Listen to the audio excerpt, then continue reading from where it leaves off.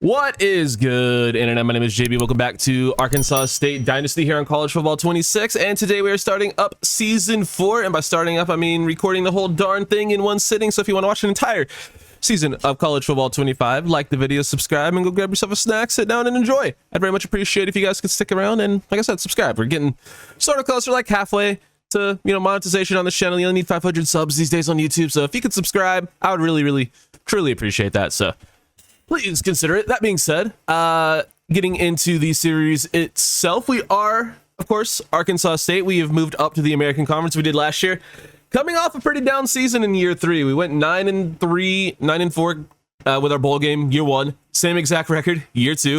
And then year 3, we had a really poor middle of the season. And I think we lost 4 out of 5 games at one point, or 3 out of 4 games for sure. And finished 7-5, 7-6 with the bowl game. So yeah, we're looking to be a little bit better, but this is by far our best roster, especially in terms of the entire team and in terms of overall. So I think we're in the best place to compete. We're an 83 overall, 81 offense, 86 defense. Our defense is phenomenal.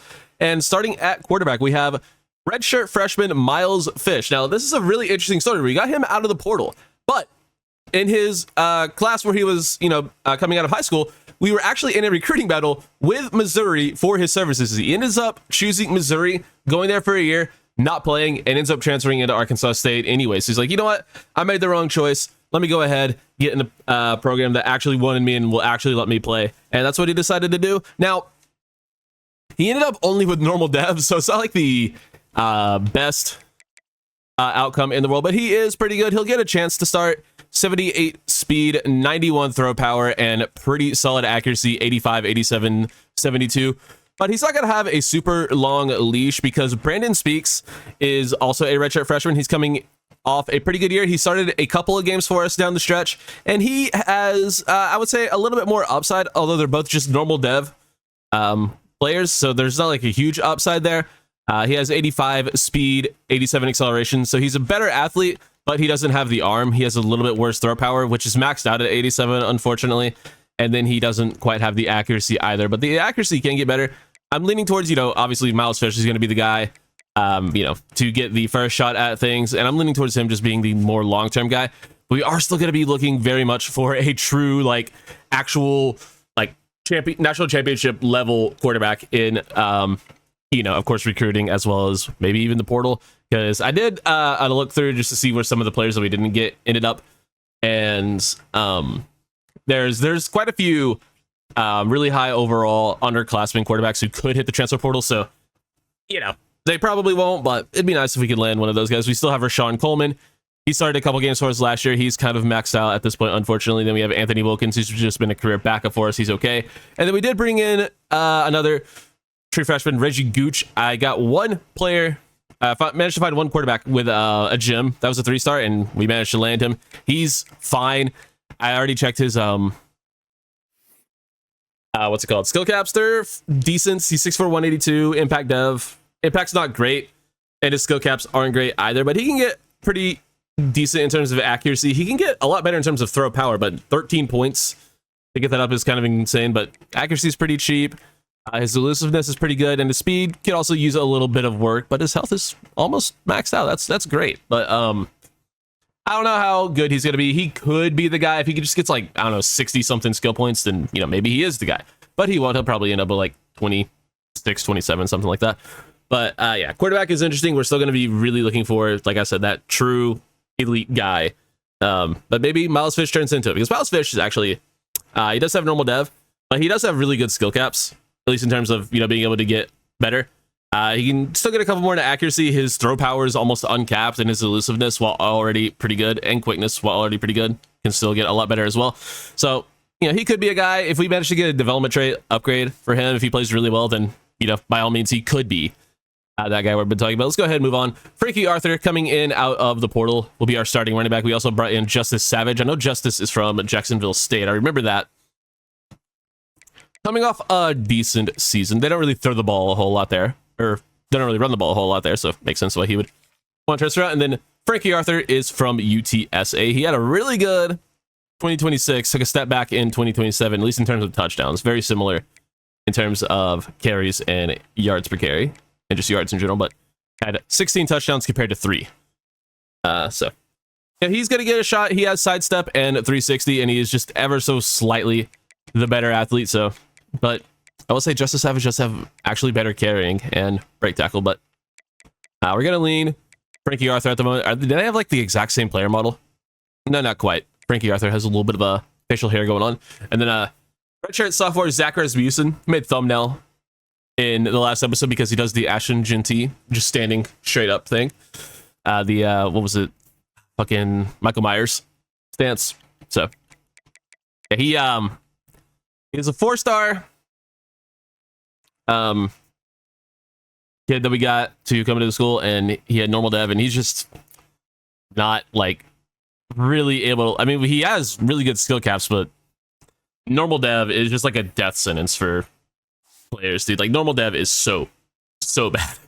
You can get a little bit better with it like once you get to your senior season, but until then, boy, is it rough. Darian Williams is going to be a receiver 1. We finally have a receiver 1 again, a really good one after year 1 where we had Corey Rucker as our senior. But he's coming in after a couple years at Syracuse and then a really good year last season at FIU.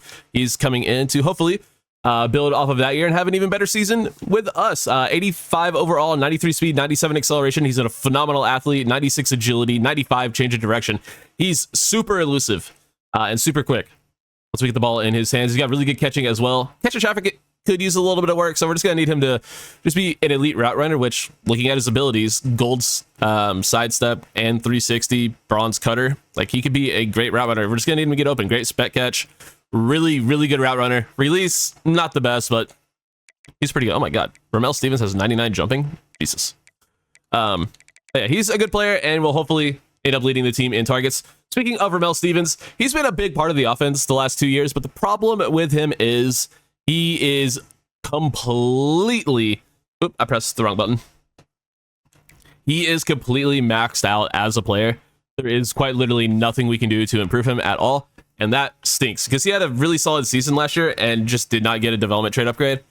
And yeah, there's just literally no way to make him better. He can't afford any abilities. So he's just basically done. And he's only a true junior, or I guess a redshirt junior. So there's just not a whole lot we can do with him. But what we do have beneath him is a couple of very promising true freshmen in Jamal Banks and Nolan Waddle. Waddle, 92 speed, 91 acceleration. Unfortunately, they do both have normal dev, but this guy could be a freak of nature, especially if we are able to get an upgrade for him. He has 79 catching traffic, 89 spec catch as a true freshman is ridiculous. Pretty decent route runner with really good release. And then we look at Jamal Banks, who has bronze cutter, which will help with him getting open. He's a very similar player to Darian Williams, so we're probably not going to see too much of him this season, I would imagine. But he does have really good spec catch, really good route running, and he's an okay athlete as well. So I'm debating whether or not I want to redshirt him or just drop Ramel Stevens down to receiver 4 and play both of these guys a lot. I'm definitely going to do this and just get Ramel Stevens out there, or Nolan Waddle out there running a lot of routes. Just want him to run fast past people and go up and get it because he's kind of a freak. Yeah, I want Ramel Stevens to play because like he's been here for so many seasons and he's played well for us, but I don't know, there's upside with other players, and we'll see. Javonte Wheeler, this is a very interesting player to me. I talked about him a little bit last year. We took this year as a building season for him to just make him a better athlete. I think in his junior season, because he's a redshirt freshman right now, he's going to have the sophomore season where he'll get a little bit better. I think his junior and senior seasons could be phenomenal. He's almost maxed out on quickness, which is okay. His hands are okay. His route running can still get a lot better. His elusiveness can still get a lot better. And he does have the ability to get some really solid physical abilities. So I think there is something there. The problem is the normal dev. If he had a different development trait, he would probably be starting. Actually, no, he doesn't have impact.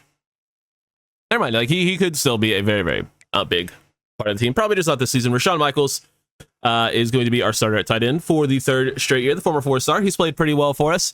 Had a bit of a weird second half of last season because we switched playbooks and he just didn't really get too involved in it. But we've switched playbooks again to go to Penn State because have you ever heard of a guy named Tyler Warren? Yeah, they use their tight ends a lot there. So we're just going to try that and I don't know, see if he ends up producing.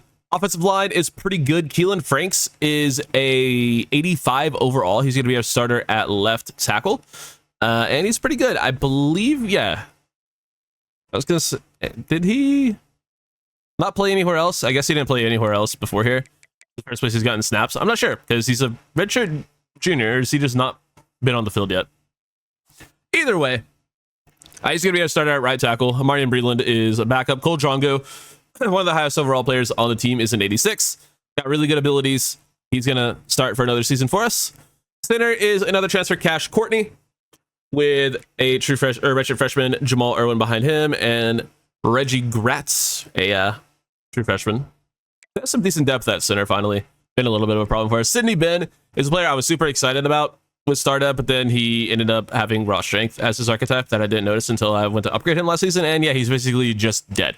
Raw strength is really bad, unfortunately. You would think it'd be a good, archetype, but it's really not because run blocking costs 11 points to upgrade, which on well-rounded players, it costs like, I don't know, 5 or 6 to upgrade at this point. And like, he's not even that good. He's an okay run blocker at best. And it costs 11 points to upgrade that. It costs 11 points to upgrade pass blocking. That's ridiculous. Other positions, like it costs like 5 or 6 to upgrade both. And it costs 11 for raw power. And it doesn't even upgrade their overall really either. Because the only thing that will is power. And then his footwork is terrible. His IQ is terrible. Also costs a lot to upgrade. Quickness is terrible. Costs a ton to upgrade. Yeah, raw strength is not it. But I mean, maybe if there's like a super high overall one in like the portal or something. But yeah, I don't know. It's very hard to develop. I have a decent starting right tackle. I'm probably going to start Amarian Breland over Chance Stratford just because he is a slightly higher overall. So we'll do that. Left edge is going to be the junior Quincy Gash starting. He was able to get takedown this season. That's pretty good.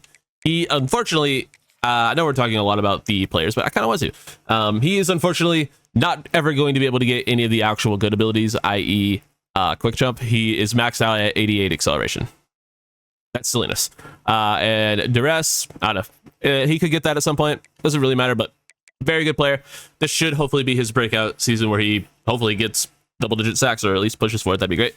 Right edge is going to be Roland Goddard, actually taking the starting job from Gavin Garrettson. He's just fine. So we're going to go a different direction here with Roland Goddard. He is a pure power guy. Or no, we wanted to go with Marquez Parker because he does have just insane speed, insane athleticism, and really good power and finesse moves. And yeah, he's a transfer from West Memphis, and he's going to start. But Goddard is a pretty good player as a pure power. More of a run stopper type. He does have 89 power moves, is pretty good, but he's 64 speed. That's wow, that's bad. D tackle Kevin Otis. He actually hit the transfer portal, but we were able to convince him to come back. Going to start another season for us at D tackle. Zach Roth coming off a monster redshirt freshman season. He's an 80 overall, playing up to it with some really good abilities. Great interior pass rusher. Vinny Reinbold's going to play some this year. Former 4-star recruit. And then we have Timmy Goley, who's played a good bit for us, been a good player when he's been on the field. And then Cedric Brazil is a just classic nose tackle. But we do have this guy waiting in the wings, a 5-star. No, he was a 4-star. Yeah, 4-star freshman wearing a red shirt, Dom Blount with elite depth. Very excited for him. Linebacker is a position I'm pretty excited about as well. Bo Biggs going to move into a full-time starting job this year. Good overall linebacker, really good tackler. Decent enough athlete, okay in coverage, not amazing, but good enough to get the job done. He's going to be one of our starters. And then our middle linebacker is third-year starter, Vernon Sturgis. He started all 3 years. Really good athlete, 89 speed, 86 excel. Has abilities now, house call, bouncer, and wrap-up, so that'll hopefully help. 94 tackle, 80 block shed, 85 zone. He's just a really good all-around player, and will hopefully play like it this season. And then at will, Teddy Montgomery is unfortunately going to be the odd guy out here. I really want him to play a lot. He's only a redshirt freshman, so his time will come. He will end up playing a ton for us. But he's 6'4", 216 with star dev, and he's already really good. I think this could be a superstar player for us. Good tackling already. Good enough pass rusher and good enough in coverage. Gonna try to get him, work him on the field in some packages, but he might just not play a ton this season. Kamari Nix is okay. Back up. And then at corner, DJ Pickett into his senior season. He's maxed out at a 90 overall, unfortunately. I thought he was a 92. Is he playing like down? Whatever, it doesn't really matter. But he's platinum layout, platinum house call, insane athlete. Probably going to focus mainly on corner this season. Probably not going to play a whole lot of offense. He's played 2 ways for us for 2 seasons, but I think there is something bugged with players playing 2 ways. He just can't catch the ball, despite having like close to 90 catching. He's an unreal athlete, though. Yeah, he has 88 catching, and he has the most drops on the team by a mile. So we're just going to focus purely on our receivers for that year. We have, I just realized, 3 corners with 99 change of direction, including Chasen Johnson, who we brought in from USC last season. We had Brian Nelson, who transferred in from USC as a senior. This season, Chasen Johnson transfers in from USC as a senior. He's got incredible athleticism, and he's just incredible in coverage. Really good lockdown man corner. Great play rack, great change of direction, like we mentioned. Great press. He's got silver blanket coverage and jammer, gold house call. He should be a freak. Very excited for him. And then we were also able to bring back Cameron Keys. Brought him in the portal 2 years ago. Started for us last year in the slot. Played pretty well. Platinum blanket coverage is insane. Silver jammer. Nope, that's bronze. And then gold house call as well. Marco Stack just kind of waiting in the wings for his chance to play. He'll be our corner 4. Hopefully he sticks around for his senior season with us because he could be really, really good. And then we have a few pretty good freshmen down yonder. Safety is a position that is kind of insane for us. We don't have the best offense. Our front 7's okay. Our secondary might be the best in the country, though. Evan Brown, 86 overall. Pretty good athlete. He's been really good in coverage for us, but this guy, Alex Osborne. Unfortunately, not going to start at safety for us, but just look at the athleticism. 94 speed, 97 acceleration. This is a red shirt freshman, by the way, with elite dev. 88 man coverage, 82 zone, really solid tackling, really good as a run defender. He is a freak, and we could play him at slot corner if we didn't have 3 really good corners. It's going to be tough for him to get on the field, but it's actually not. You'll see in a second. But yeah, Evan Brown, kind of just wish he wasn't here, but he is good enough to play, and he's been really good when he has played. Like, he's just been a good player for us for multiple seasons, so like I don't want to take him off the field, even though Alex Osborne needs to be on the field.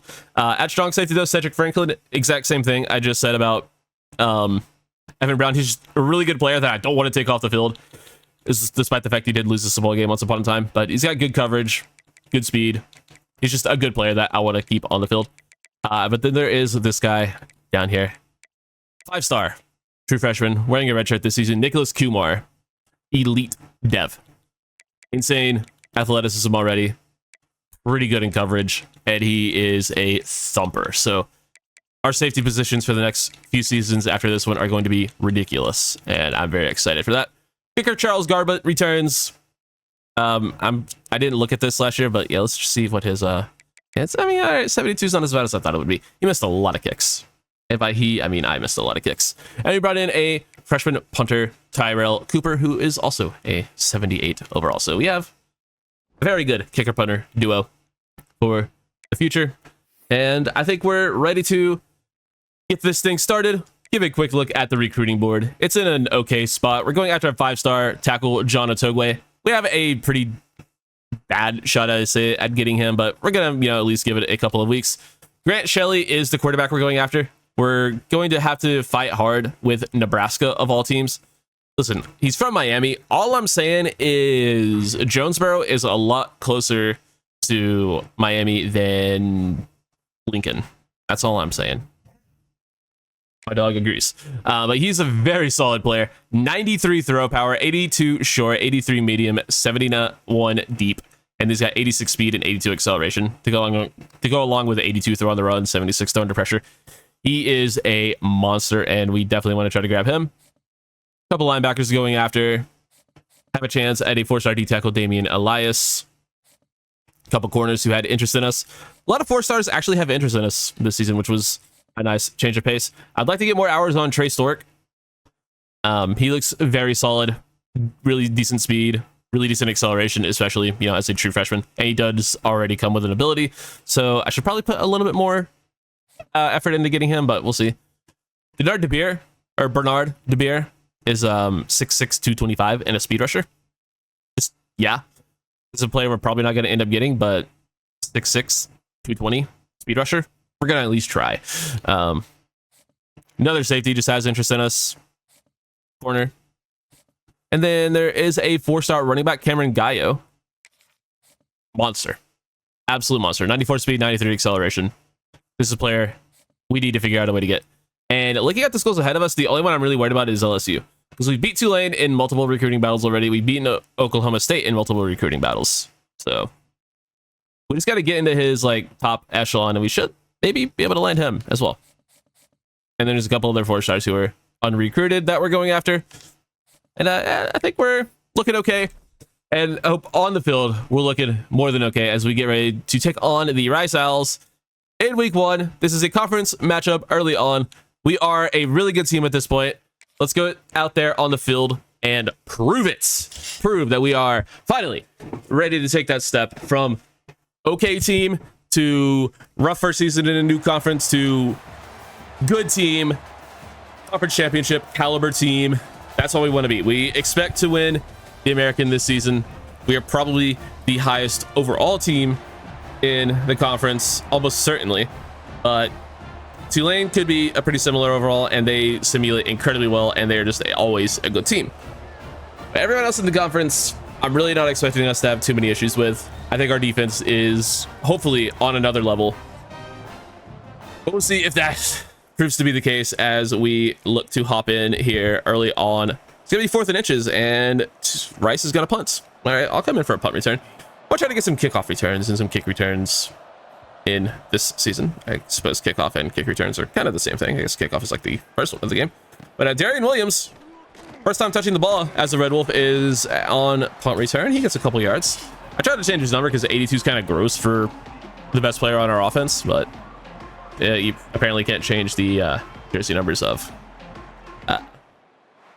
transfer players who are real players, so that's unfortunate. I mean, maybe he just really likes 82. We can see if that's the thing, but Miles Fish should have been our starter last year, decided to go to Missouri. Is our starter this year. Let's see what he can do. Go ahead and dunk it down to our running back. That's going to be, I couldn't tell which one that was. And that was Frankie Arthur getting a nice run out of the backfield.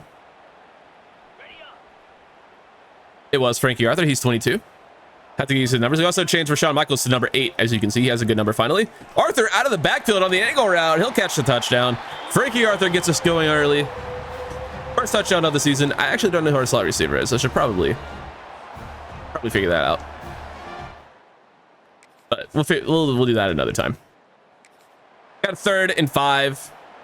Got to get off the field here. See what Vernon Sturgis can do in coverage.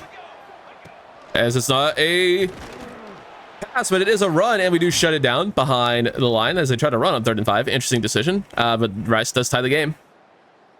They get the ball back, and our defense needs to step up again. I think we need to focus mostly on zone coverage because that's what DJ Pickett is good at, even though he has really high man coverage as well. I can't get on the linebacker. There we go. It's another handoff. Taken up by Zach Roth. He is really good.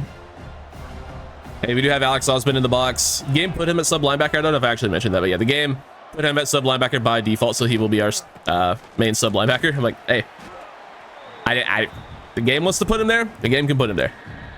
He's like 6 foot 220, which is like historically small for a linebacker, but in the modern game, more acceptable. Especially in college, you can definitely get away with someone at that size. Is Zach Roth goes up the middle untouched to just destroy the Rice quarterback. What a play.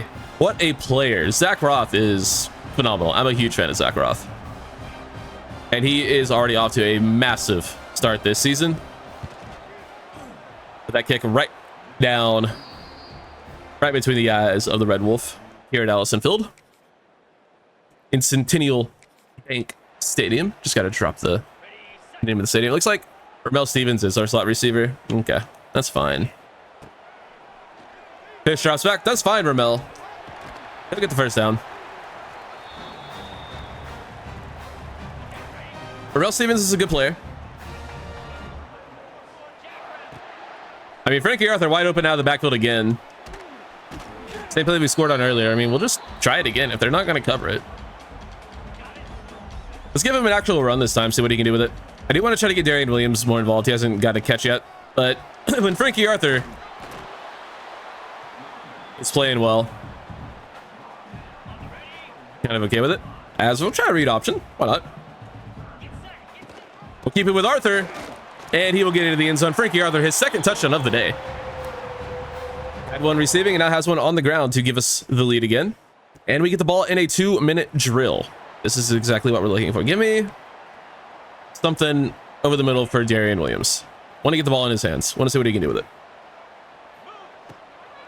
Rashawn Michaels is going to be open here. We'll hit the Heartbreak Kid for 6. They really like this angle curls play.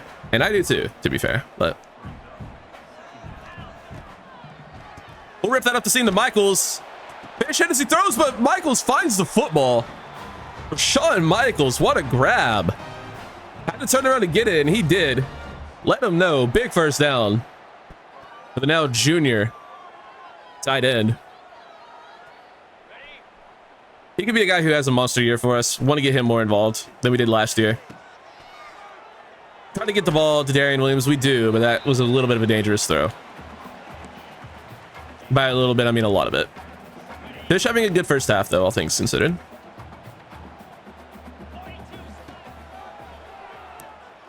Trying to fit that in up the seam. It's going to be intercepted. Bad throw. Try to find Nolan Waddle. Bad decision. Thought we would have had a little bit more of a shot there. We come up for the 54-yarder with Garbett. See if he can drill it. A little bit of wind behind us. Game says we're good there. We'll try it. We'll trust it. Do we have the leg from 54? Not even close. And they're going to try to return this. And they actually get a decent return, but it doesn't end up costing us too much. Gonna make a stop on 3rd and 7 to start the second half.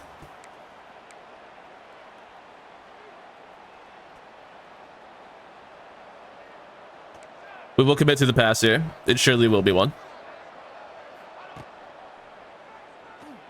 He'd be under pressure, but wide open in the flat is the Rice receiver, and that will likely end up giving them the lead. Just left the flat uncovered, and that was a mistake.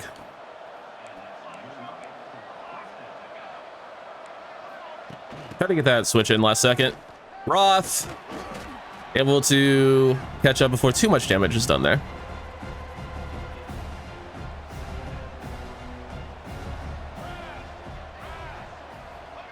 Another handoff. First down saving tackle by Vernon Sturgis. It's 3rd and 4. Protect the end zone here. It's another handoff. Wasn't expecting the handoff, and that will be a 1st and goal. Really was not expecting the run there. And Marquez Parker injured on the play. Starting edge rusher.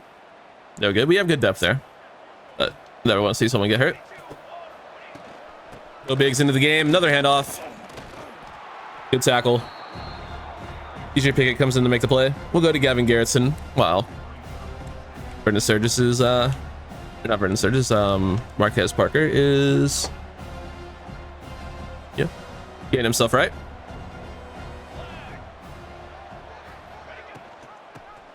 And there's the touchdown. All right.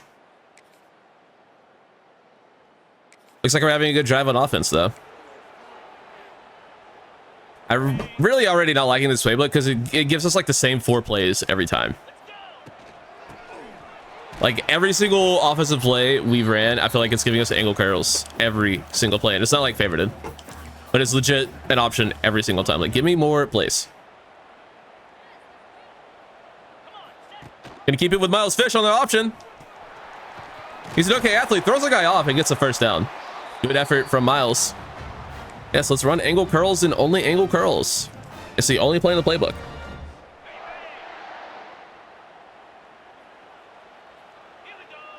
We'll try the bubble screen. Stevens can outrun him. He's not exactly fast. We're good, but he is, decent. They're too late. Oh, what am I doing? What am I doing? I saw that was just being brain dead. I saw the guy and everything. Like, I literally saw that guy the whole time. Stop giving me angle curls. Okay, we're getting another playbook after this game, because what the fuck is this? I went through, I'm like, well, first off, okay, let me talk about this. I chose Penn State because obviously Tyler Warren, I figured, hey, they're going to get their tight end involved a lot. I want to get Rashawn Michaels involved a lot this season. And I also looked at like some of those like clickbait articles, best playbooks in college football 26. And Penn State was in a lot of them. And then I, checked Reddit, and Penn State was also mentioned there a couple of times. But apparently, no, it's just the angle curls only playbook. As Frankie Arthur going to get some nice blocking up front and just short of the end zone. As Frankie Arthur might just end up being a guy. Might just end up being one of those dudes. He'll get another carry here. Probably would have been better off keeping it there on the read option, but decided to go to the running back. We'll go to him again on second and goal. Blocking wasn't great.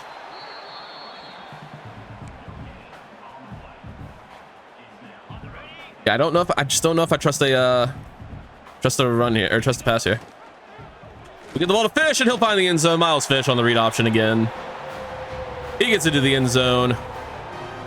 A rare rushing touchdown for our quarterbacks, despite the fact that we always seem to have really good athletes there. I just haven't been running enough. We do take the lead though. Gotta make a stop here. It's gonna be a 3rd and 10.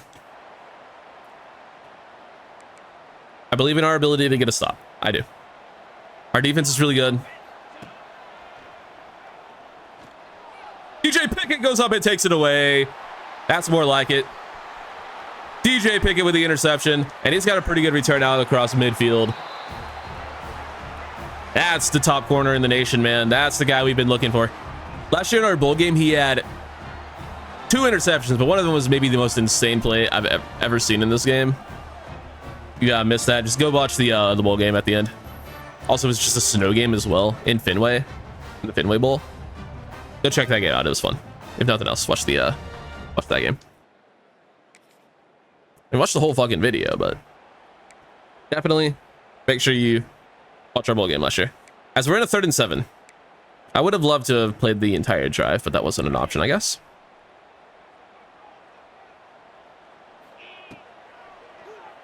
We go to the running back. It's gonna be Frankie Arthur again. 4th and 2.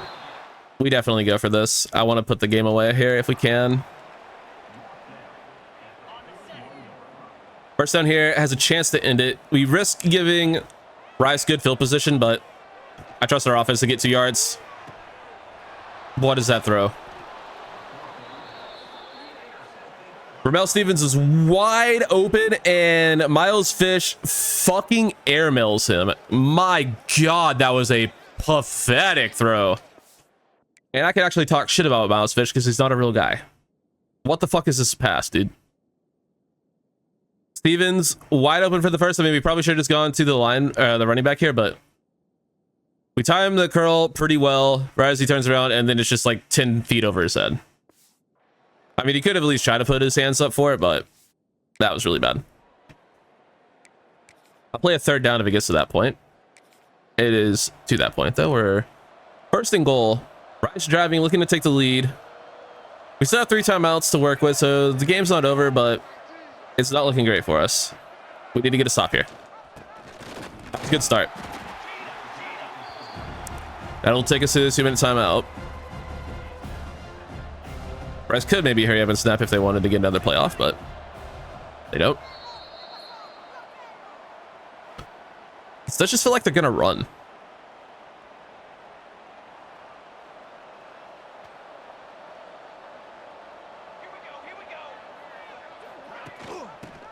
Nice play by the safety. Evan Brown comes down, makes the hit. Sturgis there to help clean it up. I'll run a nickel blitz here. It seems like a bold decision, but we'll try it.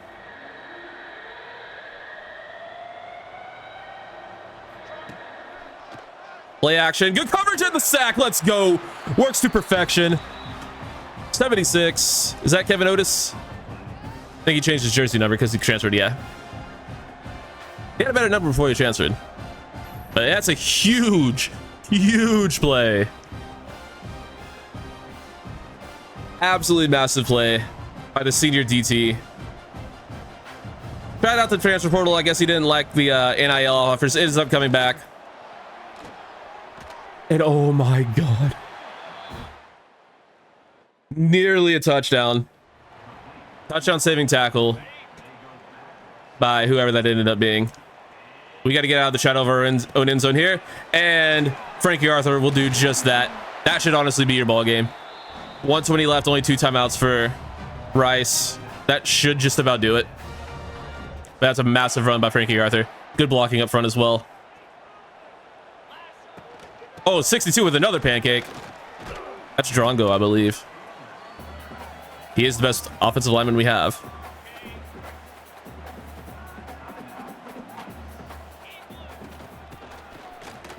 Kind of just juked into the contact there.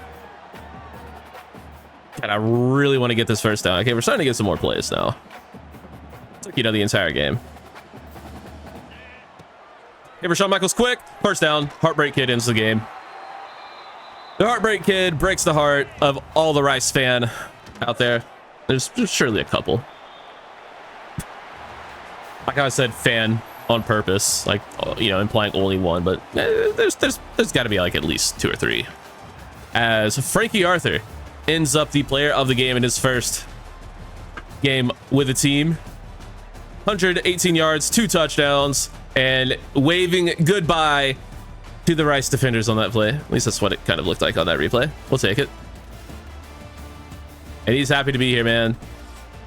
This looks like a good team. This, I don't know, Rice played us a lot closer than we would hope. But I don't know. I just have a feeling about the team. As Miles Fischler's 3 picks. One of them, I'll take the blame for it. The airmail one on the 4th down, I am not taking the blame for it. That was bullshit. I don't know what the other one was. But, you know, we'll get better. Hopefully. Arthur, we already saw his numbers. Great game from him. Fish had a rushing touchdown. Ramel Stevens, 8 for 76. If it's a starting slot, we're probably going to end up moving someone else to the slot. Frankie Arthur had 7 catches out of the backfield for 61 yards and a touchdown. Rashawn Michaels had a good game. Darian Williams, 5 for 63. Need to get him more involved. This feels like a slot receiver heavy playbook. Might end up putting him there. We'll see. O-line played well. And then defensively, we had a ton of tackles for loss. Let's go. And then a sack for Zach Roth, half for Kevin Otis, Quincy Gash, Vernon Sturgis, and Vinny Reinbolt. And the interception for DJ Pickett. Let's go, dude. Already some great news on the recruiting trail, as we have already managed to pass Nebraska for Grant Shelley. That's big. We're into his top 8 as well. Into the top 8 on Connor Hall and Cameron Gallo as well. And I did say we beat Oklahoma State and Tulane in many recruiting battles. We are already jumping them for Cameron Gallo. That's massive. Frankie Arthur is your conference player of the week. 23 carries, 118 yards, 2 touchdowns on the ground, 1 as a receiver as well. We have a bye week 2. Didn't talk about the schedule, but we can take a look at it here. Yeah, we have a bye week. Then we go on the road to play Northwestern. And we have our annual rivalry game against Memphis week 4. Forgot I did that. Actually, no, I didn't even do that. It's a conference matchup. The game did that for us. Appreciate you guys. Hopefully, we're able to get into some top 5s for that, because a rivalry game for visits, that'd be huge. We got Akron the week after that. Could be another nice thing. Because the week, I don't think I've touched the schedule this year. UTSA, Tulsa, Tulane. We do play again this year. There's a ton of teams in the American. It's like guaranteed we play them every season. That's why I mentioned that. We got North Texas late in the season. Tulane is a home game as well. That could be a visit week if we want to, try to take on a, similar tiered opponent for that. UL Monroe could be a nice late season recruiting week. Like I'm only talking about that. My brain just went blank. Washington State. I'm literally looking at the full name. I'm like, what the fuck? Who is this? Then we have ECU and UAB to round out the season. I'm like, why are we playing? Like, they're not a conference team. What are they doing here? Because they have a really late season non-conference game, which is cool, I guess. Wow, we jumped into a lot of top 5s early on. All right, we're number One into the top 5 on Greg Whitaker. Same thing with Joseph Gaffney. Same thing with Trey Stark. Well, we're not number 1 on him. We are into his top 5. We made the top 5 on Bernard DeBeer. Made the top 8 on John Otogwe. And we made the top 8 on Damian Elias. Unfortunately, we do not see the quarterback into his top 5. That would have been nice to get that this week, so we could set up a visit for him with the rivalry game. But it could be a huge recruiting week for the defense, as we have 4 defensive players, or 3 defensive players, and the receiver. I mean, I feel like holding off on the receiver to get the complimentary visit with the quarterback would be the right play. So I think what we're going to do is get Gaffney, Whitaker, and DeBeer all on campus for week 4. Now we got Whitaker, Gaffney, and DeBeer all on campus next week, all with really solid hard sells, except for DeBeer. We don't know his exactly, but we have the clutch, which is great for Gaffney, A+, D+, very good hard sell, and then Greg Whitaker, a great hard sell, A+, B-, and his main thing is playing style, so we do know that one to be accurate. So I think we set those up almost as perfectly as we could. We just gotta hope that we can figure out DeBeer's actual hard sell for the visit week. Not that it'll especially matter. I mean, we can still just send the house if we have to, but we would like to find out the exact right hard sell so we can get, like, of course, the maximum effort there. As we take on Northwestern, we are much higher overall than them. A middling Big Ten team. Could this be a Big Ten eventual spot? Obviously, the main thing you're thinking here is SEC, but we could also just stay in the American and dominate that. I think it's like more procedures to be like a middling to, like, obviously eventually better Big Ten team or whatever? Or do you think it's better to just, like, dominate the American? I kind of want to just dominate the American. We'll see, though. As this looks like a pretty cool environment to play in. Love the purple jerseys, dude. I just love them. Looks like they're still in Ryan Field. I guess the new stadium / renovations aren't done yet. I know they're getting a new stadium. Gonna roll up with Miles Fish. Don't really have anything. We'll just throw it. That was the R1, believe it or not. That was 3rd down, by the way. All right. Got a 45-yarder with Garbett. Does he have the accuracy? We know he has the leg, but road kicking is weird.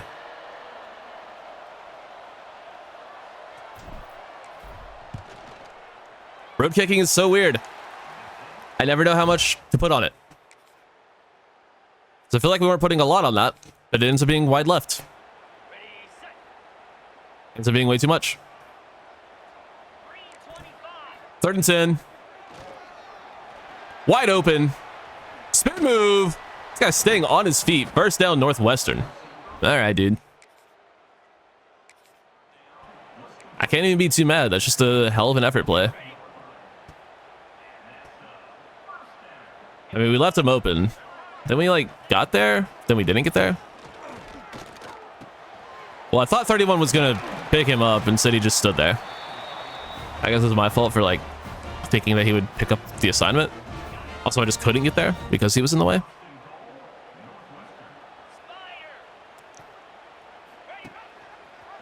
Pitch. I mean, Alex Osman made a play on the ball. And tackled the quarterback, which, he had obviously given up the ball, but he knocked him back into the running back, which slowed him down enough for the team to get there. That was just a cool play. Sometimes it just works.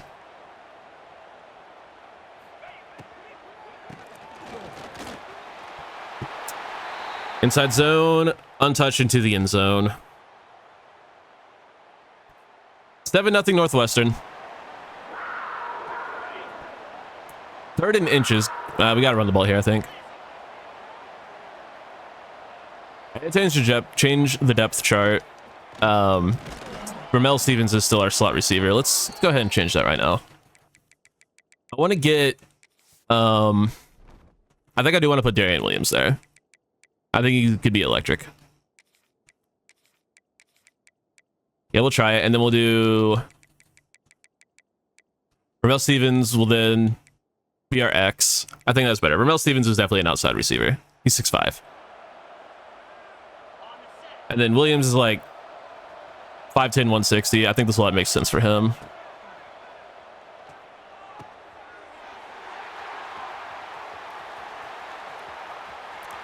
You're kidding me with that range.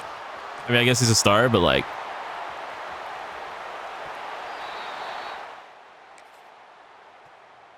What a play.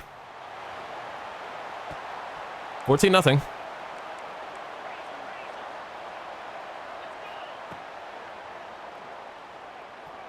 Michaels can't reel it in.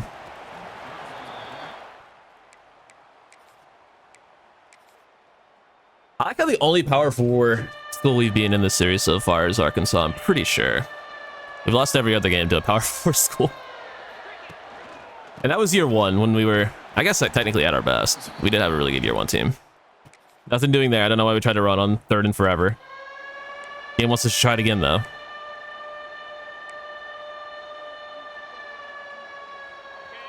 Maybe we just need to go to like a... I mean, we did try to go to an air raid playbook with... Clemson, and that didn't really work. Let's go trust Darian Williams. You're joking. You're joking. There's no way that's an interception.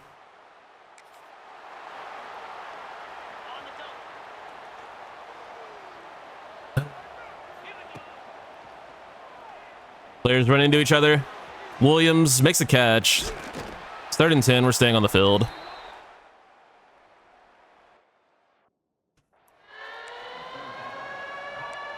Two-minute timeout. I'm surprised Northwestern hasn't called one yet.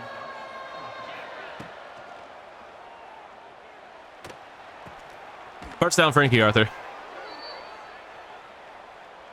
Am I crazy for thinking about benching Miles Fish?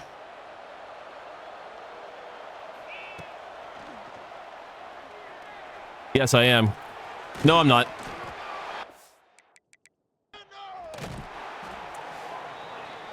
Come on, dude, you can't fumble there. We gotta check the replay just to be sure, but I'm pretty sure it was a fumble. I'm pretty sure he got rocked. Yeah, I'd say that's a fumble. All right, he's done. He's done for the day. Brandon Speaks, you're in.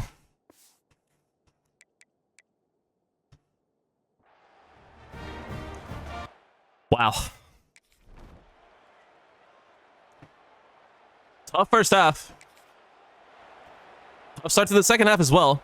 I really don't want to lose, man. We're a better team than these guys. They're 71 overall. We're an 80 fucking 4. And we're just getting bitched.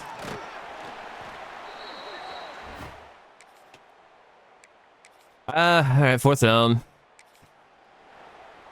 Make a big play here, someone, please. We're gonna run commit. They've been running a lot in these short yardage situations. Press up, though, just in case. Man in motion, it is a run. Huge. DJ Pickett. Someone else, Bo Biggs, I think it was, there with the stop, but Zach Roth injured on the play. Our best D lineman gets hurt. And you're not taking me off the field here. We got to score here. See if Brandon Speaks can lead a drive. Get something going on offense. That's not a good start. No gain on first down for Frankie Arthur. We'll try to get him the ball with the screen. I mean, that went a little bit better. Should have just taken that to the outside, but I didn't really trust my blocking out there.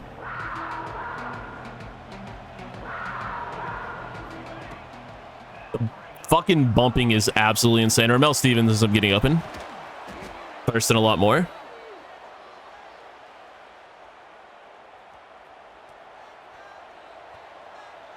Go back to Arthur. As we just decide to not block the the linebackers. All right. They get a free lane to just walk right at our running back. I love that. Basically just open the fucking part of the goddamn Red Sea for them to tackle our ball carrier. No gain there. Dog, there's no shot you can't hear. There's like no one talking in the stadium. Can we get Darian Williams a hearing aid? All right, whatever. Let's get Arthur out of the backfield. First down.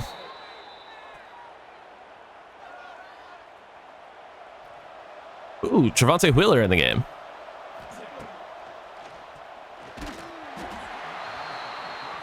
Pressure gets in instantly.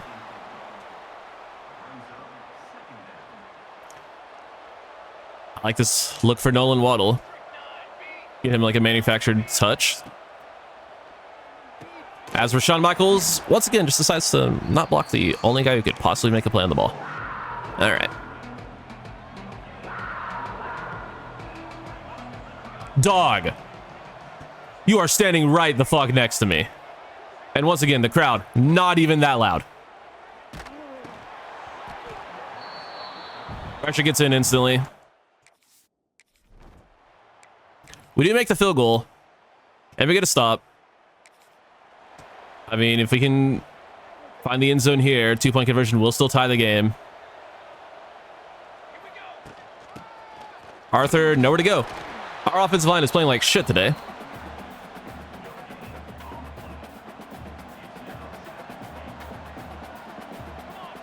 Send Rashawn Michaels in motion.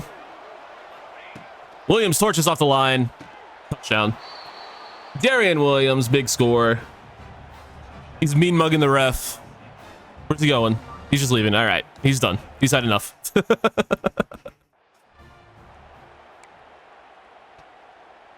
He's just going to the bus.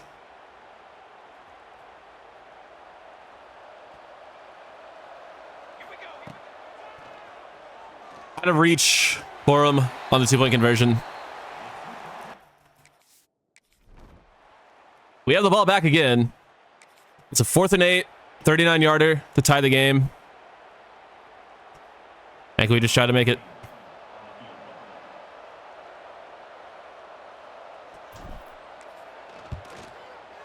And that one is good. Charles Garbett gives us a 1-point lead. Held my breath there. We do take the lead with 6 minutes to go. And an interception by it looked like DJ Pickett. Couldn't really tell. Wasn't up there long enough. That is massive. And that is great blocking up front. First down for Frankie Arthur. 20 attempts for over 100 yards. It looked like he did have a 30-yard long rush in there. We'll give him the ball on a screen. Makes it 2nd and goal from the 5. We'll try a touch pass. Let's go to Darian Williams. It does. Perfect. That's who you want to get the ball in this scenario. And the blocking just isn't there. Okay. I know that play isn't nearly as good as it was last year, but I didn't know it was terrible. Duly noted. Williams open. Touchdown, Darian Williams, his 2nd in the 4th quarter. Puts us ahead. The transfer. UTEP to FIU to Arkansas State. And he's making plays here. 22-14. We have the lead and the ball back once again. Looking to put it away here. Just under 3 minutes to go in the game. Plant to Rashawn Michaels. Drops it. Come on, Sean. Rashawn. You gotta be better than that, brother. You're one of our best players. Can't be dropping the ball. Now is not the time to do your DJ Pickett impersonation.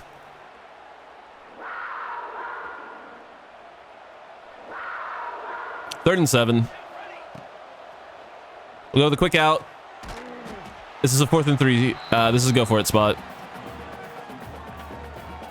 Very clear 4-down territory. We'll go to the backup there.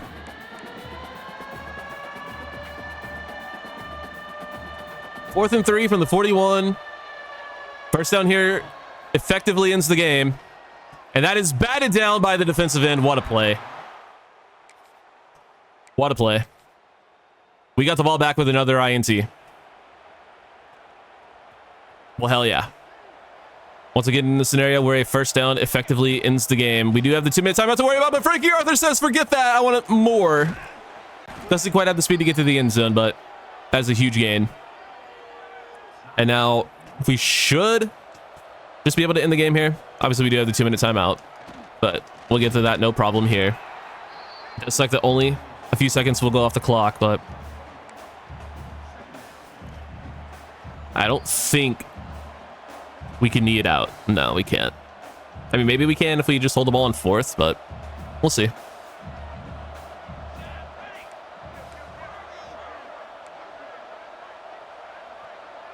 Dude. All right, he heard me. He's uncovered. Rashawn Stevens put him on a slant. Wide open. Not a first down because there's a lot more. And he's a fucking double agent apparently because he gets injured and gives the fucking Northwestern a free timeout. That's fucking annoying. Mental mistake. Just get off. Just fucking limp off the field if you have to, dude. I don't know. First down to Correa. Backup tight end. I will end the game. Let's just get out of here with the win. Okay, never mind. All right. Game doesn't want to run the clock out. We'll fucking run the score up then. Fuck him. Touchdown. Frankie Arthur. I tried to knee it out. Game's like, nah, we're actually just going to run the clock anyway. Well, good bounce back game. Played a lot better in the second half. It was looking bleak in the first half. 3 turnovers from starter Miles Fish. We put in Brandon Speaks. He comes in, rights the ship for the second half, and gets us the win. Arthur, another player of the game, 25 for 137 and a touchdown. He had a great game. Darian Williams, 2 touchdowns as a receiver to spark the comeback. And then, of course, the touchdown at the very end to put it away for Arthur. Good game overall. We improved to 2-0. 13 of 36 for Bradley Lane, the Northwestern quarterback. Did have 2 interceptions as well. We love that. I don't care about their running game, believe it or not. There we go. Yeah, 22 of 27 for Brandon Speaks. Had a phenomenal half of football. 180 yards, 2 touchdowns, no interceptions. I mean, I did say it was going to be, you know, up in the air who's going to be the long-term starter. But yeah, I think Brandon Speaks is just for now taking the job away from Miles Fish with that performance. 3 turnovers in the first half from Fish. Brandon Speaks comes in, wins us the game, plays a perfect game. He's a starter next week for sure.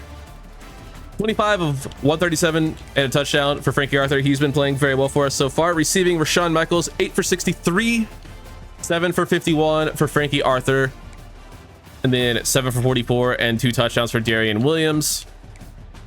Ramel Stevens, 5 for 60, 3 for 52 for Nolan Waddle. Nice to see him getting a little bit more involved. And then Correa and Savage each with 1 catch. 3 sacks allowed by Cash Courtney. All right, maybe we need to go to a different starting center because that is unacceptable. Defensively, a handful of TFLs, a sack for Marquez Parker, and the interceptions for DJ Pickett and Alex Osborne. Hell yeah.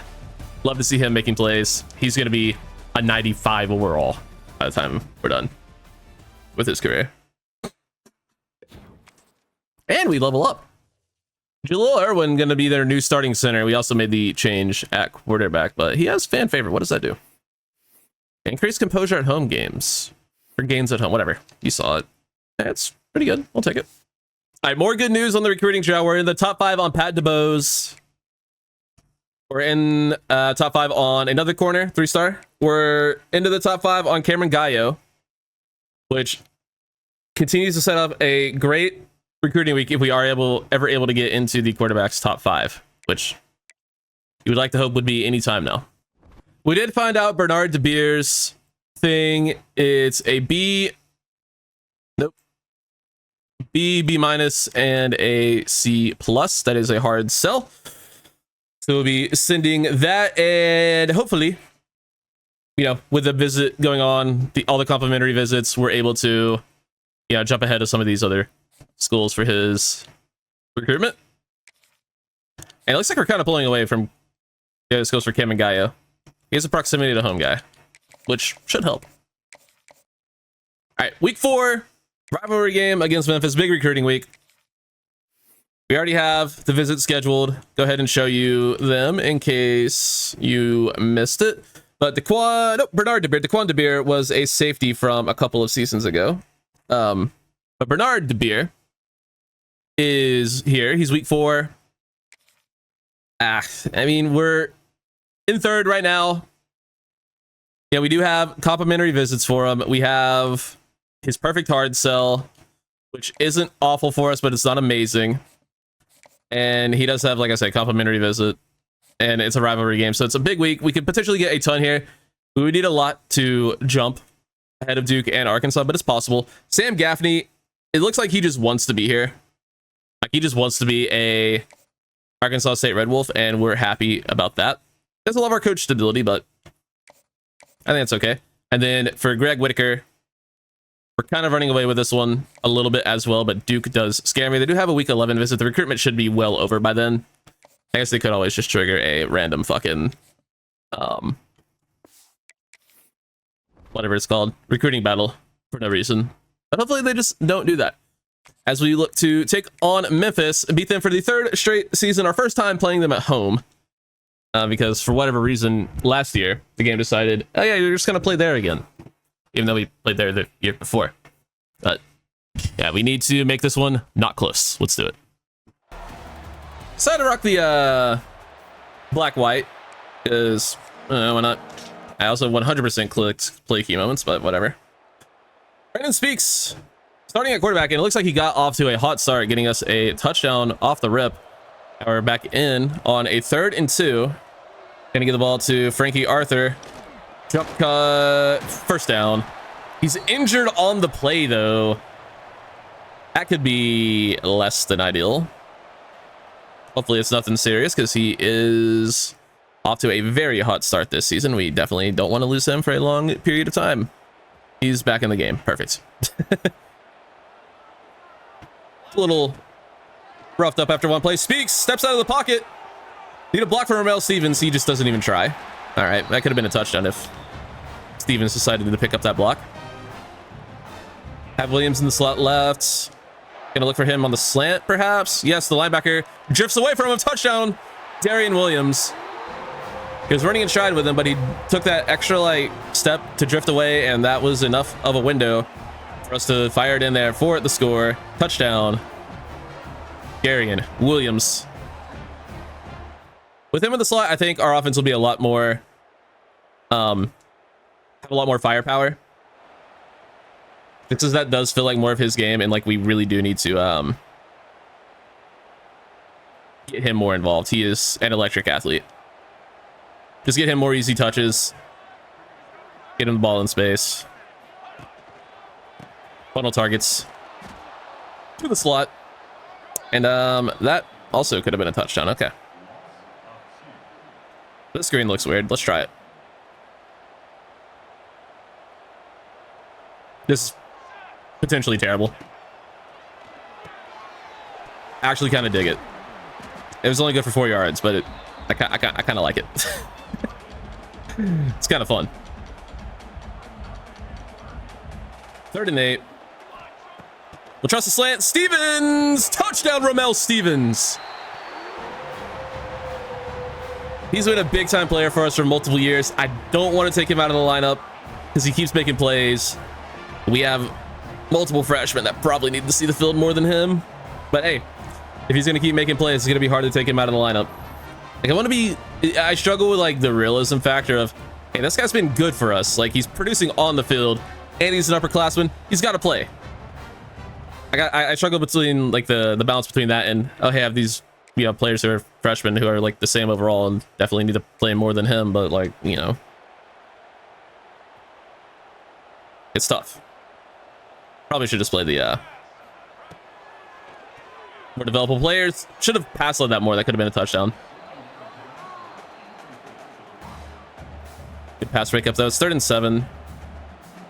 I really just want to rip one up the seam out of the slot to Williams, but we're not going to.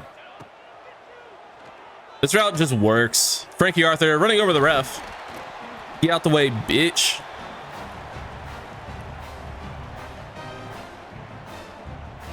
Brandon Speaks is him. I'm telling you. This is our quarterback. Maybe not super long term, but the rest of this season, he just plays well. He just gets the job done. Touchdown. Brandon Stevens on the read option puts us up 28-0. The blowout is on. 31-0 in the first half. 31-3 as Memphis finally able to get some points on the board. Let's not give them any more hope. Let's nip that in the bud now. Nolan Waddle. Maybe the first catch we've actually seen him make in, downs we've played. Able to get up in there. We find him. Gonna try to step up into the pocket here. I don't love curls. Curls scare me. So do girls, but curls definitely terrify me in this game. They get intercepted all the time, so I didn't really want to throw that, but they didn't change the play either for some reason. Well, all right. You say so. 31-6. That was crazy. Let's flip it. Just a Savage into the game. Look at the ball. A lot of room to work with. Spin move. Short of the first. Hopefully we stay on the field here. We're not kicking a field goal. Even if 50 does feel makeable, it's 4th and 2 from the 33. We're not kicking a field goal. Although we could just further guarantee points to keep the blowout alive, or we could just score 6. Darian Williams. Excellent block on the outside from whoever that was. Probably Nolan Waddle. Actually, that looks like it might have been Rashawn Michaels, actually. Whoever the hell it was. Excellent block up the sideline. Williams, enough speed to pull away from the Memphis defense, and that is a touchdown. Why score 3 when you can score 6 or 7, pinning the extra point? It was Ramel Stevens on the outside. Usually he's lined up on the left because ex-receiver. That's lined up on the right side there, and great lead block for the touchdown. Savage still in the game. Could we be looking at a Frankie Arthur injury? Hopefully not. The Savage is faster, so there's that. Gets us a first down there.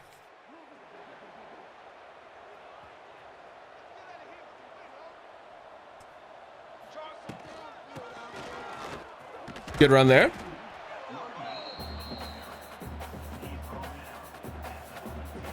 Let's just try to keep piling on points. Michael's good route. I didn't see that other linebacker come in, though. Might have something to do with everyone wearing the same color helmet. Or it might just be because I'm terrible. I'll let you decide.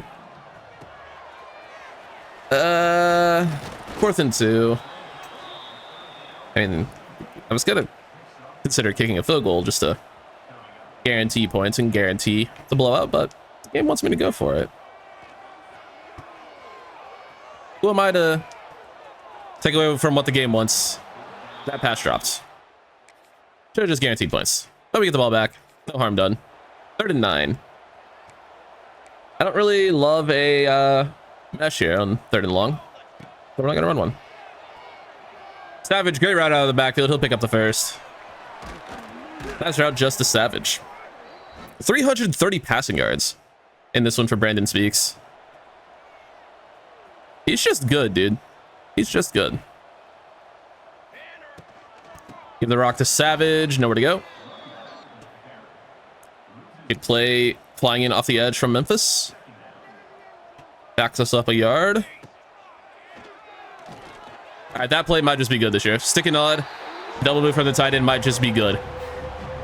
Especially if you have a one-on-one against a linebacker and the other linebacker just completely vacates for no reason. Touchdown Rashawn Michaels. We're pouring it on. We're up 45-13 as Memphis did score while I was talking.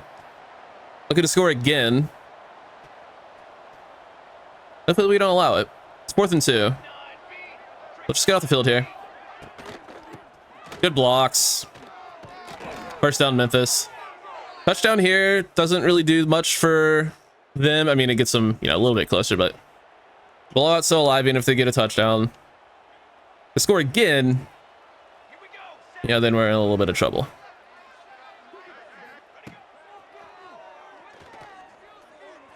I wanted to play that, but didn't. I don't know why. Probably should have. Let's say, can we please get some more points up on the board? Getting a little bit worried about all the drives not scoring. Zach Rasmussen into the game. That scares me. Both of our running backs injured. I mean, maybe it doesn't scare me if he's going to do that. 5 for 30. Let me just go ahead and check the injury report. Frankie Arthur, elbow sprain. He'll be out for a quarter, and an abdominal tear for Justice Savage. Oh! Wait, oh. Oh, and Savage is the one who had been playing most of the game. And, oh, okay, that's... Yikes. Keeper for Speaks. Pulls into the end zone. Brandon Speaks, another rushing touchdown, because why not? 52-13. Hand the ball back again. Wow, all right, our running back room is a little bit beat up at the moment, but... Rasmussen, gonna stay in the game. He'll get a carry. And he'll fall into the end zone for another score. We're just running it up here today.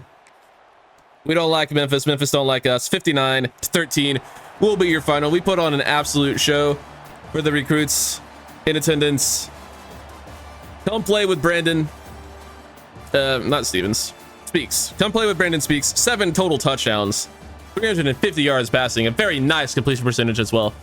Who wouldn't want to be this guy's teammate, even though it was all defensive players on campus?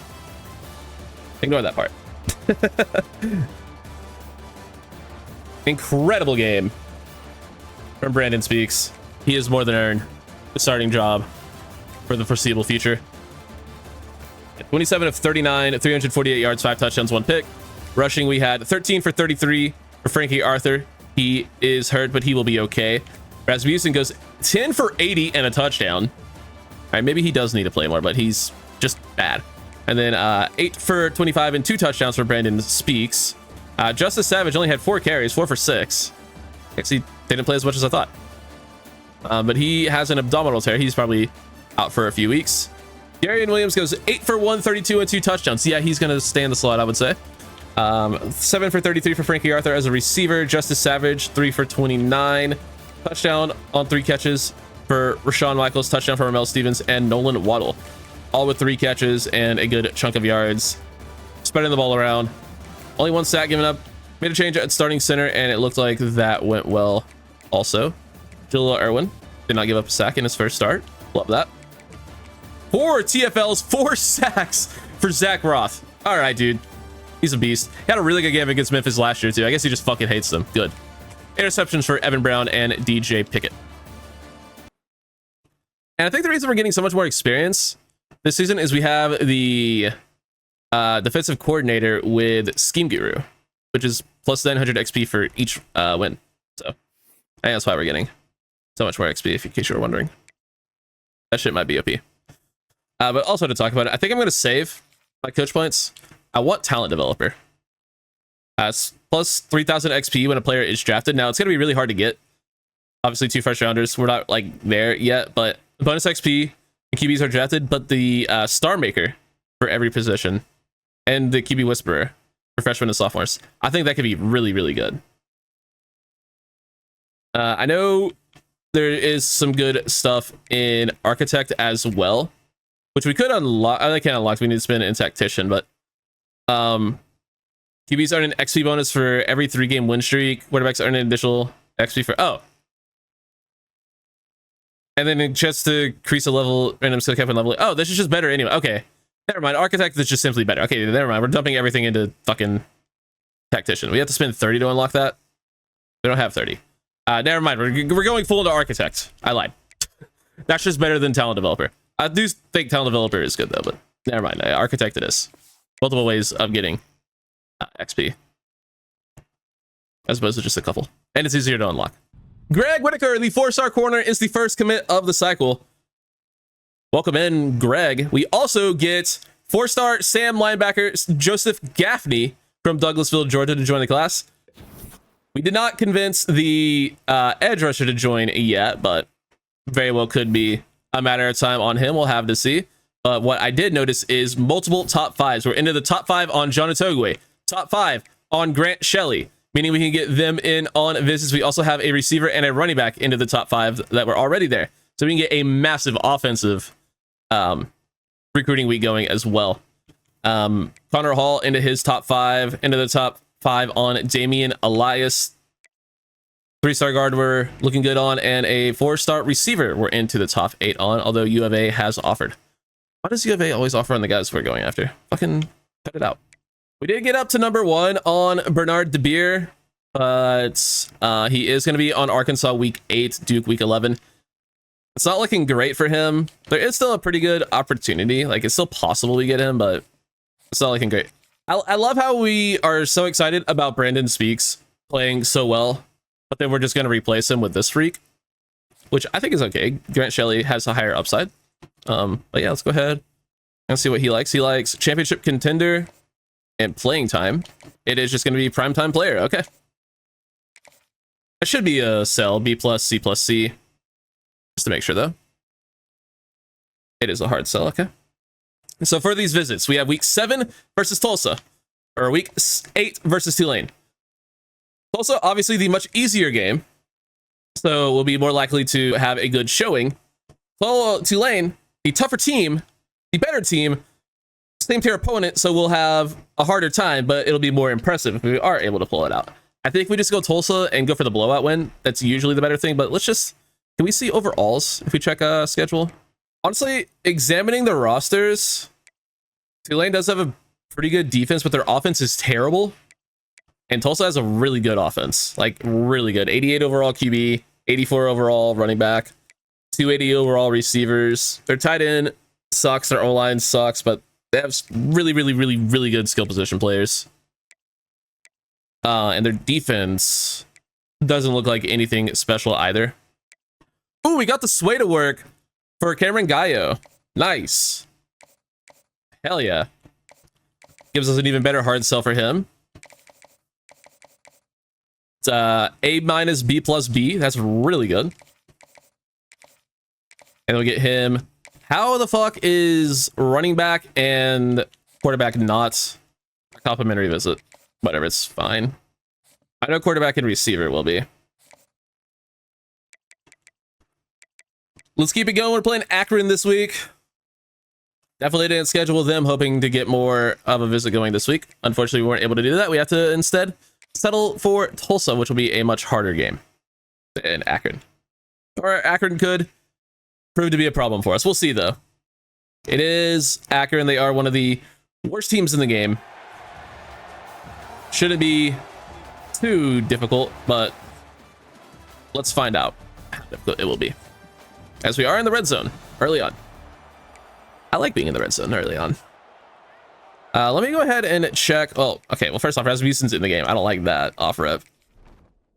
We have no injured players, it says, but why is my third string running back in then? If we have no injured players. I don't know if I believe you. It's only showing injuries that happened in this game. Well, you can see all of your injury report. Can I do it if I check depth chart? So I want to see. I'm assuming. I'm hoping that it's just Arthur taking a breather, and we know that the other guy's going to be out for a while. Yeah, okay, it is just Frankie Arthur taking a breather. Good. And then Justice Savage is going to be missing some time. Yeah, Frankie Arthur is still here, so we at least have one of our good athlete running backs. Speaking of good athletes, touchdown, Darian Williams. He's a machine out of the slot. That was a great decision to put him there. Defense needs help against Akron. Come on, guys. Let's be serious. They have a star quarterback? No, they don't. Quick pass to the flats. It's a no gain.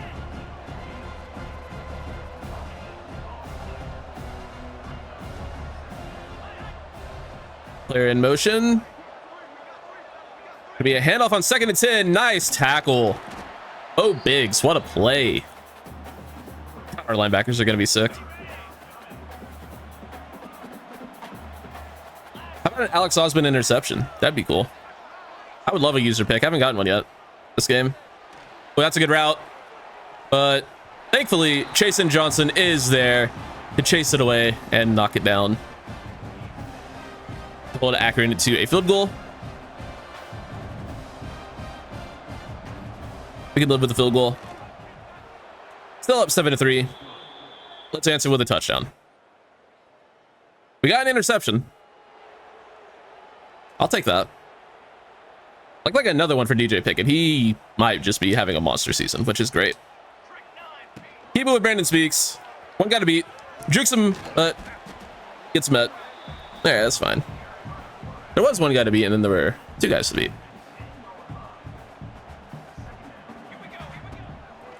Throw out by Williams, and he's faster. Touchdown again, Darian Williams. Come on now. Have a little bit of respect for our best player. 14-3 at the end of one. I guess it's 13-3 at the end of one. The game doesn't know what's going on. There we go, finally. Nice stop, and back into the red zone.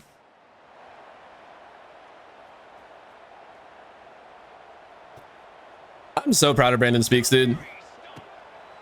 I'm gonna be really mad at him if he ever starts playing bad, but he's just not going to. Touchdown, Nolan Waddle gets open. It'd be cool if he could do the Jalen Waddle thing since his last name's Waddle. Do the duck thing. We're gonna say he's Jalen Waddle's cousin.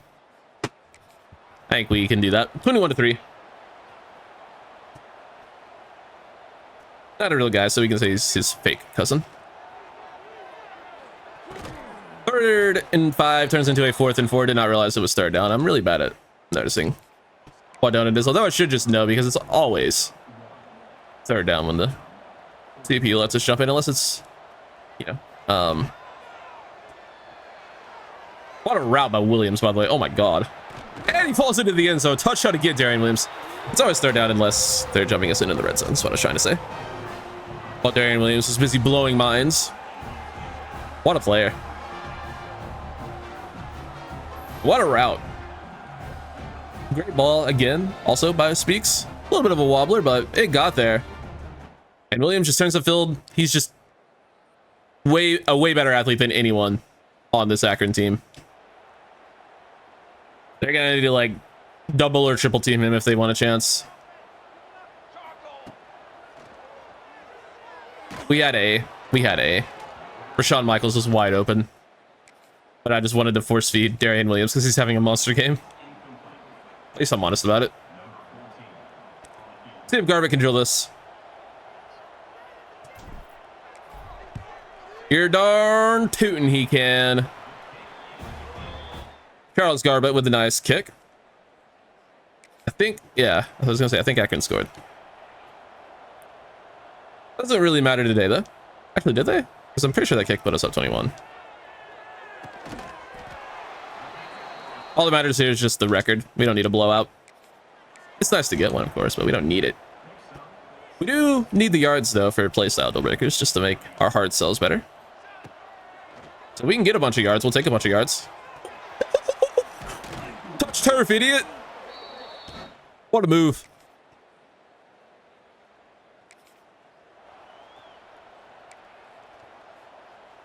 What a move. Darian Williams, he's a beast. Which I rebel Stevens on the quick post touchdown. Oh my goodness. Oh my goodness. This is what having a high-powered offense feels like? Punt return. I mean, Darian Williams is the punt returner and he's on fire. See if we can make some magic happen here. Kick us away.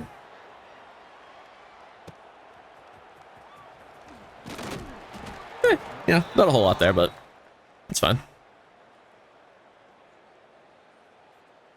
Another 4th down attempt for Akron as we are now into the 4th.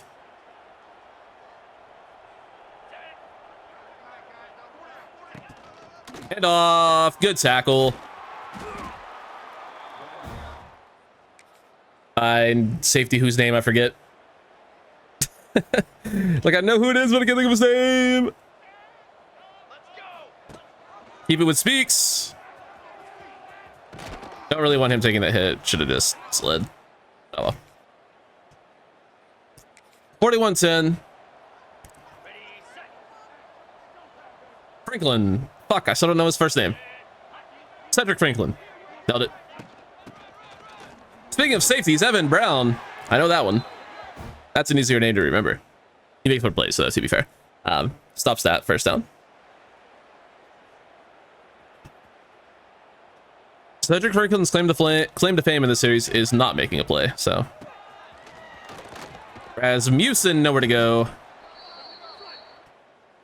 That would be your ball game. 41-10 is your final as we put a beat down on the Akron Zips. Nice win. This is what we should be looking like now. This is how the program should be looking. We should be beating up on these teams that aren't clearly on the same level as us. Another 290 yards for Brandon Speaks and another 5 touchdown performance. He is playing some phenomenal football. Frankie Arthur, 21 for 82. Speaks said some stuff as a rusher as well. Rasmussen got a few carries there at the end, I imagine. 9 for 101 and 3 touchdowns for Darian Williams. Good game for Rashawn Michaels. Good game for Ramel Stevens. Touchdown for Nolan Waddle as well. We're playing very well on offense. We're playing very, very well. Keelan Franks, injured. Also gave up a sack. That's not good. The injury is really bad. Handful of TFLs. 2 sacks for Marquez Parker. 1 for Kamari Nix. And Zach Roth gets another one. And an interception for Chasen Johnson. We can really not afford Keelan Franks to be injured long term. He is our best offensive lineman by a mile. Actually, that's not true. Our starting left guard is also really good. They have really good starting left side, but would very much prefer him to not be injured.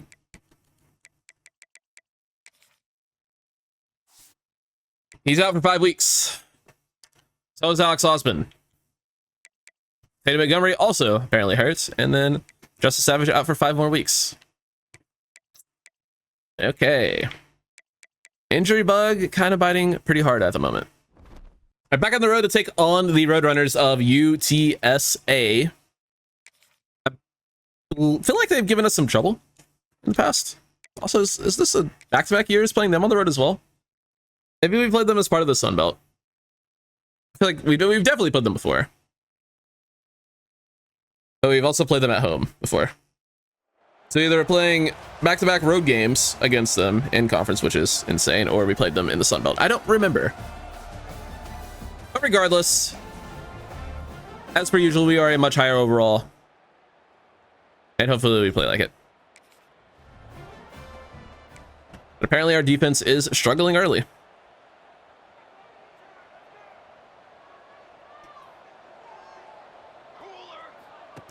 Try to get after it here, and that is just wow. I don't know where the linebacker who was supposed to be on him was, but that was terrible. I mean, they just spread us out and ran right up the gut.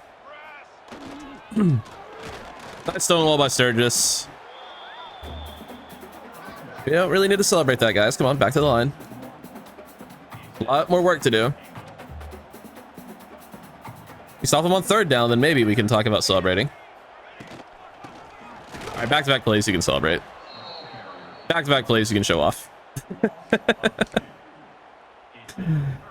We're gonna assume the pass here on 3rd down. Could very well be a run, but likely isn't, and it's not. Quick out is gonna be caught. Touchdown. Cameron Keys looked like beat there on that play. 14-0 UTSA. How about a moment? How about a moment? Thank you.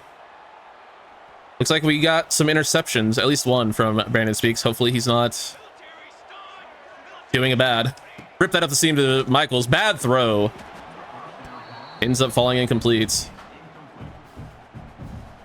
Rough game, only 21 yards passing thus far for Speaks, but we still have plenty of time. Stevens slant. Caught. I know he didn't throw an interception. Okay. Just having a really rough game then. Not really able to move the ball. Arthur, change of direction. I'm gonna call that 4th and inches. 7 carries for 8 yards is tough. This UTSA defense came to play clearly, holding us to like 40 yards through an entire quarter. With how well we've been playing on offense is not great. We get the first down though on the QB sneak.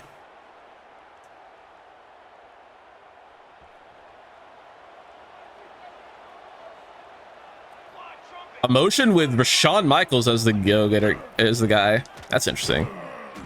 That wasn't really what I thought that play was going to be at all. But, all right, it's interesting. Arthur can't find the end zone on the screen. 3rd and goal.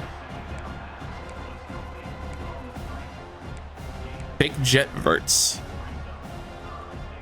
That's definitely a play that interests me, but probably not something we want to run on the goal line. I don't really want slants either, but it's better than the other options we were getting, so. Which are like only RPOs. Just gotta try to run that in, I guess. I don't know. There wasn't really anything open there. They played really good coverage there. But we do have a 3rd and 9.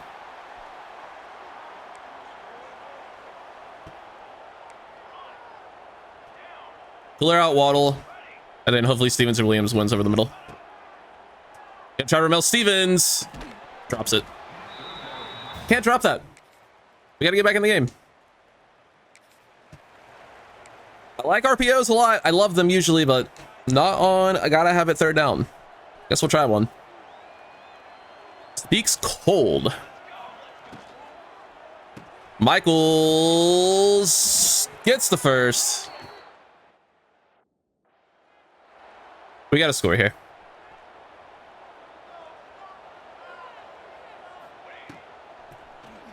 Get the ball to Darian Williams. Breaks the tackle. First down. Huge play by Darian Williams. I really don't want us to run RPO hard flat. It's a good play, but... Okay, see, you see now this time, Williams is Y and Michaels is RB. Last time I threw this, I tried to throw to... It was the opposite, and I threw an interception because of it. And Stevens, or Michaels got caught up on the block, so we couldn't throw where we wanted, and the run got shut down immediately. How are they able to cover both so well? You may ask yourself, and, well, I don't really have an answer for you.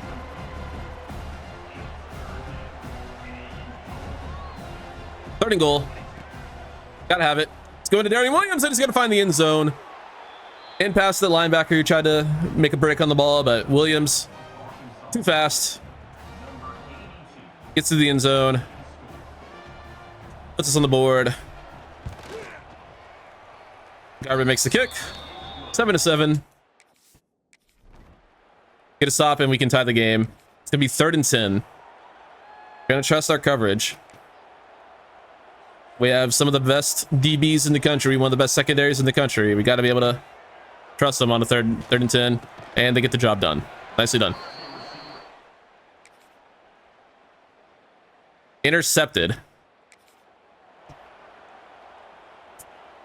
And UTSA has the ball inside the 20. I was going to say inside the 10, but it was on the 11. And that's a good run. Jesus. I would love nothing more than to not have our first loss of the season be against UTSA. That'd be phenomenal. Speed option. Pitch. I'm knocking him out of bounds. 3rd and 1. Gonna send the heat again. Someone just get in the backfield to make a play. Nice! Quincy Gash showing off the speed. And they're going for it on 4th down. Hell yeah. Love that.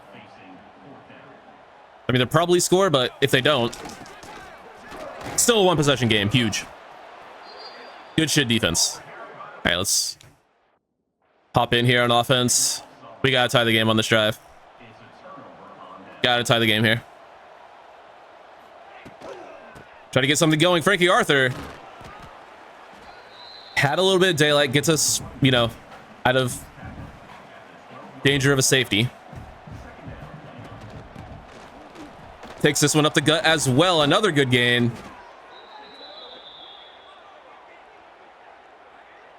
We have something going on the ground on this drive. We're going to keep it in his hands.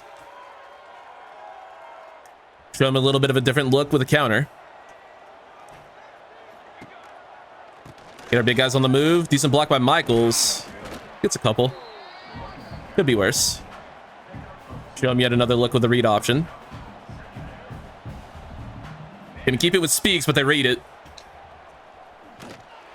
They usually don't read it. Parker Ball, UTSA player, injured on the play. Good. Get them all injured.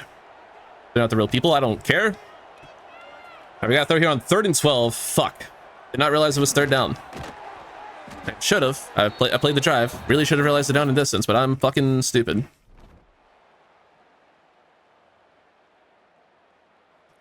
How about a fucking offensive moment, please?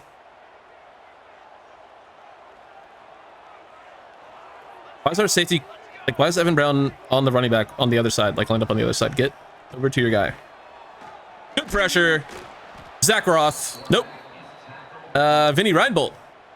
And others. And on the tackle. Bringing down the UTSA quarterback. Hopefully that knocks them out of field goal range.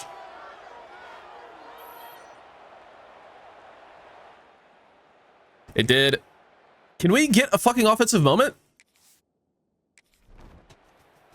Let me in. 3rd and 12. Of course, I still managed to hop in on 3rd down.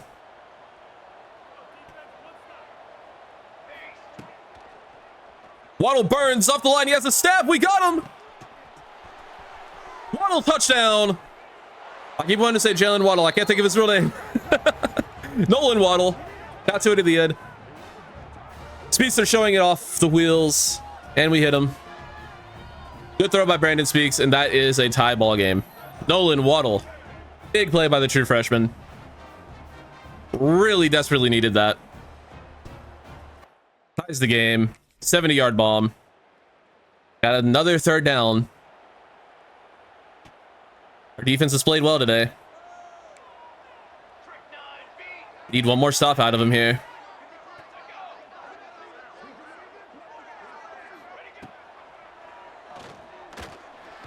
I left it. I mean, he's throwing at me. It's going to be complete no matter what because I suck at the game. But and a penalty gives a really good field position. Great.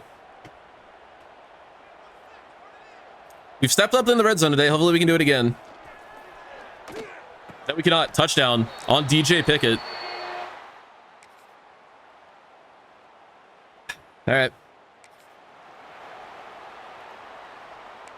3 minutes, 20 seconds to go. Down by a touchdown. Let's see if we have Waddle again. Deep. Can't go up and get it. Let's have an almost 90 spec catch. We tried it there. This is 4 down territory, so I don't mind the quick pass. Complete. 4th and 6.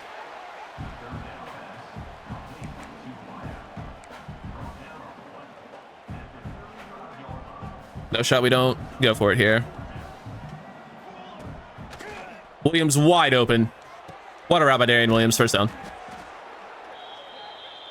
Rough game today for Brandon Speaks, but the good often outweighs the bad with him. It's his first time really throwing interceptions in Sim. I don't think I threw one. Maybe I did. We got an RB. It's going to be Correa. Gavin Correa makes a catch. 2nd string tight end. Arthur gets the 1st. Putting together a good drive. Closing in on the 2-minute timeout though, so clock's starting to become an issue. I mean, we still have plenty of time. All 3 timeouts. Safety comes in unchecked. I'd like to get this play off before this 2-minute timeout if we can. Got Michaels on the slant. He catches it. It's going to be 3rd and 5.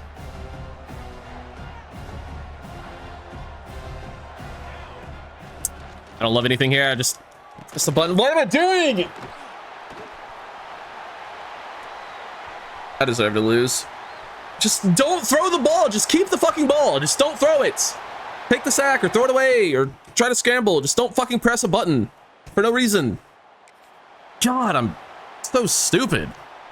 Just panic and press a fucking button. Like an idiot. It's intercepted again. Game over.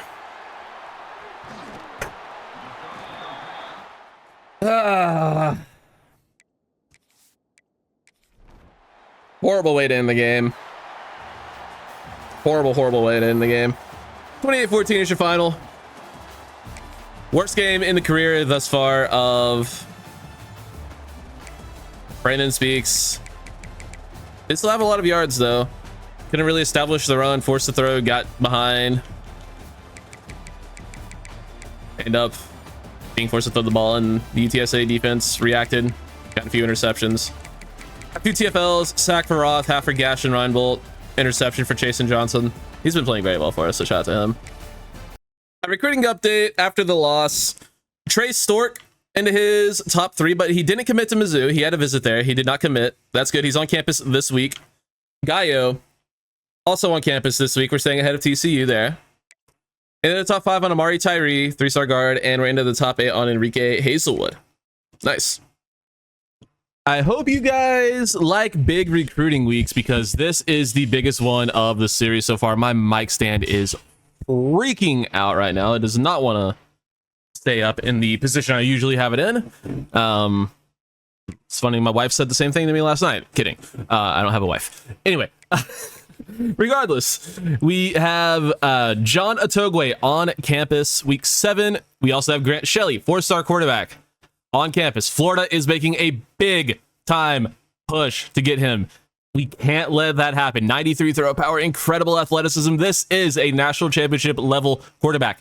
We can't let him out of the door. We have to, win this recruitment now. We can't let Florida think they have a chance. Although he is a Florida guy, he probably grew up a fan of Gators. Maybe he grew up a fan of the Hurricanes. Either way, we can't let him become a member of the Gators. We have to get this win today. We also have Trey Stork on campus today. With a win, he will be committing to Arkansas State over Missouri. He was on their campus last week, and they set it up perfectly for us. They gave us the lob. We're going to throw it down.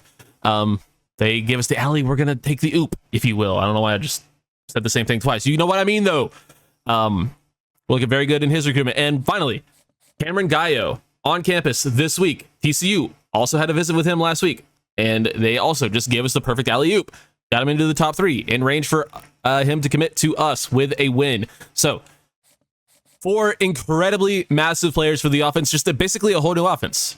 Starting quarterback, starting tackle, starting running back, starting receiver, all potentially, at this one game. And it is a huge one. It's a conference game against Tulsa. Tulsa is a pretty good team. I showed you guys the roster earlier. Their offense scares me, but their offensive line is terrible. Well, let me rephrase that. Their skill positions scare the hell out of me. The rest of their offense sucks. Their offensive line is awful. Their defense, awful. So we should be able to take advantage of those two things. Get after their quarterback, make him uncomfortable, or he's a pure runner, so I'm hoping he can't really throw the ball. But they do have 2 really good receivers and a really good running back at the same time. I don't know. We went with them over Tulane because I thought it would be an easier game, and it turns out we still have a really big recruiting week next week against Tulane either way. So yeah, we're just gonna hopefully be able to get the job done. We're gonna rock the alternates, and we're gonna go with the black cleats to make that look a little bit better. Does Tulsa have better uniforms? Hopefully they do this year, because this was a team I heavily considered multiple times last year for a Dynasty. If they have good uniforms this year, I mean, they might have gotten a sick new one. I mean, they have a lot of alternates, but they're just like different versions of their white loadout. Man, it's night game, and it's raining. Oh boy. So Tulsa going to be able to lean into their strength even more, which is running the football. Ugly weather, but we're built for stuff like this. Let's get the win. 3rd down alert. It's going to be a 3rd and 4. Rare footage of us actually getting to start on offense. Brandon Speaks and the boys out on the field. Let's get this first down. Keep the chains moving. Keep the drive alive. Darian Williams gets the ball. If that juke would have been a little bit better, that was a touchdown. Tulsa DB is able to wrap up, though. Prevent much more of a game, but they do give up the first. And we are into the red zone. Rip that up the seam. Can we get there before the safety? We do. Rashawn Michaels down at the 1. Can't quite find the end zone, but we'll take that. Safety was crashing on that fast. We made sure to get rid of it in time, and thankfully, it was not a problem. Ball could have been a hospital ball, could have been a pick. Regardless, it was neither, as Frankie Arthur on the very next play finds the end zone. Touchdown, Red Wolves. Good start to the game. Frankie Arthur gets us on the board early, and we're still on offense. 3rd and 6. Let's go. Another score here would be phenomenal. Williams open, but we're hit as we throw. Unfortunate. 43-yarder Charles Garbutt, he'll be on for the try. Should be a chip shot. He's got a huge leg. And that is no good. I didn't put enough power on it. That's on me. That's really bad. We could have taken a 2-possession lead there. We do have the ball back. Another third down. And we go to Frankie Arthur. On 3rd and inches and lose 3. Running the ball is difficult. Why did we not go for it there?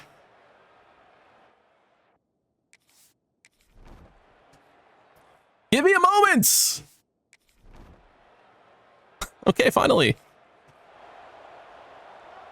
Wasted like the entire second quarter. They're pressing Waddle. That could be a mistake. It is a mistake. Nolan Waddle torches the DB. Throw is there. Nolan Waddle touchdown. Back-to-back weeks with a long bomb from him. And that is a big-time score. Nolan Waddle doing exactly what we need him to do. Oh, man, he's playing his role to perfection. He's a big-time speed threat. And he shows it off there. Nolan Waddle absolutely burns off the line. Easy score. 14-0. And a chance to kick a field goal with 3 seconds left in the half. Huge. I could put us up 17, assuming we can make this kick. Too much. God damn it! Why can I not kick in this game? What is wrong with me? All right, 3rd down alert. It's going to be a 3rd and 4. I don't trust the run. Has not gone well for us so far today.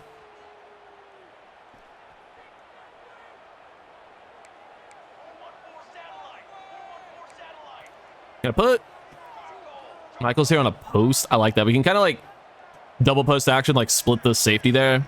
They can make a decision between him and Williams. It also depends on what the linebackers do. We're just gonna go straight to Michaels. That was a great pre-game or pre-snap decision by yours truly.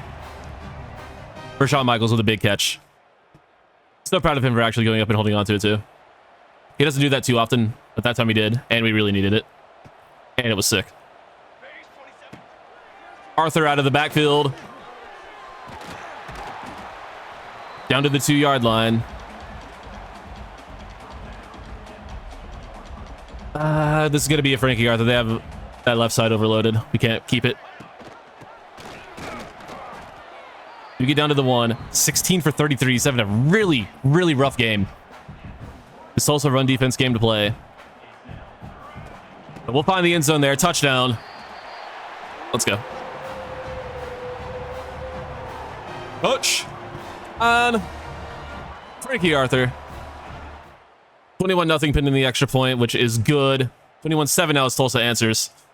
We want to keep that blowout win. We can't afford anything other than a blowout here today.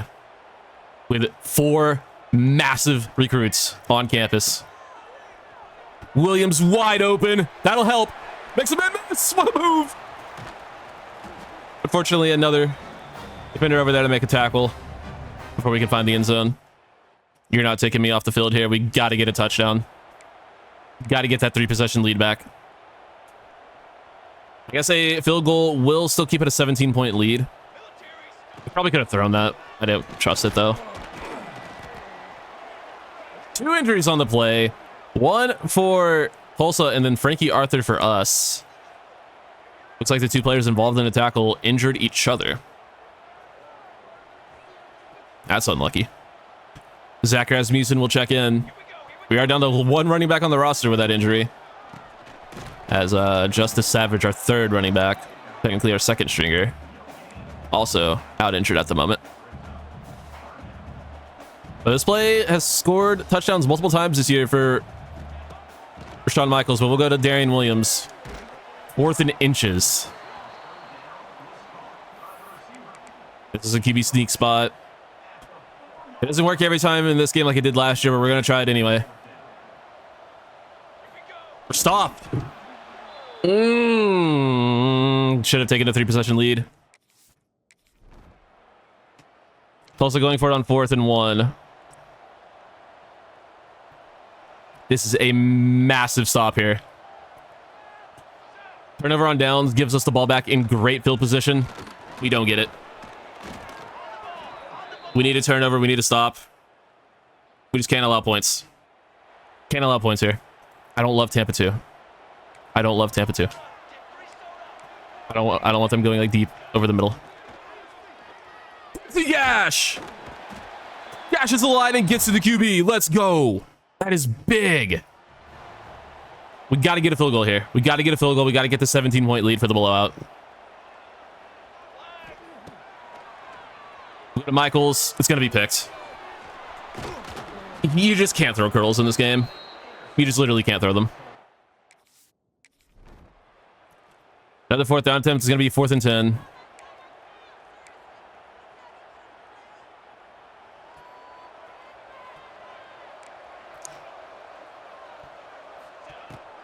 Oh my god, the stunt works to perfection. Zach Roth. Doesn't get the stat, but incredible pressure. All right, we have to get a field goal here. Have to get in field goal range. Gonna keep the ball on the ground. Can't throw curls. Timeout called by Tulsa. Interesting choice.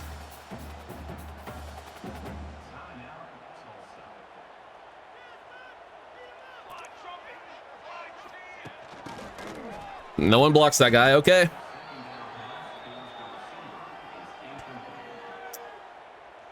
That's not good. Gonna clear out with Waddle.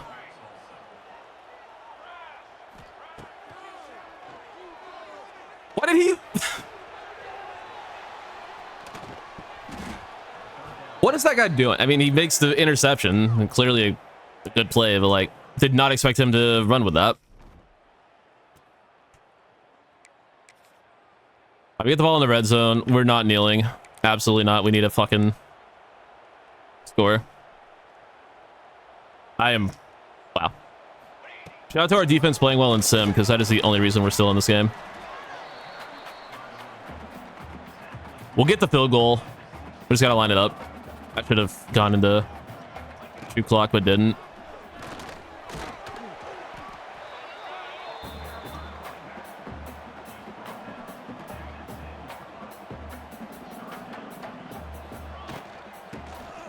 You gotta be kidding me.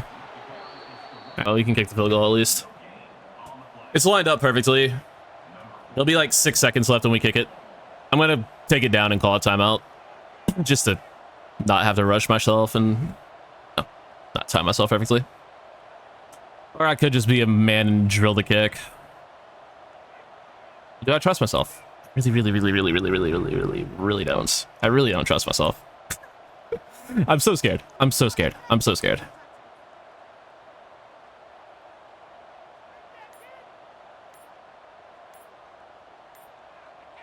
We got it. All right, there we go. 6 seconds left. 17-point lead exactly. And as long as they don't return the kickoff for a touchdown, which they did not, we will blow out the Golden Hurricane. 24-7. Oh, that was stressful. We had so many chances to increase the lead and piss them all away towards the end of that game, but we got the job done, so who really cares? At the end of the day, the scoreboard says 17-point win, and that's all that matters. The recruits will be told, hey, that was a blowout, even though it was a pretty close game, all things considered. Not a great game from Brandon Speaks. Most of those interceptions are on me, though. Did have a lot of yardage, which will help. 2 touchdowns for Frankie Arthur. 8 for 90 for Darian Williams. Great game. 6 for 71, rather, for Rashawn Michaels. He's having a good season. 9 for... fucking hell. Reading is so hard. 3 for 93 and a touchdown for Nolan Waddle. Arthur, Stevens, and Rasmussen also contributing a little bit. Only 1 set given up by Amarian Breland. 4 TFLs for Quincy Gash. That's the game we've been looking for. 1 for Garrettson, 1 for Evan Brown, 2 sacks for Quincy Gash, and 1 for Gavin Garrettson, and an interception for Cameron Keys. Well done. All right. This could be the biggest recruiting week ever. Show me some good news. We're going to get at least 2 commits for sure. We're going to get the running back and the receiver, but show me the quarterback. Cameron Gallo, the running back from New Iberia, Louisiana, joins the class, and he's actually the only one. Ooh. Oh, what? Dude, I see recruiting battles. I hate my life. How are we in a recruiting battle? How? Dude, we were right behind them, and we had him on campus. How does that not get us a win? I mean, we're ahead of them in the recruiting battle, so that's good. We're also now in a recruiting battle with Duke for Bernard DeBeer. We're first into the top 3 on Grant Shelley. First on Pat Dubose. First on Greg Sisk. And third on Perriman. We actually drop in playing style. Okay, we might need to... Yeah, we'll probably just call that one. And then Anthony Garvin is into his top 8s. We do drop behind Syracuse there, though. But we can use the points that we got from being sad to hopefully be happy about his recruitment. Togway, not close to his top 3. We probably don't win this one. Hopefully we get to the top 3 before that visit with Illinois matters. Then we just have to worry about Michigan and inevitably another fucking recruiting battle. And I'm sure we'll be stuck in a recruiting battle against Florida too for Grant Shelley. Let's just be honest about it. Can't get Damian Eliason on a visit. He has a week 10 to Illinois and a week 12 to Michigan State. And that's what our only 2 recruiting weeks left are. Can we get this fucking song title thing anywhere the fuck else on the screen, please? Or since, you know, I have music literally turned off, how about it just doesn't show up? That would be cool too. Cameron Gaio is a big get. Really good athlete. 94 speed, 93 acceleration. Not a gem, but does have really good mental abilities, so I'm hoping he has a good development trait. Just anything other than normal, please. I don't have to be a gem to have a good development trait, but it certainly helps. So Tulane is a 3-3 football team this year. They're not having the best season. It's kind of like a reset year for them. Their offense is really bad. Their offensive line is okay. Their defense is pretty good. But we should not really be struggling to keep an offense like this in check. They're pretty low rated. Their quarterback isn't good. Their skill position players are not that great either. But I'm sure we'll end up, you know, having a problem with them just because that's just kind of what happens. They're going to be decent enough, obviously, but this is a game we expect to win. We actually don't have any recruits on campus. I thought we did. Scheduled the other guy for week 10 for some reason. So we'll see if that ends up being a mistake. But we're actually already up 7-0 and have the ball again. Well, that's new. Ooh, Miles Fish is starting. They're playing. What's the injury report say? Brendan Speaks is a chest injury. Well, that's unlucky. TBD on him. See how long he ends up being out for. Hopefully not too long. Miles Fish can play a little bit. Like, he's a better overall. But you already see the accuracy issues. Because what the fuck was that? He's supposed to... He has very good short accuracy. But does he? Are we sure? Didn't really look like it.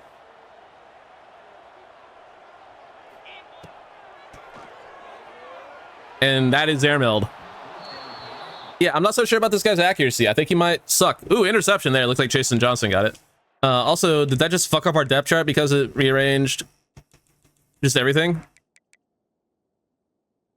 No, okay, Darian Williams was just lined up outside on both of those plays for whatever reason. But Brandon Speaks is back in the game, thank God. He'll keep it. Bro said what injury? I'm running this into the end zone. You can't stop me. 14-0. I was worried about this team. I was worried about Tulane. I did say their offense was terrible. I did say their offense was genuinely bad. And so far, that is proving to be true. Kind of a bad snap. Through the whole playoff.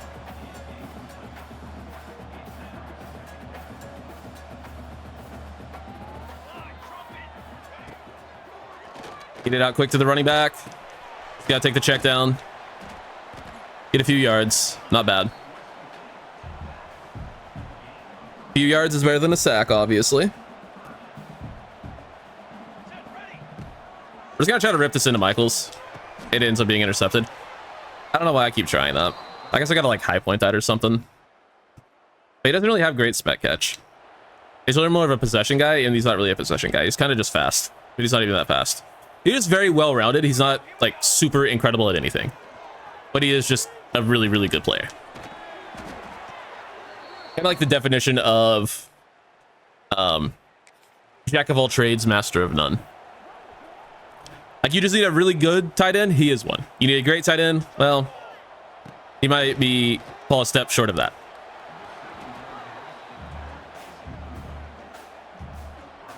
But we love him anyway.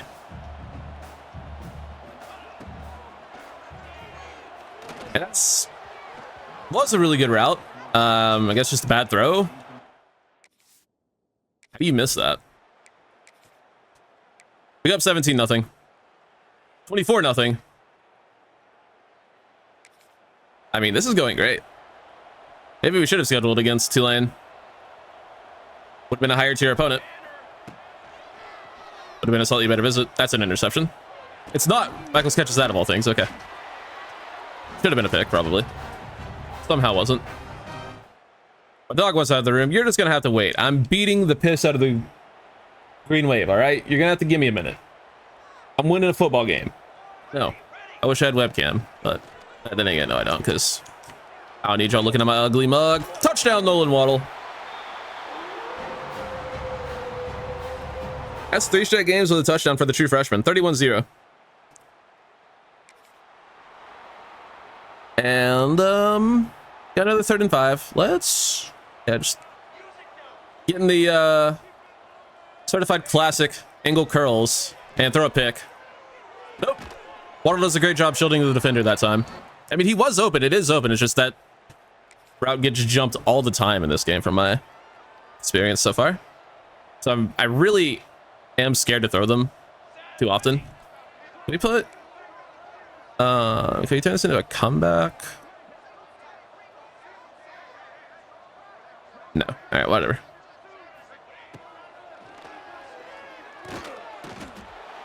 Well, that's classic. All go and no one block.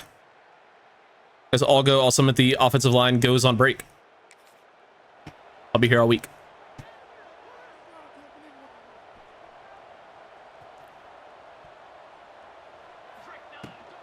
Hand off to Frankie Arthur up the gut. Gets us a first down.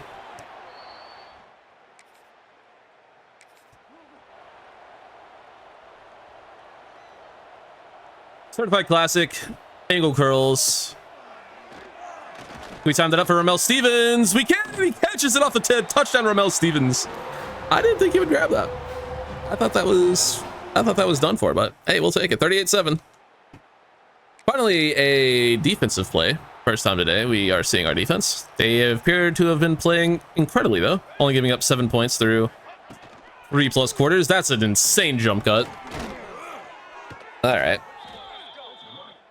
Of course, I immediately check in and they get their longest play of the day on the ground.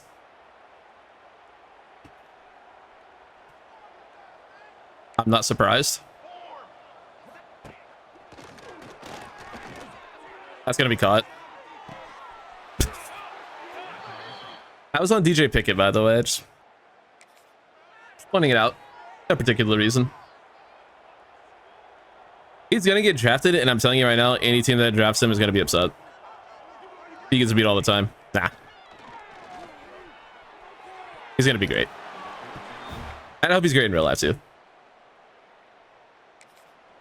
It's cool to have that connection to, I mean, yeah, obviously not a rookie, but like, it's cool I'll be able to like, I'll know to follow his career now is what I'm trying to say. Because of this game. That's cool. Anyway, read option goes nowhere. Finally, some more offense. It's like I wouldn't have known who he was until like he potentially got drafted. I don't really follow college football like that too much, but this game does just make you follow it more. I do like this game. I liked College Football 25 obviously a lot more than Madden last year. Hoping that's the case again this year. I mean, I'll play some Madden. We'll see if I like it, but I don't know. Might be a college football channel. As that is just that's mostly on me taking the guy out of the play, but wow. Tulane does score, but we get another big time win, 38-14. Back-to-back huge dubs against tough opponents at home. Another massive game for Brandon Speaks, 260 yards, 5 touchdowns. He is having a phenomenal year. Now, has he thrown maybe one too many interceptions? Yeah, but that's okay. We'll let it slide because it's mostly my fault, not his fault, obviously. He goes 22 of 35 for 264 yards, 4 touchdowns, 1 pick. Miles Fish successfully checked into the game without throwing an interception. Proud of you, bro. Then we had 19 for 159 for Frankie Arthur. Have yourself a day. He looks like he's bouncing back in a big way. That's a huge day at the office. Touchdown on the gun for Brandon Speaks as well. 6 for 74 and a TD for Stevens. 6 for 63 and a touchdown for Waddle. 5 for 58 and a touchdown for Michaels. 3 for 17 for Arthur. 2 for 51 and a touchdown for Darian Williams. And a touchdown for Gavin Correa. Nope, that doesn't say a touchdown. I was looking at rack. I'm not smart. Amarian Breland is getting kind of beat up. I mean, he's not supposed to be our starter. We have an injury there, but you know, he should be settled in at some point, you would think. Bunch of TFLs, 2 sacks for Zach Roth. He's so fucking good, dude. Sack for Marquez Parker, and 2 interceptions for Chasen Johnson. What a beast. He's had an incredible season as well. We're, you know, looking good. We're 6-1 on the year. I need some good news in the recruiting trail, though. I need a couple of commits. We do get one. Trey Stork, the 4-star receiver, makes the proper choice and chooses Arkansas State over Missouri. Fuck you. Fuck Missouri. We hate Missouri. We actually win the recruiting battle against them this time. We had one 2 seasons ago for Miles Fish, and we lost that one, but we win this one. First on Damian Elias after adding more points. That's nice. And first on Landon Burdine, which is pretty cool. Up to C+ brand exposure. All right. B+ championship contender is also incredible. It does say we're number 23 in championship contender. Does that mean we're ranked? We were ranked in season 2. Chasen Johnson is the conference defensive player of the week after 2 INTs. Congratulations. We are not nationally ranked, but we should be. We got Trey Stork. He's pretty good. Comes with bronze cutter, which will hopefully be able to upgrade. 81 spec catch, 85 short, 86 medium route running, 80 catch in traffic. Decent enough athlete. Will hopefully be able to improve that speed over the course of his career. But he could be a big time player for us. Hoping for just anything better than normal. Already showed you Gaios stats, and then yeah, we have a couple of pretty good players already committed, but we're looking for more. North Texas on the docket this week. They are a 71 overall, probably the highest overall team we've actually played this year. They're very similar overall to Northwestern, which is crazy. So let's see what happens here. On the road, OGs of the channel will know that I did 2 episodes of a regular Dynasty on UNT before I quit because I didn't want to do it anymore. You remember that? Shout out to you, but let's see what we can do here. That is the most fucking frat boy kid I have ever seen in this game. He's not a kid, he's a fucking frat guy, but you know what I mean. Derogatory kid, not whatever.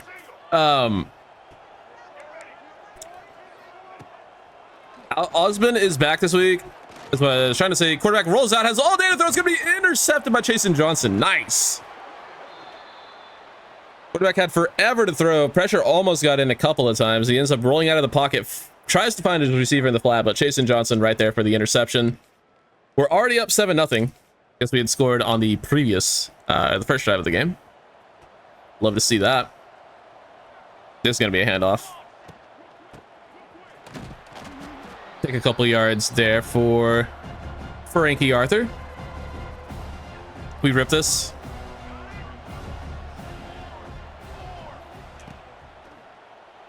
Well, I tried to high point it for no reason because I thought it was going to be like more of a jump ball scenario. But if I just literally just bullet past that, that's a fucking at least first down. Potentially touchdown. We'll go back to Rashawn Michaels over the middle. It's going to get tackled behind the line. 4th and 1. Game wants us to go for it. I agree. Can I put... Actually, can we go like a corner out here for Michaels? I like that look. Maybe take the linebacker away, make him make a choice.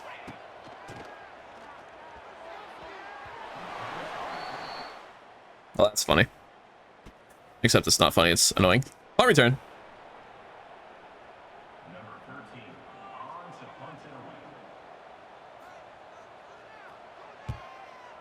Pretty good punt. Pretty damn good punt. And this is inside the 15. We got 3 and out. North Texas has the ball back. It's going to be a 3rd and 5. So Bo Biggs can do in coverage. See if we can get that contain up. I don't know if we did. It's playing too soft the coverage there. It's going to be 4th and inches. They should go for it here, I would think. Yeah, they are going to. Yeah, they're going to kick a field goal, actually. Okay. It's fine with me.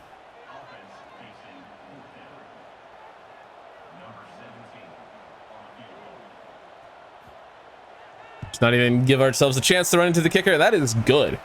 That would have been good from like 80 yards. Jesus. Who is that guy? Get him in the league. The answer is just a kicker at North Texas in this video game. He's just a guy. QB rolls out and... Alright, well...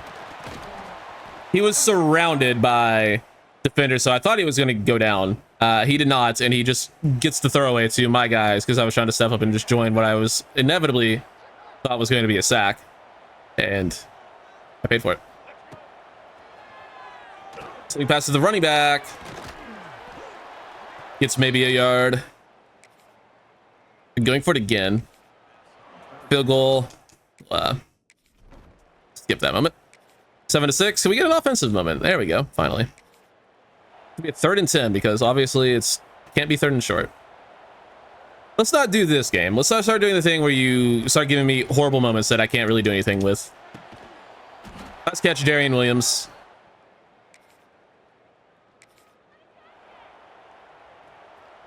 That's a big play. Another 3rd and 10. Come on, man. I said let's not start doing this. You know what? At least they're giving me moments. Last year there was a lot of just straight up not getting moments. We'll kick the field goal. 10-6.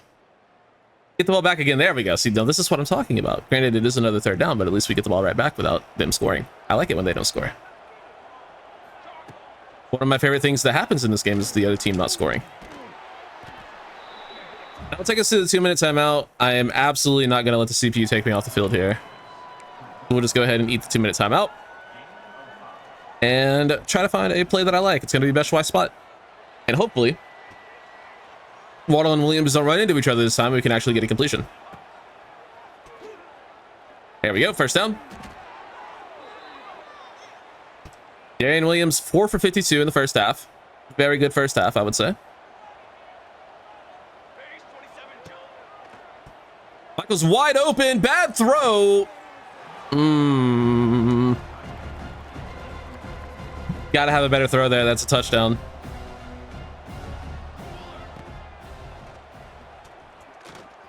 Throw ends up being... Well, it looked like it was behind Darian Williams, but it ends up being right to the safety there, and it's an interception. Should never be an interception, but it was.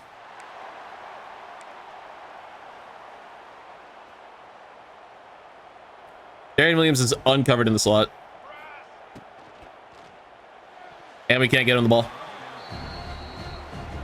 If that wasn't an RPO and we just had regular time to throw, that's a touchdown, but I had to get the ball out quick and it just isn't complete.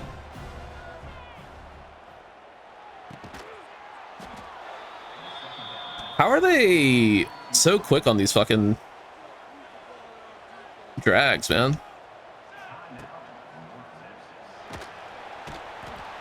Well, we really had a whole lot of opportunity there. Offensive line really gave us a chance on that play.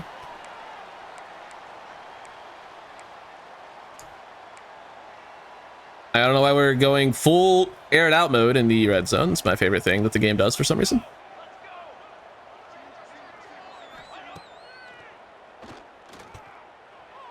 Jump ball, thankfully batted down.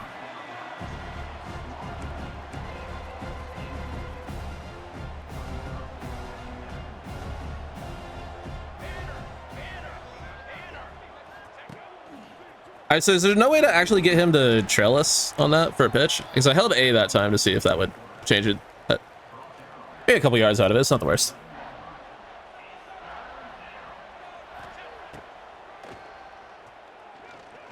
Go to Ramel Stevens here, 1st down. Like that. Like that a lot. Hand off to the back, down at the 1. Arthur can't find the end zone. I kind of would really like to. That'd be great. Give us a 2-possession lead, and we can't find it there either, as we just fucking are stuffed. He's not really a between the tackles guy. He's not really a power guy, but we need him to be here. Jump cut back up. Can't find it. You've got to be kidding me. Can I get like an inside run? How about like halfback dive? There we go.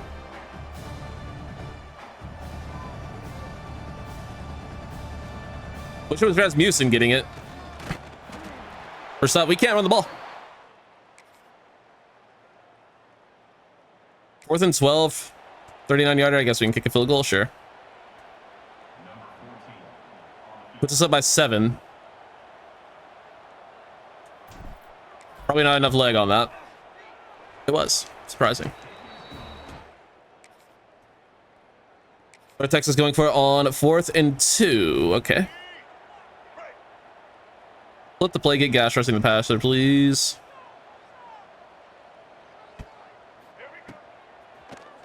Quick throw, incomplete. And the ball in the red zone for the offense. You know that thing I said we couldn't do for like the last 5 plays last drive? Let's try it again.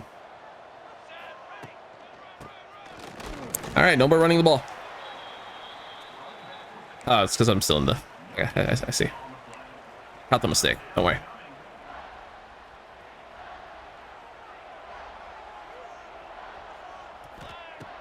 What a route by Michaels. Got the ball out quick, and an injured North Texas player on that one. That fucking sucks. This could be a sick play.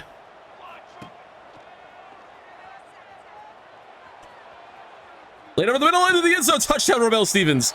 There was a safety there I didn't see. I saw him have a step on his guy and cross the linebacker behind him. I did not see the safety. That was like on the E, the first E. Did not see him. Didn't end up mattering though. Touchdown, Romel Stevens. Put us up 20-6. We head into the 4th with a 2-possession lead. We have a 3rd and 6. Gonna slant Williams and hope someone gets open. It is gonna be Darian Williams on the slant. 1st and 10. Let's go.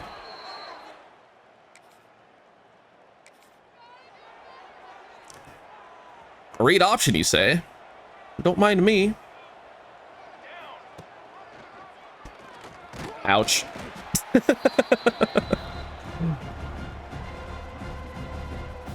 just gonna rip this to Michaels because I want this play to work. I just want to see how it works. Pretty well.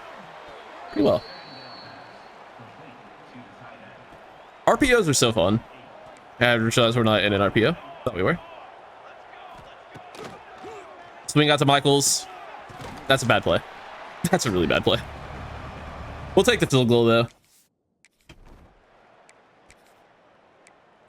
No, you won't, I guess. Okay. 4th and inches try for UNC. They look like they're lined up to pass though. Alex Osmond back from injury. Superstar redshirt freshman. They do run and pick up the first. It was always going to happen. Another 4th down attempt. This one going to be a much more manageable 4th and 18, I would say. I would classify that as much more manageable. And we will give cushion here. Just back up. No one get beat. Down the sideline. Pickett. Oh my God. That was almost insane. I wouldn't even been mad because Pickett, you know, got hands on it. He made the play. A lot of times there, he just doesn't even animate for the ball. I couldn't have even been too mad at that. I mean, I would have been, but it would have been honestly pretty cool too. But the catcher, Michael's his 10th of the day. That's the heartbreak kid we've been missing. I might look at Williams here on the slot fade. If he wants quick, he didn't. But he did. Looked like he kind of did went over the top. You can tell me that's not a first down, by the way. I can't challenge the spot. That's a fucking horse shit call. That was so obviously a first down, it's not even funny. Oh, what if we like blocked the linebacker ever?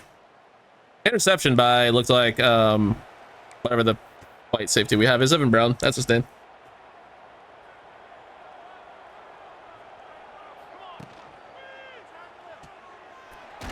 What if they like blocked the linebacker or something? That'd be pretty sweet.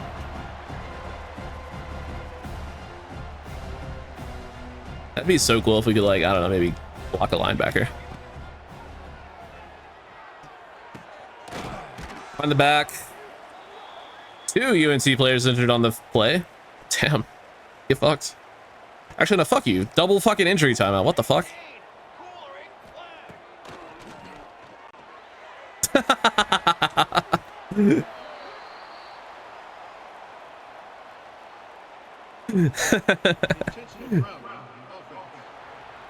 I don't know why you didn't throw it out of the back of the end zone. That would have at least been believable.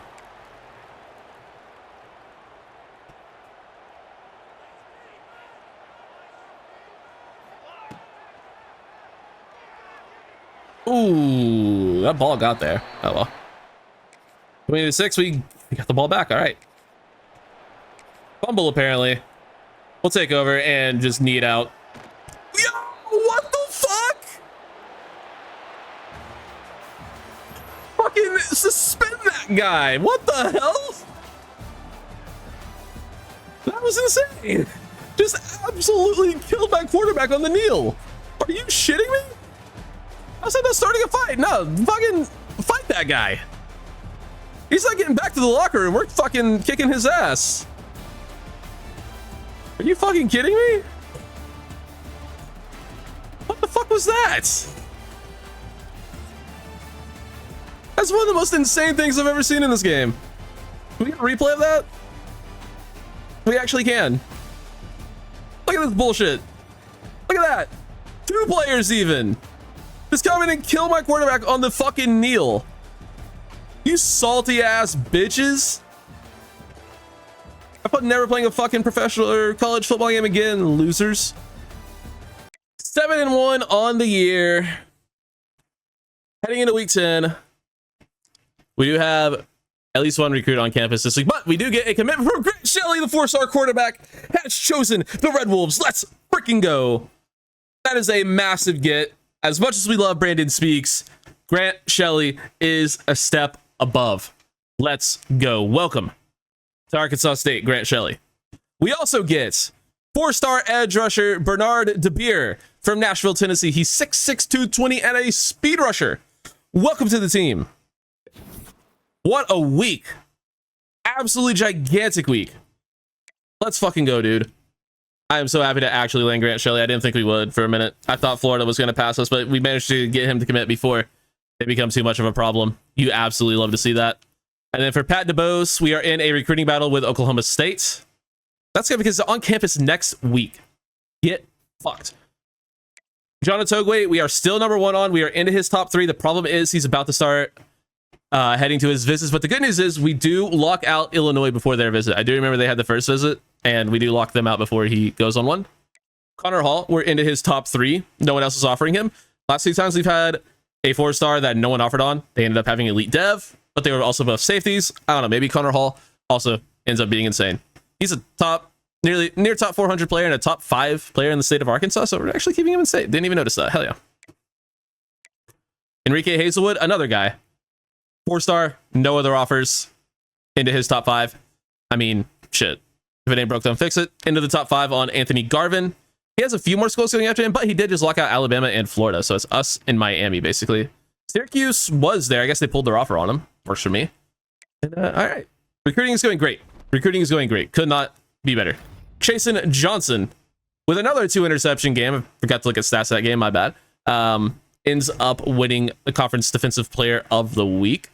He's phenomenal. Also wins national defensive player of the week. He's an incredible player. But checking out stats just real quick. Decent game from Speaks through 55 times that game. Jesus.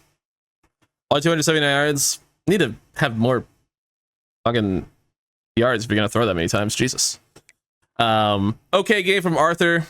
Did have a touchdown. Receiving, Williams goes over 100 yards. Touchdown for Romel Stevens. Great game for Michaels, 11 for 77. That's what we need to see out of him. So a lot of games like that. O-line did their thing. And then defensively, no sacks. We did have a few TFLs. And then the 2 interceptions for Evan Brown. 2 interceptions for Chasen Johnson. And 1 for Cedric Franklin. Well, I didn't know we had 5. That's hilarious. That's so funny. None of them were returned for touchdowns, I assume. No, but whatever. Because they really need to be at that point. All right, yeah, Togway is looking okay. I mean, it's going to be really, really hard to beat out Michigan with that Week 10 visit. But he did lock out Illinois right before his visit because it is currently Week 10. And then Grant Shelley, he's hopefully going to be unreal. Does have 2 mental abilities, Gold Adrenaline and Bronze Roller Coaster. I don't know what that does. That doesn't sound like it. That doesn't sound promising, actually, but I don't know. Roller Coaster could be bad. I have no idea what it does. I'll check that out here in a second. But yeah, he could be the guy. I'm hoping that because he has a couple of mental abilities, he'll have a decent development trait. Yeah, we should not even sort of have a problem beating UL Monroe, like at all. I don't care if they're 6-1. They can't beat us. We can't allow it. Top 25 ranking. It's pretty cool. It looks good on us. I want to stay here. So let's make sure we take it to UL Monroe. We're up 7-0 and we're playing a little bit of defense as their offense looks to be doing decently. Ooh, why is Kumar on the field? Ooh, he should not be playing. He should not be playing. I don't want to lose his red shirt for nothing, and that's a touchdown anyway. Why is why is he on the field? What is putting him on the field? He has no business being on the field. Why are we putting red shirt players in the game? It's not listed there at all. Not listed there at all. Not listed here at all. Why was he getting a snap there? Maybe it was this. Let's just put Cedric Franklin there. Or we'll put literally anyone there. I think it was because he was getting that snap. We'll put let's be there. He's the highest overall player that could go there. Okay. Yeah, we got that fixed. Not risking that ever happening again. I'm not losing a red shirt because of that. Hopefully, I mean, he still has it, so yeah, hopefully that doesn't continue to happen. We'll try a slip screen on 2nd and 8.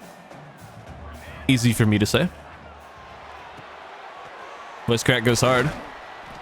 It tends to happen when you've been recording 6+ hour videos multiple times in a week. This is the 4th. This is the 5th. This is the 4th one I've recorded in, you know, the time since the game's come out. The game came out last week, if that. Well, came out last week for everyone. I'm going for it. I don't care. We're lunatics. We can get 2 yards. Especially when Darian Williams is that fucking open. Did we try a spin move there?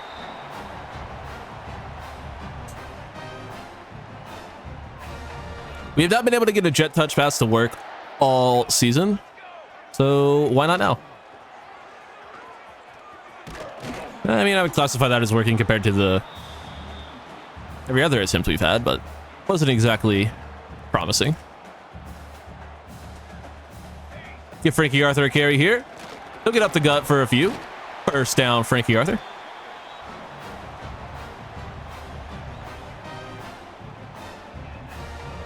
We'll go back to him on 1st and 10. Follow big 62. Nice block by Darian Williams as well. Excellent blocking. And Chevis Blades is injured for ULM. Unlucky. But it says he will return soon.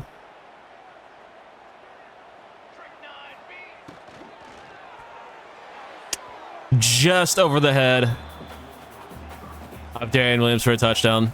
That is unlucky. Stevens on the slant. Gets a few. A manageable 3rd and 5. We do have a corner on campus for this game. Can't get the throw off. We had a check down for the first, but I guess we'll take the sack. We go up 7-10. Our defense needs help. It's UL Monroe. How do we need help against UL Monroe? I don't care if they're 7-1. It's UL Monroe. My entire defense bid on the read option.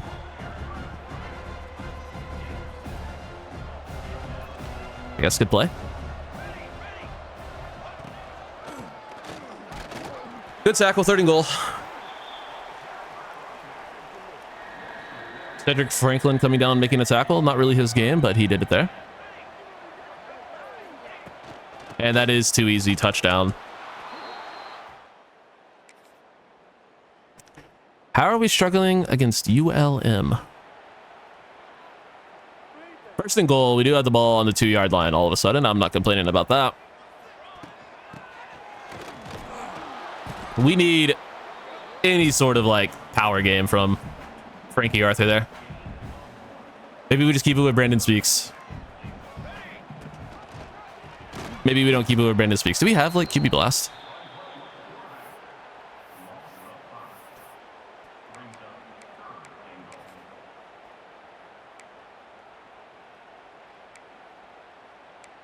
We have Rap. We do have QB Blast. Let's try it. This is kind of his game. Power run. Ball over the safety. He did fumble, but it is recovered by an offensive lineman for a touchdown. Well, I mean, if we're being honest with ourselves, he probably got the ball over the plane on the hit, but we'll let Jalil Irwin scoop and score for the man touchdown. 14-17 lead. We got 3rd and 9. Play the pass. Intercepted by Evan Brown, and that'll be a pick 6. Evan Brown reads it beautifully. He looks like he reads. I don't know what that means. Touchdown for Evan Brown. 54-yard pick 6. Breaks the game open a little bit. Puts us up 10, pending the extra points, which is good. And we have the ball back in the red zone once more, meaning we could potentially get into that blowout range, which is exactly where we want to be. What a route by Darian Williams. And he caught it. I thought he dropped it. Only 119 yards passing for Speaks today. But we do go over 2,000 yards passing on the year for Speaks. Still a few games to go, too. He could look to catch Jalen Rayner. He had a couple of 3,000-yard seasons for us, and that'll be a pick. All right. How about it's not a pick and you throw it to, like, your receivers? Just a thought. It's still the first half. Jesus. It's been a really fucking long first half. I would have guessed the game was almost over.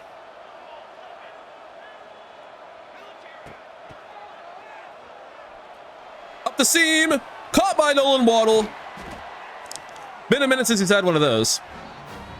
I guess the passing yards is fine then. Or I thought we were way later in the game. Waddle showing off the speed, and Michaels is uncovered in the slot. Lead that inside. He drops it. Rashawn, you're breaking my heart, buddy.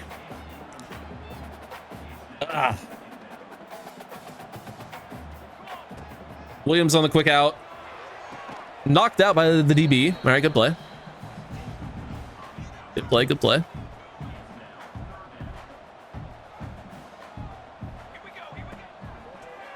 So then behind the linebacker to Williams, drops it.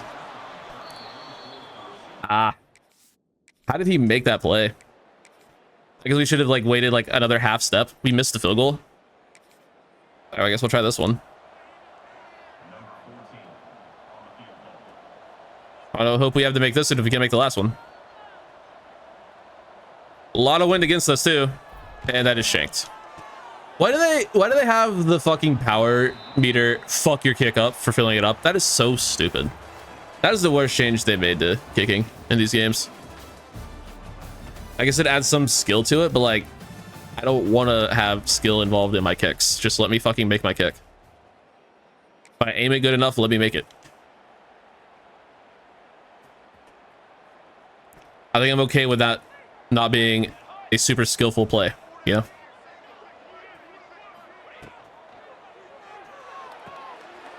That was too far behind.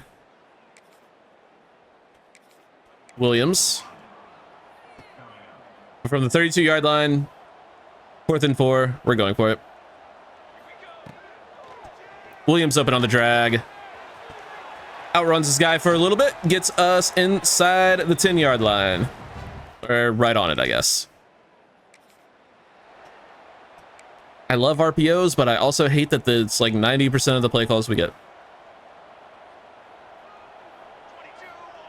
We'll give it to Michaels. It's actually going to work out to perfection. Never mind. I feel like we had this exact conversation last year. The fountains are going crazy. We actually finally get a good view of them for the first time. That's a touchdown. We go up by 16. 17, pinning the extra point, and the blowout could be on as we do give up a field goal to take us out of blowout range momentarily, but we could get right back into it. Can you hot route on a RPO? You can. Rashawn Michaels, back-to-back touchdowns. You're not going to cover him. I'm going to throw him the ball every single time. His hands are too sticky. He can't get rid of the ball. 38-17. We're up by 21. And the ball back once again. I told you, UM Monroe can't be a problem, man. They're not.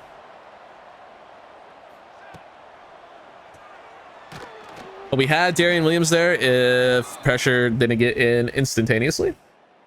We'll kick the field goal. 41-17. And looks like ULM is going to go for it on 4th and forever. I mean, honestly, just give a little bit of cushion here. Just don't get beat deep.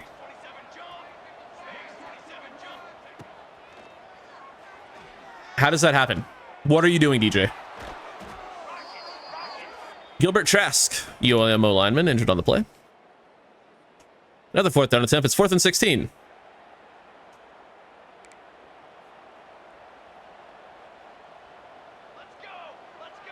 Surely we won't get beat this time. All right, DJ Pickett. They're going for Chasen Johnson. You can't switch on this year. You can't switch on to make a play on the ball. That happens like every fucking time. Your corners just get fucking mossed consistently. 4th and goal. Try the blitz. Late hit on the QB. Thankfully, not flagged for it. I mean, shit, after what happened to us last week against North Texas, we should be able to hit the QB whenever the hell we want.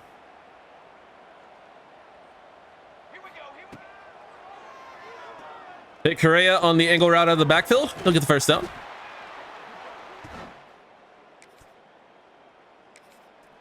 That's got to be a Tyler Warren route for Penn State playbook.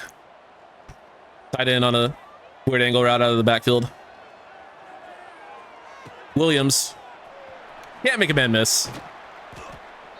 But easy first down nonetheless. What if we ran the ball?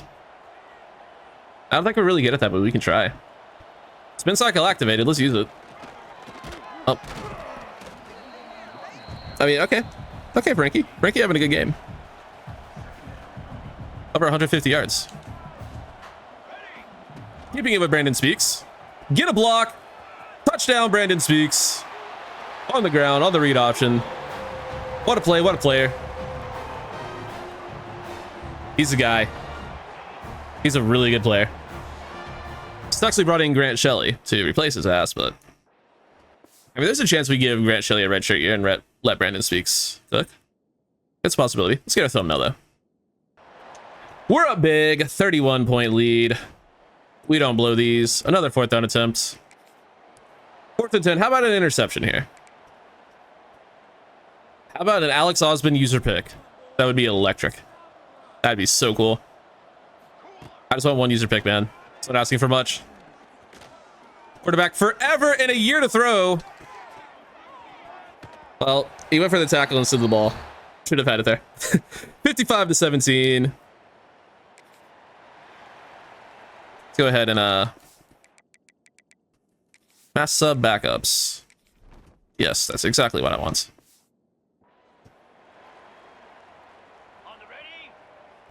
It should have already been in the game. I don't know if they were or not. The game should automatically put your backups in if you're up 30 in the fourth. Fake an injury, you fucking losers. Regardless, we end up winning 58-17 as we kick a disrespectful ass field goal. 41-point beatdown on ULM. 300 yards, 4 touchdowns for Brandon Speaks. He's a really good player, man. He's a really good player. He's not even that highly rated or anything. He's just playing out of his mind. I mean, the completion percentage isn't great, but almost 300 yards, 3 touchdowns, did have a pick. But what a fucking game from Frankie Arthur. 25 for 180 and a touchdown. How is he not player of the week? I guess Brandon Speaks had 5 touchdowns, but still. 5 for 34, 2 touchdowns for the Heartbreak Kid. 5 for 67 for Darian Williams. Good game for Arthur. Good game for Ramel Stevens. And a touchdown for Nolan Waddle as he goes 3 for 114 and a touchdown. What a game. Also, only 4 touchdowns for Brandon Speaks. I know how to count. On to TFL's 3 sacks for Quincy Gash. Let's go. 1 for Vinny Reinbold and 1 for Marquez Parker. Interceptions for Alex Osmond. Got 1 in Sim. Would have liked the user pick. 1 for Cameron Keys. 1 for Vernon Sturgis. And 1 for Evan Brown. We have such good playstyle for our secondary. It's insane. We're just able to consistently bring in really high 4 stars. Get them drafted. Bring in really high 4 stars through the portal. Get them drafted. Keep having really good players. Keep our playstyle up. It's like a loop. And it's a great loop to be stuck in. As we do hit level 25. Is there any level 1 tactician abilities I really want right now? Not really. Not really. Not really. Maybe. That should definitely be enough to secure the commitment of that 4-star corner, Pat Dubose, who was on campus. But will we get anyone else to join the team? We do get Pat Dubose. That was expected. We were in a recruiting battle against Oklahoma State, but he was on campus for that slaughtering. We also get Damian Elias, 4-star defensive tackle from Douglasville, Georgia. Chooses us. Let's go. He had a visit to Michigan State week 12. We get him to commit week 10. Let's fucking go, dude. Recruiting has been so clutch this season. What a good season recruiting. This is the class we've been waiting for, man. This is where we take that step up. This is where we take a step up to the real college football powerhouse. We're bringing in an insane class. Evan Brown is the conference player of the week with his pick 6. Congratulations. We did get passed by Michigan for John Atogwe. We kind of knew this was going to happen at some point, but it has finally happened. A random late season out of conference game against Washington State. They are not bad at all. And they are going to be the home team. Let's go ahead and put them in some pretty cool uniforms. I think they have some good ones, right? That's pretty cool. The anthracite, the grays.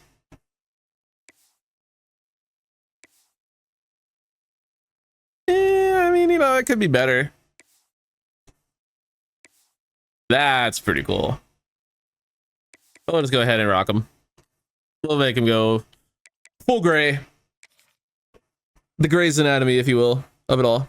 And let's get her done.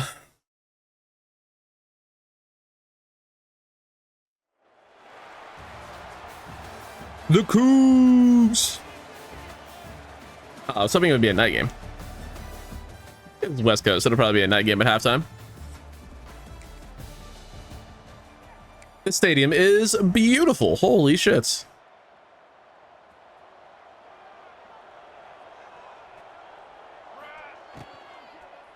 I love stadiums like this, dude. They're so sick. Like, not the huge, like, insane ones in the SEC. Like, just, I don't know. This is like a perfect size for a college football stadium. And it looks like it's on campus too. Even better. I guess that could be like downtown or whatever it is. It is a cool vibe.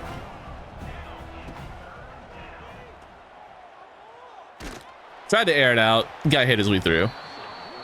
Didn't really expect too much out of that, but yeah, that's kind of what we thought would happen. Defense in trouble.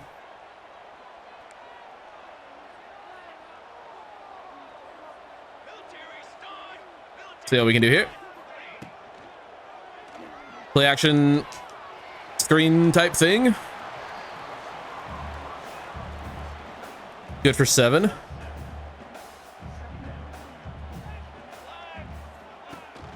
Hand off, up the gut, touchdown.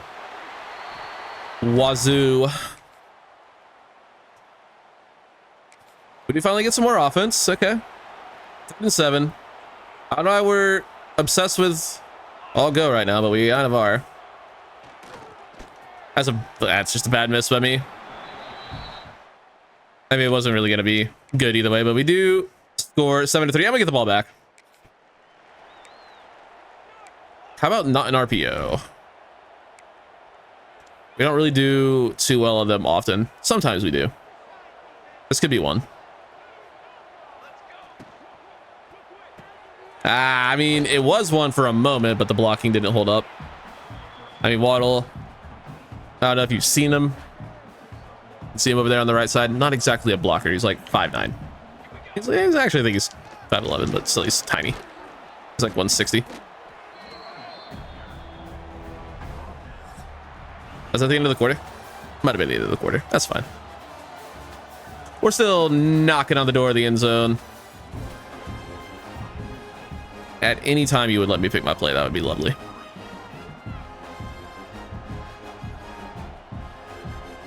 This is RB. That's who I'm probably gonna want here.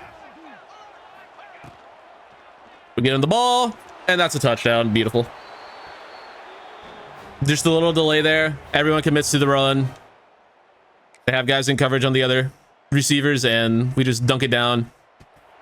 The easy walk-in touchdown for the Heartbreak Kid. And let's see if we can't continue the momentum. Easy read there. Speaks keeps it for a near first down. That edge rusher completely sold out for the run. We also covered the bubble screen quite well, so we'll pick up the first on the ground. Playbook is, or the offensive coordinator is really leaning into the RPOs today. I guess they must know Washington State is not great at defending them, but I don't feel too bad. Ooh, they're giving us QB blast though that I called it once. Let's go.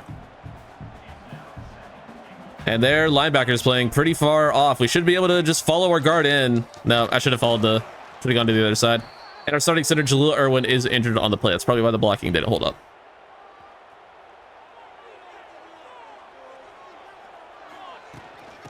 We're gonna Arthur on the ground though. Frankie Arthur finds the score, puts us up 17-7. Defense playing well. We got a 2-minute drill. Still only the first half. These last two games, I feel like the first half has gone on forever. See if Frankie Arthur can get us a little breathing room. Emphasis on a little. Let's try this again. It was pretty fun last time we called it. This is gonna get blown up. Whatever. Maybe not. We get a few yards out of it. I mean, they definitely had the numbers over there, but they just kind of vacated the area and gave us enough room to score. Not score, obviously, but not destroy the play. Arthur first down. All right, we got enough breathing room now. We can hurry up.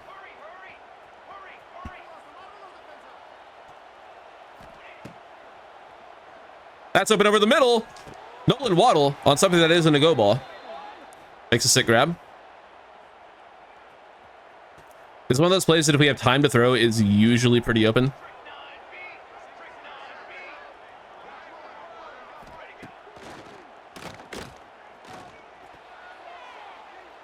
Ended up being double coverage.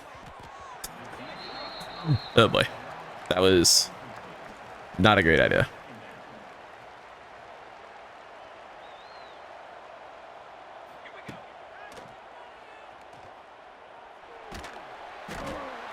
Oh, that's unlucky. Oh man, Sometimes blocking just doesn't hold up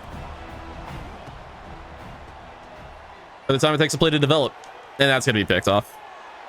Kind of saw it coming. Washington State gonna have excellent field position at the end of the half to, at the very least, get a field goal, but hopefully we can keep them out of the end zone. It looks like we did. 17-10. Got a 3rd and 10 now.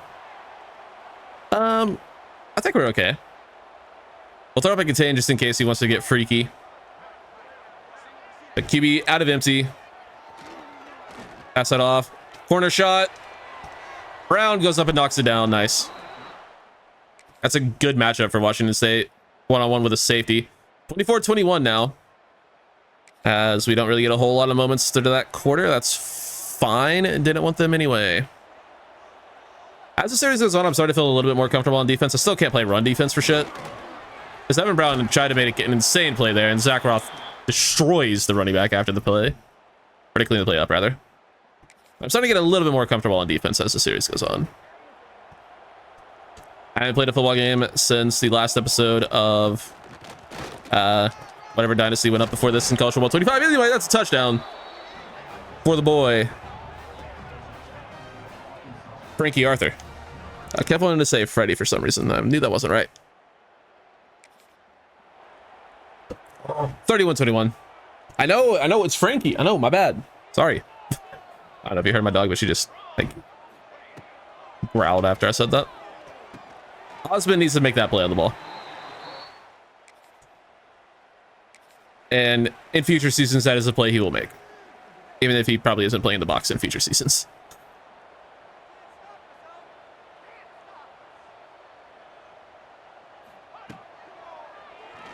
Quick out, knocked away. That's a nice play on the ball by Osmond. And a 3rd and 1 inside 2 minutes. First down will in the game here. Rasmussen, the back, will get the carry. And just could not get out of the way of his offensive lineman there. I would have liked to keep the drive alive, but we end up getting a fucking safety, so that's funnier. 33-21 is your final as we improved to 9-1 on the year. And I just now decided to mention for the first time that we were ranked number 16 after that game. So we're climbing up the rankings pretty fast. Great game from Frankie Arthur. 127 yards, 2 touchdowns. He's having a pretty good season. He's having really big games followed by some okay games. He's had a couple of stinkers, but yeah, he's been pretty solid. Rough game from Cole Warner.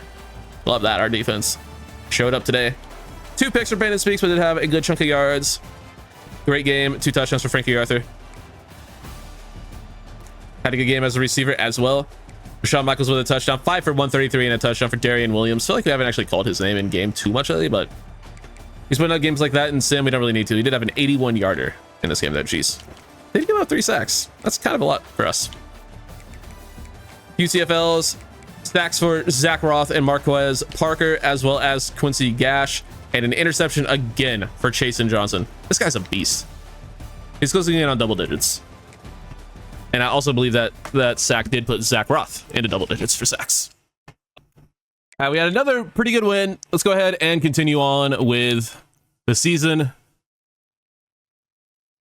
Hopefully, we're at least in a recruiting battle for Otogwe. We do get Connor Hall, 4-star Mike linebacker from Batesville, Arkansas. Welcome to the class. And we do get locked out at a fucking 3-star fullback. Are you kidding me? Okay. That's hilarious. Like, we might as well have one on the roster. We're top 10 in the country, by the way. Let's go, dude. What a season. What a bounce back season. Notre Dame decided they wanted the fullback. All right. Sure, dude. Number 1 on Keon Rochelle. That's nice. We're looking good for some depth 3 stars. What happened with Otogwe's visit? He's about to commit to Michigan.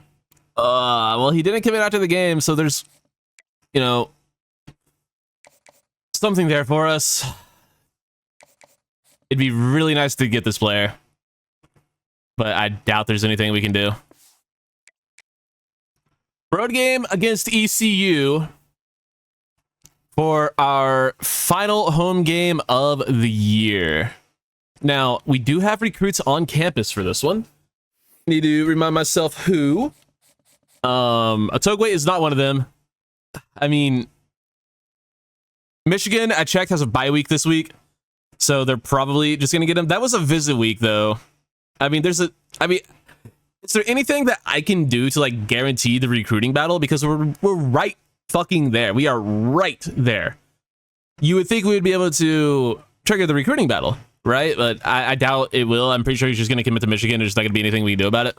Number of 3 stars that are just not being recruited that we'll take in. And then we have LaRon Burdine on campus this week. He was on Arkansas last week, so sucks to suck, idiots. We also have Enrique Hazelwood and Anthony Garvin on campus. They have a complimentary visit with each other. And then Hunter Hall, who was also who committed last week, is also on campus. I'm pretty sure he'll still be there, right? We got a Hazelwood. I guess not. Last year you still got the bonus for that. Another linebacker we're going head to head with Texas Tech for, but we're pulling away there. And then we just added some 3-star players at depth positions: O-line, tight end, safety, another tight end, fullback, another one because fucking Notre Dame decided they wanted our last one. But yeah, ECU is going to be a big game. They're probably going to be somewhat decently rated, I imagine. Yep, 69 overall. Nice. Offense is also a 69 overall. Nice. And their defense is pretty good at a 71. That's nice. But we are a lot higher of an overall. Didn't really matter much the first 2 seasons, but it seemed to mattering this season. Maybe that like 80 overall mark is like the threshold for actually playing better than teams. Like maybe just every team rated in the 70s is essentially the same. I mean, that sounds true to me. Not even like doing the thing. And like we did the math on it last year too. A lot of these like lower rated teams that are actually much higher overall, especially with the players that are playing. It's like the depth pieces that really drag down overall more this year, I think.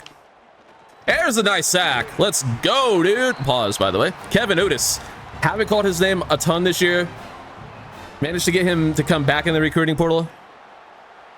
And yeah, he's not having quite as much of an impact as he did 2 years before this, but big play there. And we needed one on a big 3rd down, and we get the ball. Now we're gonna look to take the lead for the first time today. Can we get that? No. That play will score a touchdown at some point if we stay in this playbook. That play will go for a touchdown. We'll dunk it down to the Heartbreak Kid. Gets us 5. Flip screen on 3rd down seems like a pretty bad idea, but why not? I think they're just going to be ready for this. Well, we missed the throw anyway. All right. Guess we held on to it too long. Not a great start. 1 of 6 for Brandon Speaks, but we'll figure it out. Burton Sturgis alone in the middle of the field. That is never a good sign. Zach Ross and Vinny Reinbold in there. Big D tackle duo gets to the quarterback again. And this ECU quarterback is having a tough day at the office so far. And let's see if we can actually take the lead this time. Ooh, they're pressing Waddle. That's a mistake. Let's leave our running back in the block and just see if we can't go deep. We are also number 10 in the country, by the way. I put it in the game, but yeah, we are number 10 in the nation. I accidentally threw a high point. Did not mean to throw a high point.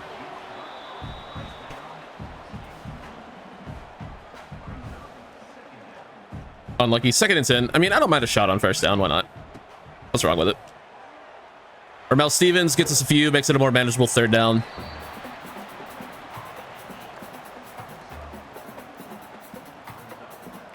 I mean, I kind of just want to see if Darian Williams can run past these guys. I don't know. It looks like it might be possible. They're giving him a huge head start. What am I doing? Why did I not just throw the A? Why did I not just throw the A? Why am I stupid? ECU gets on the board. We can't afford a loss. If we want to stay in the race for Otogwe, the 5-star tackle, we need to win this game. Like a big win here might just convince them, hey, maybe I do go to Michigan, or not go to Michigan. We gotta convince them to at the very least give us the recruiting battle. So we cannot afford a trap game here against ECU. We're probably higher ranked than Michigan at this point, honestly. I mean, maybe not. It is Michigan. They could be a top 10 team. Touchdown. Frankie Arthur. I mean, we're not a top 10 team. We're just having a really good season. And the voters are showing us some love for only having one loss this late. We're not a top 10 team, and we are, you know, maybe capable of making a college football playoff run with a, you know, Group of 5 bid, but we're not, you know, we're not ready for that level of competition yet. Need another building year, maybe 2, to truly be ready for that.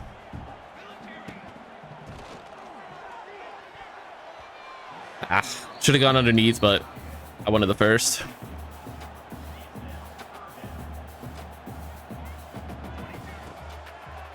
They leave Michaels up the seam. First down. It's it's the second quarter already. Jesus. It's been a really slow first half. We're gonna try this again, by the way. No shot. He jumps out and picks it out of the middle of the air, by the way. I mean, sure, dude. Ball in the red zone. 7.5 minutes to go in the third. Williams open. We'll take 6. Takes a big hit there. I mean, we're really only getting fucking RPOs. Like a ton of them. That one works. Hurdle. Oh my God, Rashawn Michaels just jumps over him, man. The heartbreak kid shows him his nuts. Oh my God. Pause, by the way. I don't know why I said that, but what a play. Just clean jumps over a guy. It shows off like a fucking 6-foot vert. Obviously not. Just clean hurdle. Right over the top. He did duck, but bro was scared. Didn't know what to do. This 6'4", 240 piss missile just flying at you. What the fuck are you doing in that situation? I am hitting the fucking deck. I'll tell you that for free.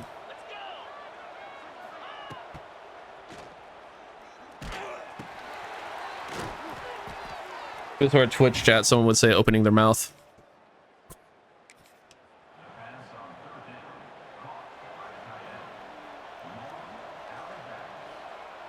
It's a pretty deep field goal. Would have been good from 70.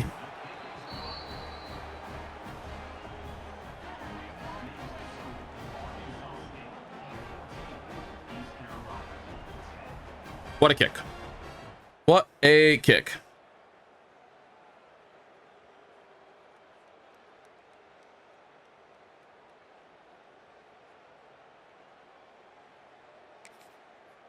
Here we go, here we go, here we go. Red zone alert once again. I like 37 fucking notifications on my phone. I just wanted to make sure LeBron didn't get traded or some shit. It was just all nonsense.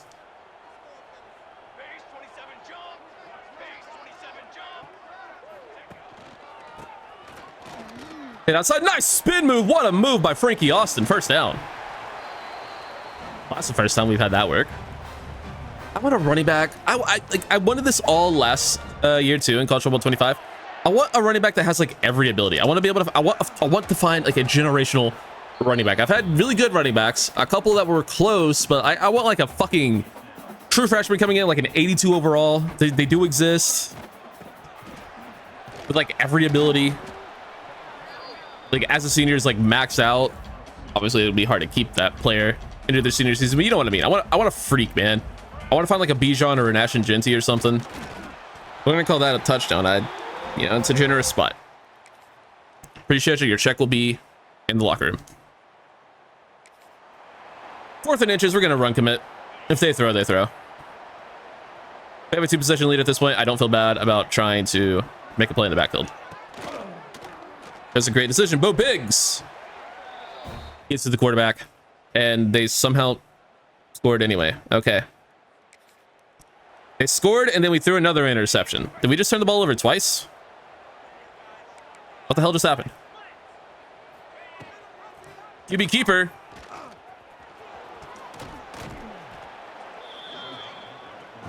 What the fuck happened here?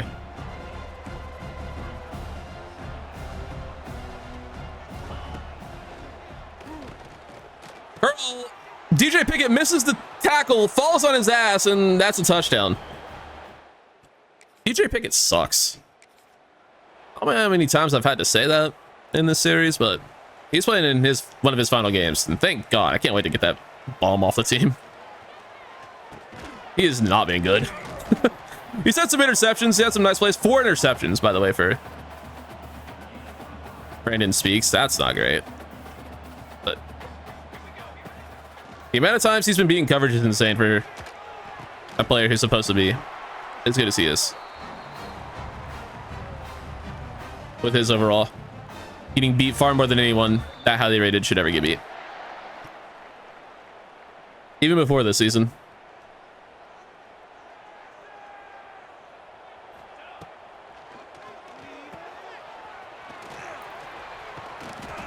Screen went pretty well.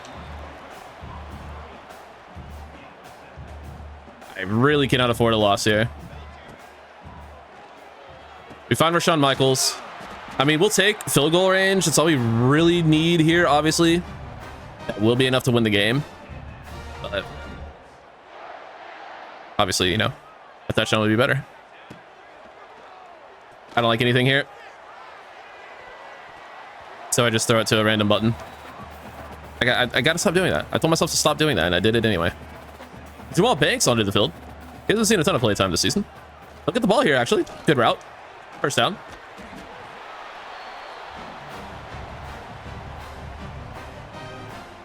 Probably end up playing a bit more next year. Go underneath. Caught. Wasn't sure if it was or not. Minute 18 to go. Still plenty of time. Nearly picked off. Caught by Michaels, though. I mean, the game wants us to run the ball for some reason. I'll trust it. Rasmussen into the game. Good decision. They're prepared for the pass. We'll take it right up the gut. Timeout ECU.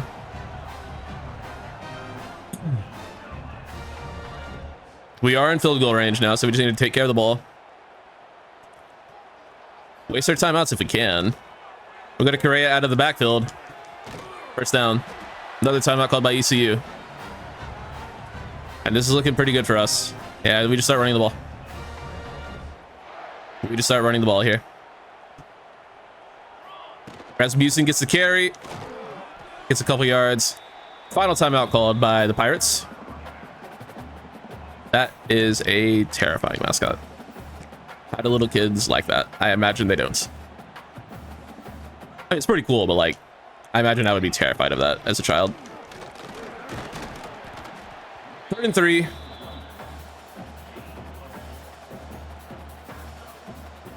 This is pretty lined up. We can line it up a little bit better though.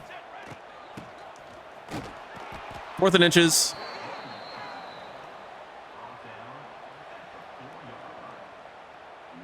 Timeout. Imagine we didn't have a timeout there. 2 seconds left. 21-yarder for the win. Garbett up and good. We go home happy. Not a big win, but a win. That would have been a tragic loss for the CFP chances. I imagine we're probably the Group of 5 representative, having only 1 loss at this point, being a top 10 ranked team. We certainly would not have been with the loss there, but we do manage to hold on and escape with a dub. Rough day at the office for Brandon Speaks, admittedly. But yeah, we did still have almost 300 yards. 2 touchdowns for Frankie Arthur were the difference maker. Michaels 9 for 81 and a touchdown, 5 for 80, excuse me, for Nolan Waddle. Arthur with an okay game. Ramel Stevens with an okay game. Rough day at the office for Darian Williams. Didn't really get him involved too much. We had a decent performance from our O-line. Defensively, bunch of TFLs. Sack for Kevin Otis. Sack for Zach Roth. half for Marquez Parker and Vinny Reinbold, and no picks this game. I don't think they threw the ball like at all. Yeah, no, 8 for 16, 112 yards. Did have 2 touchdowns though. And let's get to week 13. Visit didn't go super well. I forgot we had a bunch of recruits on campus for that. Fuck. Oh well. I was mostly thinking about John Atogwe, the tackle, who we end up finishing 3rd on somehow. Okay, sure. Sure, we finished 3rd. All right, dude, whatever. He ends up choosing Michigan. We're up to number 8 in the country, though. We'll remember that. We will remember that. First on Dion Pierre. Second on Laurent Berdine. How? He was on campus. Or win. Whatever. He's not that good. I'd still like to get him, though. All right, it's been a few hours since I have last recorded. It's been like 10 seconds, if not even that, for you guys. Not even that. It's been like a second. But we are here in week 13, ready to take on UAB in our final regular season game. They are also a ranked team. And just to remind myself, if you're seeing this again, my bad, not looking at the video to confirm. But it's like we're like 4 hours into the recording at this point. You can't blame me. Anyway, conference standings. Navy is ahead of them, but they're tied in record. So is Tulsa. So I think regardless of whether or not we win this game, we will be in the conference championship game. Obviously, we want to just go ahead and win this sumbitch, so we don't have to worry about that. It would knock out UAB, and then it would be between Navy and Tulsa. It would be a rematch against Tulsa, who we absolutely dog-walked earlier, and another opportunity to get more revenge against Navy for our year 1 bowl game against them in the Myrtle Beach Bowl. So either way, we're chilling. And in terms of recruiting, I think we have at least 1 visit this week.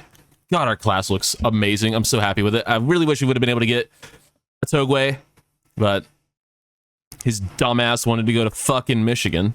And that being said, we need to head down to Birmingham, Alabama, and take on the UAB Blazers, the number 23 team in the nation. So we got a battle of ranked teams in the American. That's pretty fun. They have some pretty cool jerseys. These white limes are good. Or the lime jerseys. I wish they had a black helmet with this, though. They just don't. The green helmet kind of looks okay, but it obviously is not a lime green. But those are pretty cool. Gray jerseys are kind of cool. Like this is a team that would be a fun rebuild. They had a really fun like year 1 roster last year. We'll see if they have like a lot of those same guys that would make it not a difficult rebuild. They surely might get to them at some point. Again, I've talked about it a little bit. I already know who our next team is, what we're doing after Arkansas State, but we still have to, you know, continue to build Arkansas State into a powerhouse. We got at least 2-3 more seasons. Right, here we go. Down here in Birmingham.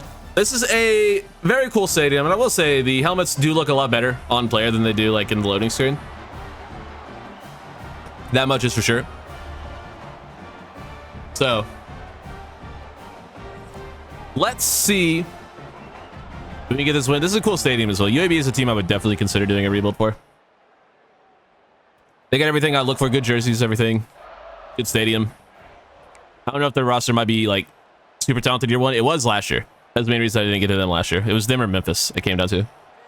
But Memphis's roster was a little bit more like rebuildable because they had a lot of old guys. UAB had a lot of young guys, but they very well could still have that this year, but it could be, you know, a lot of transfers. I don't know. I haven't looked. I'm not going to. Regardless. We're going to throw that late over the middle. Caught. Touchdown, Darian Williams. That's a dangerous, though. You never really want to throw over the middle field late, but we did there, and it worked out for us. That's a big touchdown. 7-0. And apparently UAB is going to punt. Okay, yeah, they're going to punt on 4th and 1. They are backed up a little bit. I mean, 36. No, I'd probably go for that. Let's see what Darian Williams can do as a return, man. Nice juke. 36 was in a perfect spot to save a touchdown. That could have been gone. My man's could have been gone there.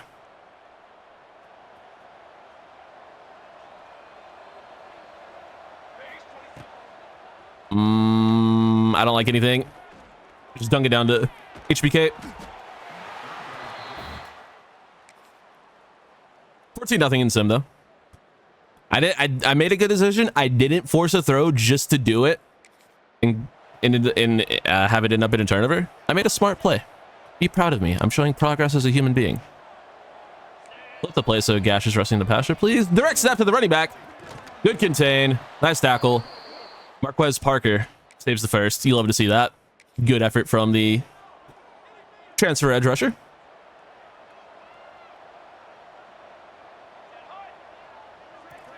See what we can do here.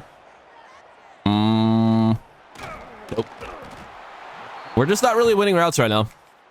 We're not really winning a whole lot of routes. We're getting some plays that we don't often run. And our players are a little bit confused, I guess, as we're trying shit in the most important game of the year. Ball's out to Stevens. First down. Good throw. Good patience. Good throw. Good result. That's what we got to do more of. Good things. Oh, the game gave me a QB blast. We got to run it. We can try it here. On 1st and 10, kind of a bold call. It's more of like a pick up the first down type play. Or like bowl through to the end zone type play. Not really a 1st and 10 play unless you like get a really good, look at it. And didn't really there. I mean, 3 yards isn't bad. But we just took a shot with our QB for no fucking reason. Other than just vibes. Got the spin move because it lit up. Didn't really get anything.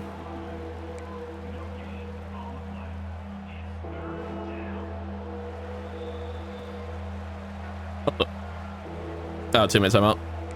Like, no way they call a timeout there. But the clock itself did call a timeout. I don't really like any of these. Outside is not the play I called. Or meant to call. Sure, fuck it. Just snap the ball. Williams on a slant. Wait till he crosses the face of the linebacker to throw. And then through contact, he's able to hold on. We'll go from 20 to go up 17. Or attempt to get the first down and go up by 21. I think you know the answer.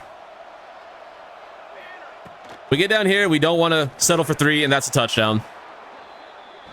Especially when we're already ahead. If it were a close game, maybe it's a different story, but we're already up 14-0. We're already up, a good bit. Let's try to really put the,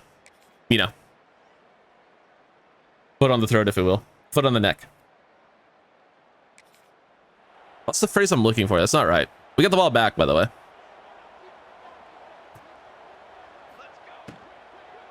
Buckles on the RPO, drops it. Game's doing that thing where it's only wanting to give us RPOs right now. I'm kind of okay with it. Read what the select corner does against Williams. Run the ball. And Frankie Arthur falls forward into the end zone. Touchdown, Frankie Arthur. We go up 28-zip. We're having a damn fine game. 35-0 into the third quarter. 35-3, 38-3. And a 4th down attempt for UAB. It's going to be 4th and 6. We're going to send everybody. 0 blitz. We ball. Backup quarterback into the game for UAB.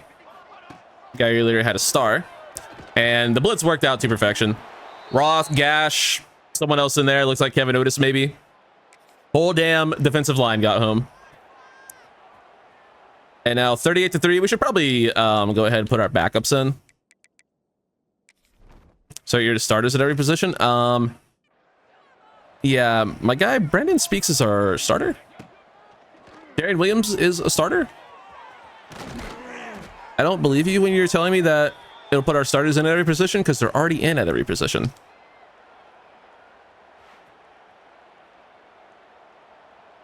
Yeah, no, let's go ahead and we'll click that, and then we'll do that. Yeah, get our backups actually in the game. We'll keep it with Speaks. Takes a nice shot, and oh my god, I got so excited. But Darian Williams might even be a scarier injury. Oh my god, this is why you put your fucking backups in late, dude. What are we doing? All right, there we go. Backups in the game. Miles Fish gonna try to blast it into the end zone, and he will. Miles Fish touchdown. He can't throw an interception if he's not throwing the ball. But he can fumble. That's also a problem with him. The one game me. Let him start. Yeah, no, before we do anything else, I need to make sure our guy's okay. Michael's torn labrum. Oh, man. And Bo Biggs broken ribs. Biggs is a little bit more survivable because we have good depth at linebacker. Rashawn Michaels out for the postseason potentially with a torn labrum. It's like a 4 to 6 week injury in game. There's a chance he could be back for a CFP game. Probably won't be back for a conference championship game. Certainly won't be back for a conference championship, but that's devastating. But at least Darian Williams is okay. Rasmussen gets a couple. He's a good player, but man, his skill caps just suck, which is just such an unfortunate. Obviously, it has to be a part of the game. Otherwise, everyone can be a 99, so then no one is. But what are we, NBA my team? 2K my team? Anyway, it does suck that like a 4-star can have just no chance to really develop. Good route by Jamal Banks. We're gonna try to get him a touchdown. And we will not, as he can't hold on. He's not really a big contact guy. Doesn't really do too well through contact. We'll go there. It's a touchdown to someone on the team. Bush. Is he doing the boogeyman walk from WWE? What the hell was that? 51-3, by the way. Jabari Bush. Yep. Definitely know who that is. 52-3. And we have the ball once again on a 3rd down. Harris gonna be the guy who gets this.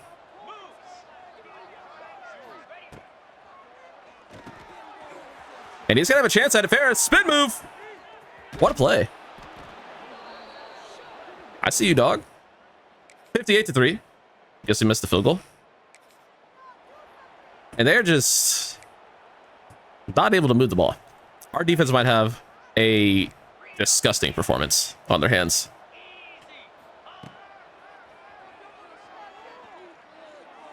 Guess we gotta lob that. I don't know. I kind of just don't like that he just sort of played the tackle instead of the ball. But Miles Fish does what Miles Fish does, and it gives the ball to the other team. But I think it's okay. We were up by 55 points.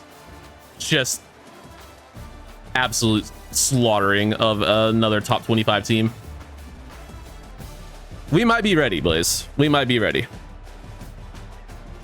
Brandon Speaks, another great game. He continues to be just a very, very, very good player. Yikes. Not exactly a phenomenal game from the UAB quarterbacks. Let's just check out the rushing stats. Our defense was on one today, boys. But Speaks goes 19-27 for 316 yards. I should have said what? What? My bad. All right. Give me a hell yeah, that's what I should have said. Fuck! Listen, I'm not on my references right now. My bad. He tried an okay game, but he did throw a pick because that's what he does. 16-49, 2 touchdowns for Frankie Arthur. Brandon Speaks had a good game rushing for Rasmussen. And then receiving wise, 7 for 124 and 2 touchdowns for Darian Williams. Thankfully, he's okay. Stevens, 6 for 107. We're gonna need to him to step up even more with Rashawn Michaels being injured. Jabari Bush had a couple catches and a touchdown. Johnny Ferris had the big catch, and much other guys with a catch. Few sacks, and then defensively, I'm expecting to see something crazy here. Yeah. 3.5 sacks for Gavin Garrettson. 2 for Quincy Gash. Half for Cameron Keys, Zach Roth, and Marquez Parker, and then interceptions for Cedric Franklin and DJ Pickett. What a game. What a game from the defense. Just dominating up front. And then when they were able to get the throw off, we intercepted it quite a bit too. Well, we finished the regular season 11-1, which will definitely 100,000 million% give us a trip to the American Conference Championship. And we get locked out on Berdeen. LaRon Berdeen has chosen to go to Fayetteville instead of Jonesboro. And we should all shame him for it. Absolutely disgusting decision. We dropped to number 2 on Anthony Garvin. We're number 1 on Keon Rochelle still. And we drop to... Really? Auburn? Really? Marvin Scioli? Well, we're going to have to try to win that. We're playing the Navy in the conference championship. Gotta beat him again. I'm very annoyed at a couple of things in recruiting.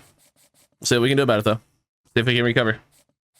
Enrique Hazelwood, 4-star linebacker from Monroe, Louisiana, has chosen us over UL Monroe. Can only imagine, but no. He has joined the class. Welcome. We also get Clyde Pape, a 3-star tight end from Lucas, Texas. Welcome, welcome. And we do end up losing out on Garvin. Anthony Garvin chooses Alabama. Sometimes it just be like that, you know? Sometimes it really just be like that. We're second on Marvin Scioli, and we're gonna battle it out. I found out that Auburn just happens to be the #1 team in the country, which might make this a little bit more difficult than, you know, we had otherwise hoped. But we're gonna do what we can to get them. We're gonna try to take it. We're gonna try to take a step up in recruiters. This could be a massive mistake, but I'm hoping, since we're a higher tier school now, after having an 11 in 1 year, I'm hoping we'll be able to find better coordinators with better abilities. That could have been a gigantic mistake, but I want a recruiter, and yeah, that's just where I'm at. I want a recruiter. We need to really just start locking down recruits. We've been pretty good at it, but we need to get great at it. We have this matchup against the Navy for the conference championship. You know what? I've made this joke before. I'm going to make it again for the new audience. If we're in the American Conference and we're in the conference championship and we win the conference championship, that makes us the American champions. So therefore, by default, we're the national champions. Conference championship against Navy. They beat us in a bowl game once upon a time. We got a revenge for that. But now we really want to cement that we are just simply the best team in the conference. Let's do it. First and goal. No Rashawn Michaels. Forgot to look to see how long his injury is. But we'll go to Gavin Correa anyway. Able to stay on his feet. Gets us a nice little game there. I want to do... Oh, it was there. I want to run QB blast here. I don't know why. I just had the urge, and the game gave it to me. Touchdown! Brandon Speaks. And I dive in. Get it. You div. Okay.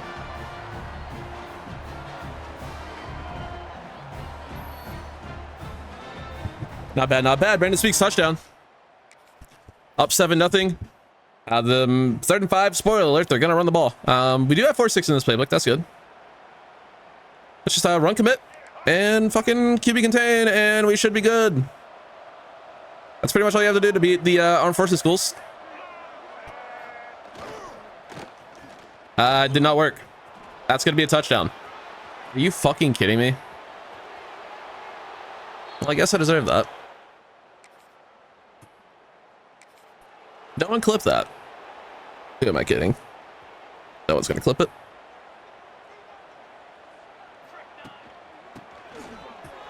Push down. Not bad. 14-7. We got 3rd down. I mean, I think I know what we're gonna do.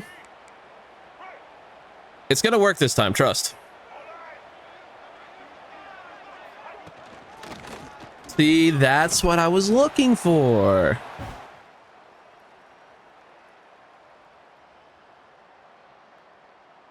That's what I was looking for. 3rd down. I just realized we're... My bad. QB's actually gonna throw.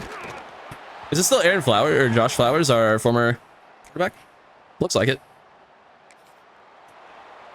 They beat us in our bowl game and took our backup quarterback to be their starter.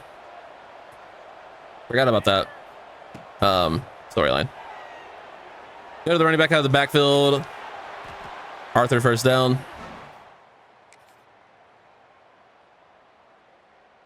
Got 49 seconds.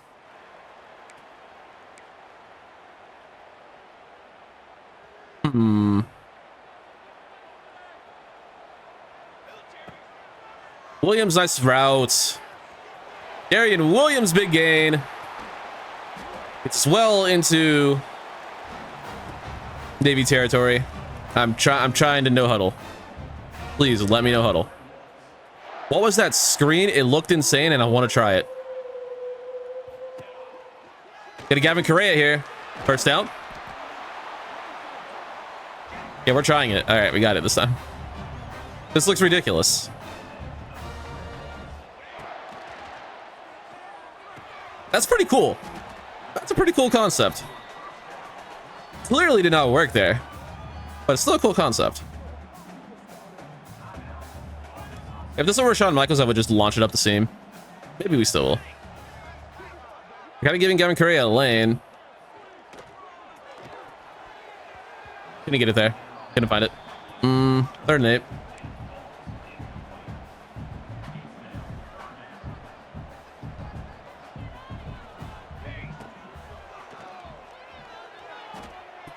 Put that into Stevens. It's somehow intercepted. No, it's not. Good play by the Navy defender. Me when I'm in an argument about government spending or something. Touchdown. Frankie Arthur. Puts us up 2 scores. You mean to tell me they're going for it on 4th down? The Navy? It is 4th and inches. They could pretty easily get this, I suppose. Yeah, just straight up fullback dive. Nothing we can do about that. I don't think there's a D-line on the planet that could have stopped that. I'm sure there is somewhere, but it's not right here, right now. I'll tell you that for free.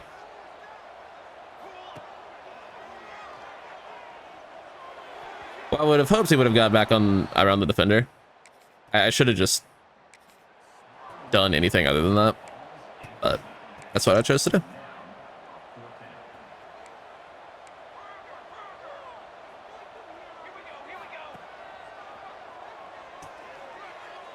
Sit down, hold on to the football. Nice. Good blocks out, box out. What a catch, what a catch.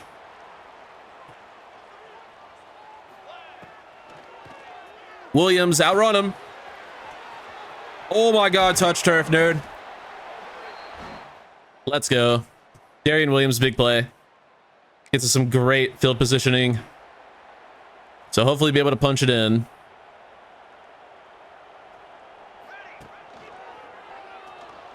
Gotta get it out quick. We had the fucking touchdown to A.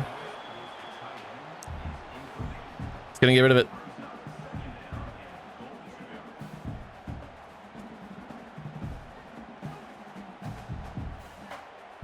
All right, we gotta find a first here, or the end zone rather.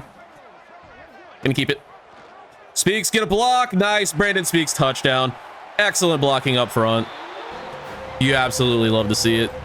You absolutely love to see it. Touch. Bad.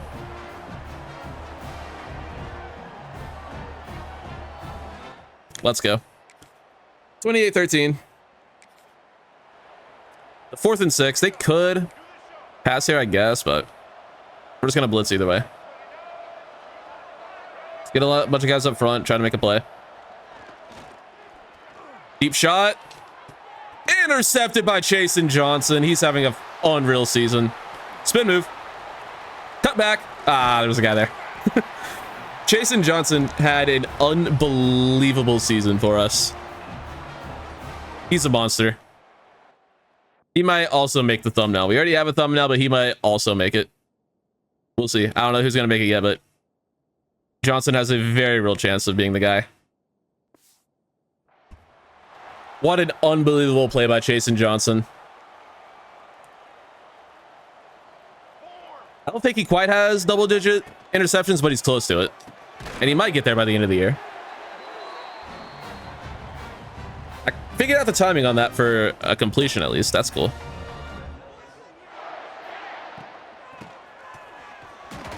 Not bad. We'll take a couple yards there. I should be in shoe clock, but I'm not. Keep it again with Speaks. He's not really a spin move guy. He's not really a spin move guy. He's a good runner. He's not really a make a guy miss, though.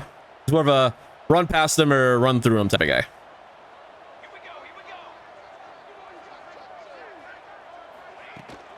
Get it to Correa. Ball came out a little bit weird. He didn't exactly break off of the line like Rashawn Michaels usually does on that play, so we aren't able to get any forward momentum. And we'll just let the CPU handle that. Game should be all but over, and it is. 31-13 is your final. Ended up reversing their score and getting a big win to officially become the American Conference Championship champions, which, if you think about it, in a way, it makes us national champions. And we beat our former quarterback, Josh Flowers. That's what you get, bud. You could be the starter. You could be starting for us right now, but instead you chose to enlist in the Navy, and we very much appreciate your service, sir. So, you know what? A respectful decision in terms of humanity and morality and patriotism and all that, but just a piss poor football decision. But hey, we're conference champions, man. We did it. Took us 4 years. What we got there? Should have won the Sun Belt in year 2. Didn't, because we suck. Got dominated year 1 in the American. Dominated the American in year 2 here. Only 211 yards passing for Brandon Speaks. Did not have a passing touchdown, but that's all right. We did have a touchdown for Frankie Arthur, and we did have 3 rushing touchdowns for Brandon Speaks and almost 100 yards rushing as well. So he said, you know what? All this QB run nonsense, let me show you that I can do that shit too. And he did very well. Congratulations, Brandon Speaks, on a great game. Darian Williams, 4 for 72, 4 for 50 for Ramel Stevens, 4 for 24 for Gavin Correa. Waddle did some stuff. Had a long catch. Arthur did some stuff. Savage did some stuff. O-line played great. And then defensively, we had a few TFLs, half a sack for Teddy Montgomery getting on the field. Let's go. And Jimmy Brown also getting on the field with half a sack. And a pick for Chasen Johnson. And what a play it was. Conference champions. Let's go. We're up to the number 6 team in the country and up to C- program tradition. We'll take it. It's not great, but we'll take it. It's getting better. What do we have here? Brandon Speaks, Conference Player of the Week, of course. We had Defensive Player of the Week as well. I guess we didn't. I have a bye week in week 16, and I imagine we'll be getting some very good news about CFP very shortly. Now, the problem is, who the fuck are we going to play in round 1? Let me rephrase it. Who the fuck are we going to lose to in round 1? Anthony Lima really wants to go to Oklahoma. Why? Oklahoma's not a top 6 team. I mean, I guess it could be, but they're probably not. It's OU. They suck. Dante Crabtree makes it a three-peat for Ohio State quarterbacks and the Heisman. All right. Good season. And we'll be taking on Penn State in round 1. So the team whose playbook we are stealing is going to absolutely roll over us. But it looks like we're the home team. So we get a home game in the CFP. That's hilarious. We found our guy. We did it. Kennesaw State, Mitch Militello, has Elite Recruiter. We found our fucking guy. He has no other offers. Please, Mitch, come on up to Jonesboro. We would love to have you. Master Motivator for the defense. You know what? Let's not test our luck. We'll offer Donovan Harper as well. Elite Recruiter, Master Motivator. I'll take that. I'll certainly take that. Early National Signing Day. Let's see how good this class is. We're hoping for some really good dev traits, please. Just show me a few good dev traits. Greg Whitaker, Impact Dev for the 4-star corner. Normal for Joseph Gaffney, which makes sense because he really wanted to be here. Gallo, one of the big ones. Star Dev for Cameron Gallo. He's going to be unbelievable. Let's fucking go, dude. Trey Stork with Impact. And here's the game changer. I'm going to close my eyes. I'm going to press down on my controller, and I'm going to let you guys look for a second first. Oh, God. Grant Shelley has Impact Dev. Could be worse. We'll take Impact. It's not normal. I can live with Impact. We should hopefully be able to improve that. Bernard DeBeer, Impact as well. Dubose only normal. Unfortunate. Damian Dallas has star dev. Let's go. Connor Hall, impacts. And then down here, Enrique Hazelwood, only normal. And Clyde Pape, 3-star tight end with impact dev. I'll take it. Okay, Clyde. And the rest of these guys we are looking pretty solid on, except for Marvin Scioli. He's going to end up choosing Auburn like a fucking loser. You want to go ride the pine, bro? But, yeah. It's Penn State in the CFP. It's not looking good for your boys. Old Dominion also makes it.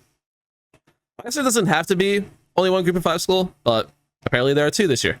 As they'll be taking on Oklahoma round 1. It's Arizona State, UCLA, Penn State versus Arkansas State, and then Notre Dame versus Oregon to round out the first round matchups. Auburn, Texas, Ohio State, and Florida State are your teams getting buys. Florida State finishing 13-0.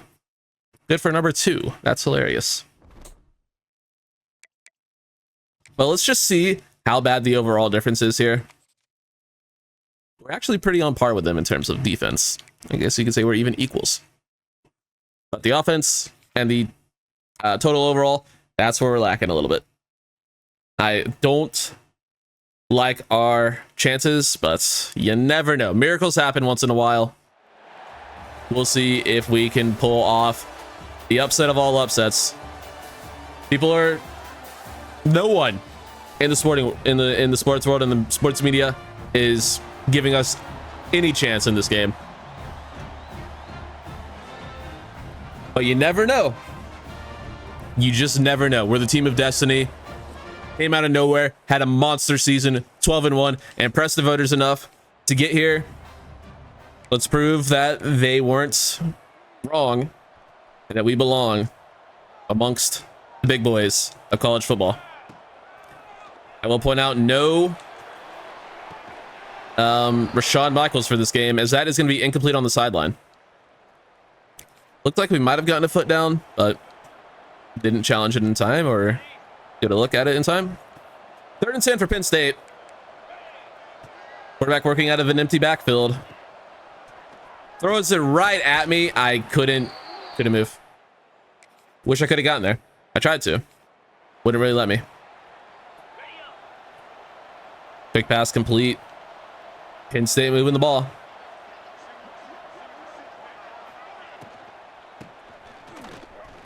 Good tackle, Bo Biggs. Makes up for missing the interception, or missing just the defense in general. With a good tackle there. QB out of empty again. And he's just gonna blast it right down our throats. Pause.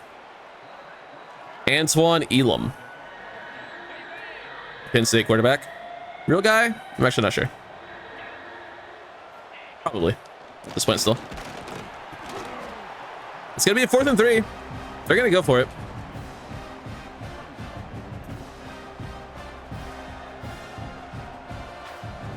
He's a real guy. Actually, maybe not.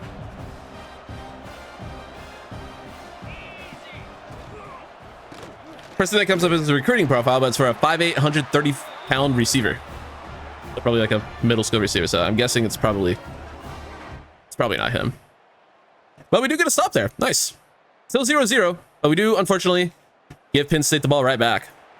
It's going to be a 3rd and 10.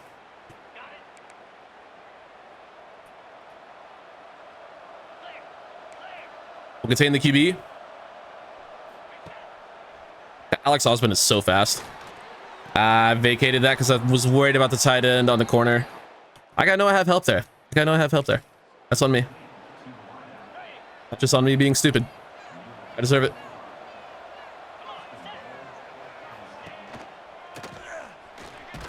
Good tackle. We're playing great in run D.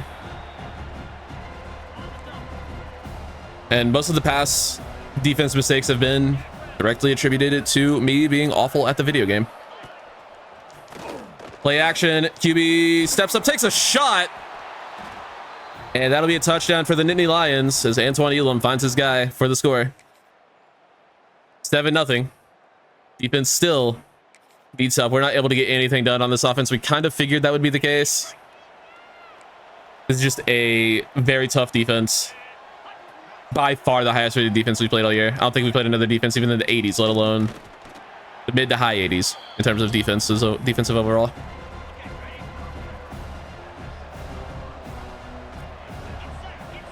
So even though we're like on par with them in terms of defense, like obviously our defense can't, you know, move the ball for us. So like that overall difference doesn't really matter. It's just our offense is what I mean. It's never played a defense this good, even though our defense is this good. Like, I guess they have in practice, but you know what I mean.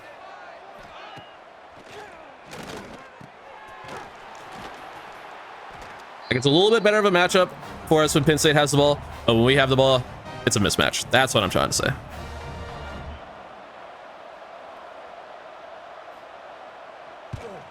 And that's gonna be a miss. Still a one possession game. I'm just gonna sim until we get an offensive moment. I'm just gonna sim until I get an offensive moment. It's 4th and goal from the 1. Guess I'm not gonna sim until I get an offensive moment. Huge hit, Bo Biggs lays out Jerron Mack, the Penn State receiver. He doesn't know what hit him. That's the Bo train, baby.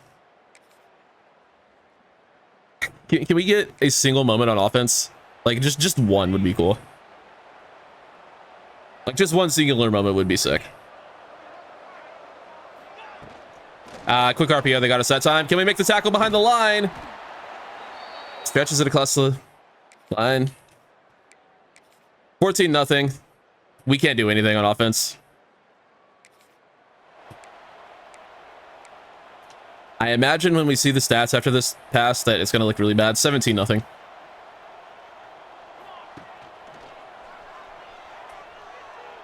Williams on the sideline. Floated a little bit, but he makes the catch.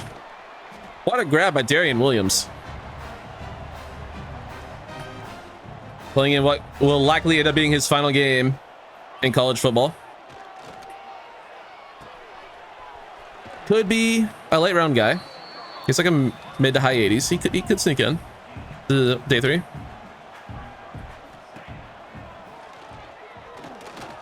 He's gonna throw it up to Correa, and there's a flag on that. Could be DPI. In which case, that would be amazing. It is gonna be DPI. Let's go. Gavin Correa actually almost went up and got that too. So, what an effort from him. Transfer player, I believe, also a senior. Ripped it up the seam. Can't get it to Correa. He's running some good routes right now. He's open, we'll hit him, but kind of hard.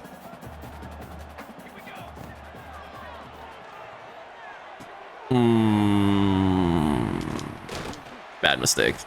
I just threw to only Darian Williams there. Our defense is trying, but there's only so much they can do when they're not getting any help. 24-0. And that runoff is going to stop us from being able to get a snap off. That's cool.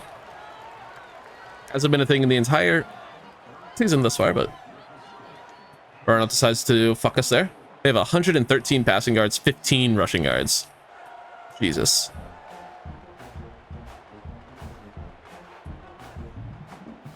Yeah, something tells me we're not going to be able to mount this comeback, but we are on fire. Wonder what ability is doing that. Also, wonder what ability is doing that. Bryce Jenkins just killed Brandon Speaks. Brandon Speaks is now deceased. The obituary will be in the paper. There's another interception. So he got rocked. The CT is hitting him real hard right now. 27-0. Yeah, we're just getting rolled. We're not ready for this level of competition yet. We're a couple years away from being able to hang with the Penn States of the world. But we did make a run to the college football playoffs. We can hang our hats on that. We made it. And we can say we did that. Nothing, they can't take that away from any of these players. They made the college football playoffs, damn it.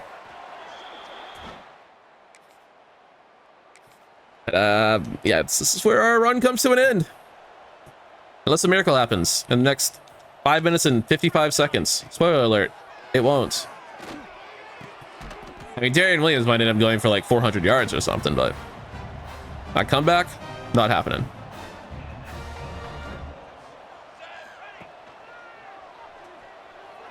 Gavin Correa, good route, touchdown. We at least get a score. Yeah, we're not gonna get the onside kick. 34-7. All right, the game's over. We got our touchdown. We'll live with our score. It's a good game to Penn State. Congratulations on making it this far. You got the luck of the draw and got to play us round 1. Good luck in the next round. We'll see you in future seasons, and we're coming for you. We're gonna remember this game. We're gonna remember who we lost to.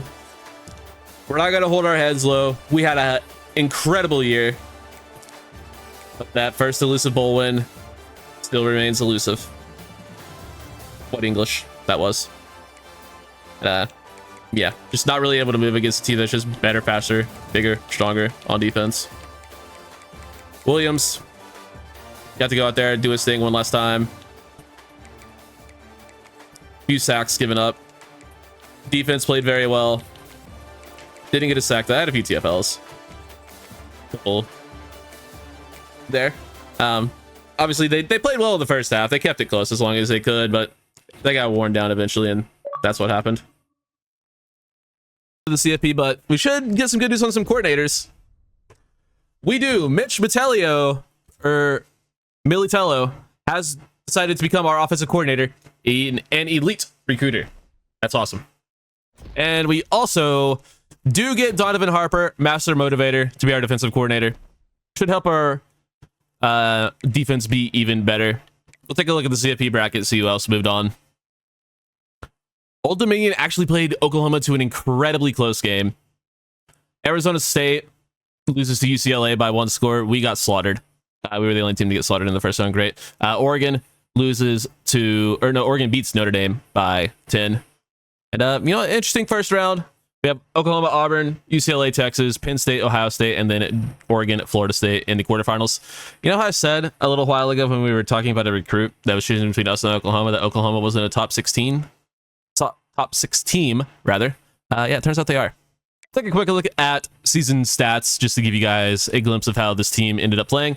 Yeah, 3,500 yards for Brandon Speaks is a series high. Actually, no. Yeah, it is. He did throw for more than Jalen Raynor. 30 touchdowns, 23 interceptions. Those interceptions ended up going up a lot towards the later parts of the season. It wasn't too bad. And then it started getting bad like the last few weeks. Just sort of started launching them because I'm just terrible. But overall, a very successful season. Miles Fish was okay. I mean, he ended up having like a decent role as a backup, but did throw 6 interceptions on 74 attempts. Yeah, can't really be having that. Rushing almost 1,300 yards and 13 touchdowns for Frankie Arthur. Beast. Brandon Speaks added 7 on the ground. Zach Rasmussen was okay. Didn't really see a whole lot of Justice Savage. He missed a lot of the year, and I guess just never really got a carry after that, so it is what it is. Injury year for him. Darian Williams goes over 1,000 yards, has 12 touchdowns. He's an 85 overall. We're hoping he can sneak into day 3. That'd be really cool. He's a really good athlete. Some team will take a shot on him as like a gadget, as like a schemed up touch guy, or if nothing else, a return guy. He should make it. I don't know if he will, but he should. Nolan Waddle ends up being our second leading receiver, finishing just under 800 yards and 6 touchdowns. Ramel Stevens finishes with 740 yards and 5 touchdowns in a reduced role. And then Rashawn Michaels goes for 727 yards and 6 touchdowns, but he missed the last 2.5 games of the season. Good year from Frankie Arthur as a receiver. Gavin Correa played well in the absence of Rashawn Michaels and just in his own right as a backup tight end. Got a touchdown in the playoff game. And then Jabari Bush, third string tight end, got a touchdown out of nowhere in one game. O-line was very solid. Amarian Breland had a rough year, but he wasn't really expected to start. He ended up starting a lot of games while Kylan Franks was injured, and yeah, ended up giving up quite a few plays. And then Cash Courtney, he gave up 4 sacks, the second most on the team. He only started like the first 2 games of the season. And then we replaced him with Jalil Irwin, and he ended up playing a lot better, so that's pretty cool. Defensively, Vernon Sturgis led the team in tackles with 91, and then TFL's 25 for Quincy Gash off the edge, 19 for Zach Roth, and then 10 for Marquez Parker. Sacks, 11.5 for Roth, 11 for Gash, 7 for Parker, 4.5 for Gavin Garrison, 2.5 for Vinny Reinbold, 1.5 for Kevin Otis. He didn't end up having a great year when he came back, but yeah, he did some stuff. Some numbers there for some other dudes. Interceptions, 8 for Chasen Johnson. Monster season for him. 4 for Evan Brown and DJ Pickett. He's also now a senior. He will be moving on to the NFL, hopefully. 2 for Cameron Keys, Cedric Franklin, and Alex Osman in his first playing time. You love to see that. And then Vernon Sturgis got 1 as well. So, respectable season. Season for the ages. We'll be back, though. We're not content with just making it. We're going to go out here and try to improve the team, get a lot better so we can come back and win not only a playoff game, but maybe the whole playoffs next year. All right, let's see how the rest of the playoffs ended up playing out. Auburn beat Oklahoma. Texas beat UCLA. Penn State did beat Ohio State, and Oregon beat Florida State by a single point. And then the semifinals, Auburn beats Texas, and Oregon beats Penn State. So we have an Auburn-Oregon final down in Raymond James in Tampa. Going to be a pretty pro-Auburn crowd, you would imagine. But let's see who takes it home. Boatload of XP there. We'll take it. We end up finishing number 11 in the country. Very respectable. We have an A- coach stability, despite the fact that we hired 2 new coordinators. That's hilarious. Coach Prestige gets up to a B+. And our athletic facilities got better. Hell yeah. Guess we use the money from making the CFP to improve our shit. And Oregon ends up beating Auburn 35-30 in the national championship game to be your 2028 national champions. Dion Pierre, a 3-star corner from Atlanta, has chosen to commit. Let's go. We don't get Anthony Lima. He chooses Oklahoma like a bitch. Guess they fucking won a playoff game. All right, fine. That's your fucking tiebreaker, loser. Who all is leaving this season? Justice Savage wants to transfer for brand exposure. We'll let you. Rashawn Coleman wants to transfer. Go try to play somewhere. We'll let you. Same thing with Anthony Wilkins. Marcus Boswell, a will linebacker, wants to transfer. We'll let him. And then Reggie Gooch. We have an extremely low chance for playing time. I would like to have him back. He has not been persuaded. We'll let these other guys go play at other schools. They're just simply not going to see the field. So I'm okay with that. We'll try on Justice Savage. He has not been persuaded. And then, yeah, we don't need either one of these QBs. And yeah, we're good there. We're losing Isaiah Hornsby to graduation and Cameron Keys to graduation. Hopefully he sneaks into day 3. And then DJ Pickett and Chasen Johnson are both expected to be 3rd-round picks. Brandon Barnes Jr. is graduating, and then Cedric Franklin is also graduating at safety. So we're not losing any of our main players. That's really good. That's a nice change of pace. We're not like people aren't just trying to dip just cuz. It's not like reasonable, request. Amari Tyree, 3-star guard from Meriden, Idaho, joins the class. Draft results. Show me a little bit more. Okay, well, DJ Pickett and Chasen Johnson do both end up going round 3, and Cameron Keys sneaks into day 3 in round 7. So all 3 of our corners get drafted. That's pretty cool. That means we're going to have a pretty big hole there, I would say. And we have 900 hours. Yes, our program prestige has gone up to the point that we can actually have a good chunk of hours in the offseason. These are things we love to see. And we're also to the point where our grades are improving. This was the year, man. This was the year where everything built to perfection, and now next year is where we start to dominate. We're still going to go for Martin Cioli. He ended up not committing to Auburn, so we're still going to give it a shot. See what's available to us in the portal. Let's fucking go. A lot of players are interested. This is what we love to see. Corner Raheem Stroud from Bama. Yup. Bama corner. You bet your sweet bippy we want him. All right, so we got something crazy going on in the transfer quarterback window. Cole Welliver, I know for a fact, is unbelievable. I kind of want to check out all these guys, though, just for fun. Quincy Truzili. He's a freshman transfer. Okay, Quincy. Okay, Quincy. Deuce Knight. I'm sorry, what? I'm sorry, what? I'm sorry, let's say 99 throw power, 91 speed, 94 acceleration. I'm sorry. Need to fucking... Alright, give me a second. But I know Cole Welliver is also really good. I know he has a really high overall. I checked his roster at some point. But, I mean, he just simply does not compare to Deuce Knight.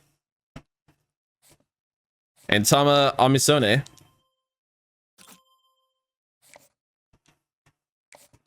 Alright, Deuce Knight is a junior transfer, so he will be only a one-year starter, but... They want Terzilli. I mean, he's a freshman. I mean, we definitely want Deuce Knight. 99 throw power, unbelievable athlete. We want Deuce Knight. We're offering Deuce Knight. And I kind of want Quincy Terzilli as well. And we're probably not being the wisest with our hours right now, but there are some just unbelievable players in the portal right now, and we're sending it. We're sending it. Fuck it. That's where I'm at right now. Greg Sisk, 3-star center, joins. As does 4-star linebacker Keon Rochelle. As does 3-star guard Gangupo. Marco Rudolph, a tackle. Nice. That'll free up some hours, hopefully. I mean, we're looking good for a lot of these players, but we're gonna have to figure some stuff out. We're gonna have to figure a lot of stuff out. And I still need to hit receiver in the portal as well. We unlocked Master Motivator. That's cool. No transfer portal receivers will consider us. That is insane, and that is not good. Because not even any 3-stars will consider us. That's bad. Found a potential game changer at offensive tackle Lamar Williams, LSU transfer. And we really need to get on the ball if we want him. And we really do. Might not be possible to get into his top 5, but we're really going to try. Scholarship offer plus 50 will hopefully at least get us into the top 5. Found him a little bit too late. All right, here goes nothing. We're going to learn a lot about quarterback this week. Decided to stay in the race on Terzilli for one more week. Tucker Kluffenstein, 3-star tight end, has joined the class. And we've been locked out on both Deuce Knight and Quincy Terzilli. So we will not be getting a transfer portal quarterback, which I guess is okay because we do have Shelly coming in. And we do still have Brandon Speaks on the roster. But man, would it have been cool to get one of these fucking freaky ass players in the portal? All right, we already got this guy on campus. We still only know playing style for him. Oh man, help me out. Help me out, Marvin. This will be that. This will be that. Still 30 plus things it could be. That gave me something to work with here, man. All right, our portal work is pretty much done. We're just hoping for the commits. And they should start rolling in. Raheem Stroud, 4-star corner from Plant City, Florida. Let me tell you, these portal corners that we got are freaks, and he is one of them. We also get Lawrence Goddett, a 4-star center from Allen, Texas, to join the class. And Jordan Davison, a 4-star running back from Santa Ana, California. Some very big recruits there. We do not get Tavion Swint, which I'm kind of okay with. Kind of expected to not get him. And we're second on Vernon Blank still. But there's really not a whole lot else we can do. I'm just kind of like wasting my hours recruiting or scouting receivers to try to find anyone just fast or a gym. That's just kind of what I've been wasting my hours on lately. And I'm praying that we know anything about Lamar Williams' fucking place or hard sell. We just don't. He won't give us any information. Could be team player. We know it's not campus personality now. It could be gamer. It could be standard bearer. It could be the clutch. Like, we just don't know. We only know playing style. All right, recruiting is done. Week 4 of 4. Let's see what we got. I'm really worried about that tackle. We get Max Pratt, a center. Jamal Mastrid, a 3-star D tackle, joins. Let's go. Duke Witherspoon, 4-star corner, transfer corner. Let's go. He's a beast. We also get Marvin Wooten, 4-star D tackle from Jacksonville. He's a Georgia transfer. Joins the class. Let's go. Marvin Cioli, 3-star receiver. I'm not seeing the tackle. Show me the fucking tackle, dude. Redwine joins. Brett Breeze joins. Zach Ham joins. Oh, fuck. Where's the fucking 4-star tackle, dude? There he is. Lamar Williams from Havana, Florida. Thank God. He's the only one I really wanted. At least the one I wanted the most besides the corner. We get a fullback, because why not? Get a receiver with decent speed. I ended up going with a transfer portal receiver because my thought process was maybe he'll have some hours to get better versus a high school guy. In Kwineku, decent looking gadget receiver we got. I think ended up missing out on one of the corners. One of the 4-star corners, I think.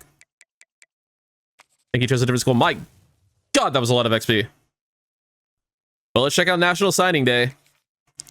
This should very easily be a top 10-ish class. Yeah, Victor Blank Vernon Blank, excuse me, ended up choosing Clemson. He had Stardev, you motherfucker. Oh, that sucks. My dog's barking. I'm gonna go deal with that, and then we can see all the cool players we got.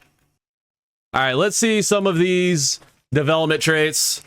We already know Whitaker, Gaffney, Gaio, Stork, Shelley, DeBeer, DeBose, and Elias. We knew Hall, and I think here is where we start to not know them anymore. Impact for Dion Pierre, impact for Tyree, normal for Sisk, normal for Pratt. Enrique Hazelwood with normal. Keon Rochelle, normal. Enrique Pape, or no, Clyde Pape. We didn't know him as well. Impact. Bangupo, impact. Let's go. DeMarco Rudolph, impact. We like that. Kloppenstein, normal. Scioli has elite dev. Fuck you, Auburn. You suck. Let's go. That's a big hit. Marvin Scioli, elite development for the fast speedster receiver. Things you love to see. That. Jamal Mostrud has normal. Redwine impact. Impact for Brett Breeze. Impact for Raheem Stroud. But look at those fucking stats. 95 speed, 97 excel, 98 change of direction, 94 agility, 85 man, 85 zone. And this is before we get to upgrade him at all. Got it. Star Dev. Nice. Duke Witherspoon. Star Dev. Also insane. 95 speed, 95 excel. Didn't need to see any more. Offered on the spot. Davison. Impact Dev. He's a pretty good player. Wooten has elite dev and he's only a sophomore. Marvin Wooten. Let's go, dude. Impact for Lamar Williams, but I have a feeling he's going to be a really high overall. Rochelle, normal. Kwineku, only normal, but looks pretty good for a gadget. Impact for Zach Ham.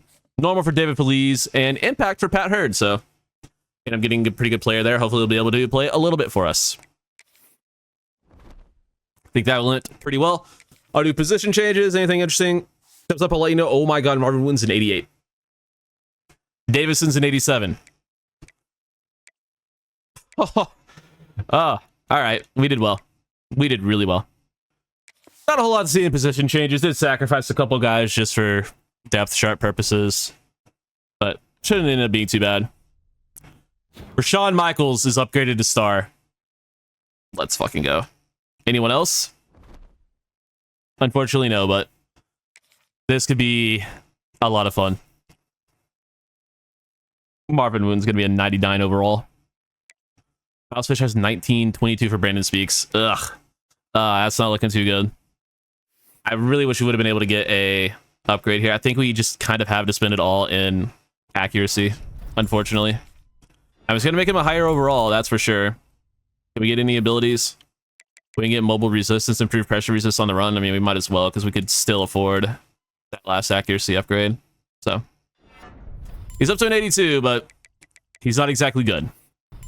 Rashawn Michaels maxes out, or is going to end at an 84. Went ahead and made sure he got a couple of abilities upgraded. He has silver sure hands and 50-50 now, so that's pretty cool. But we were hoping for a little bit of a higher overall once upon a time, but still a really good player. And will still be a freak for us. Amani Okianonu. Stardev Dwarf redshirt for us this year has 62 points to spend.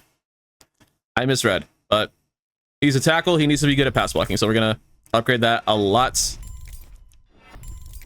I think that's fine for 1 year. We'll get this into the 80s as well if we can. I want to spend a little bit in power.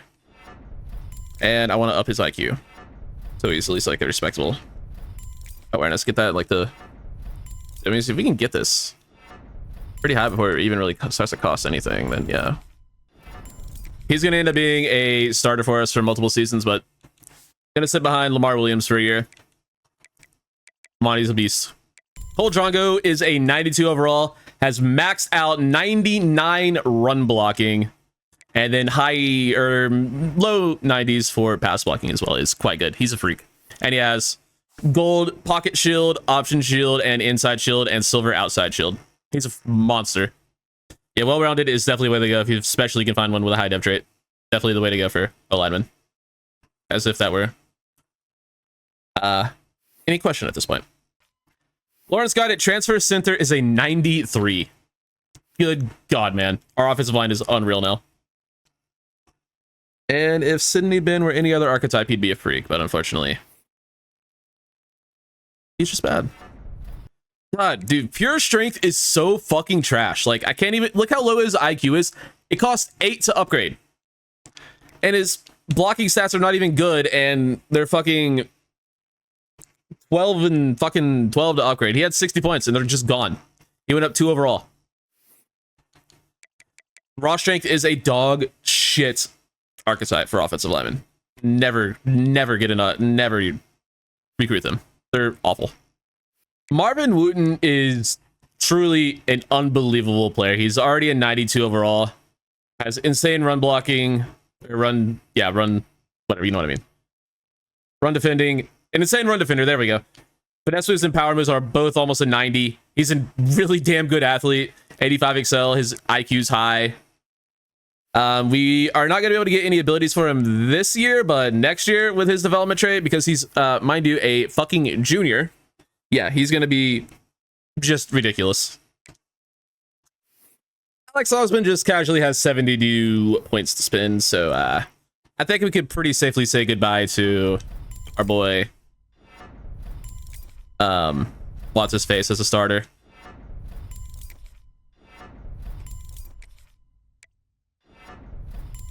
Evan Brown. I think it's safe to say Alex Osmond has overtaken him on the depth chart.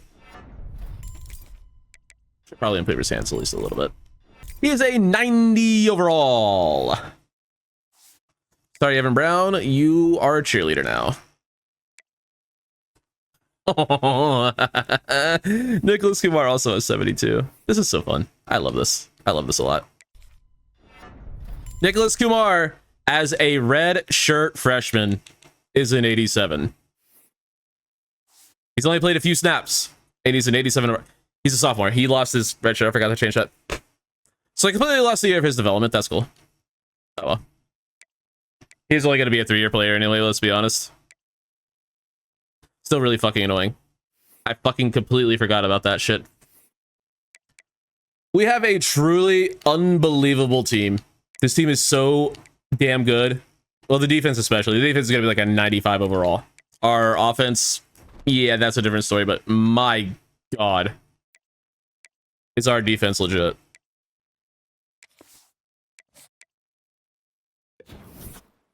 '89 overall defense, 86 offense, 87 total overall. Wow. This team is unreal. Do we want to jump conferences again? This would be the year to do it, but I think we take another building year. I think we dominate with like championship contender grades and stuff. I think we stay in the American one more year and then we jump next year. Or like I said, we could just dominate the American. But I think having a really high championship contender and knowing that we can absolutely dominate our schedule, just get one more really, truly good recruiting class. And I'm just now realizing I did not look to see where ours ranked. But we can see if it was top 5 or not if we go over to our coach abilities and we check for elite recruiter. It was not a top 5 recruiting class, so I don't care about it. It was probably somewhere in the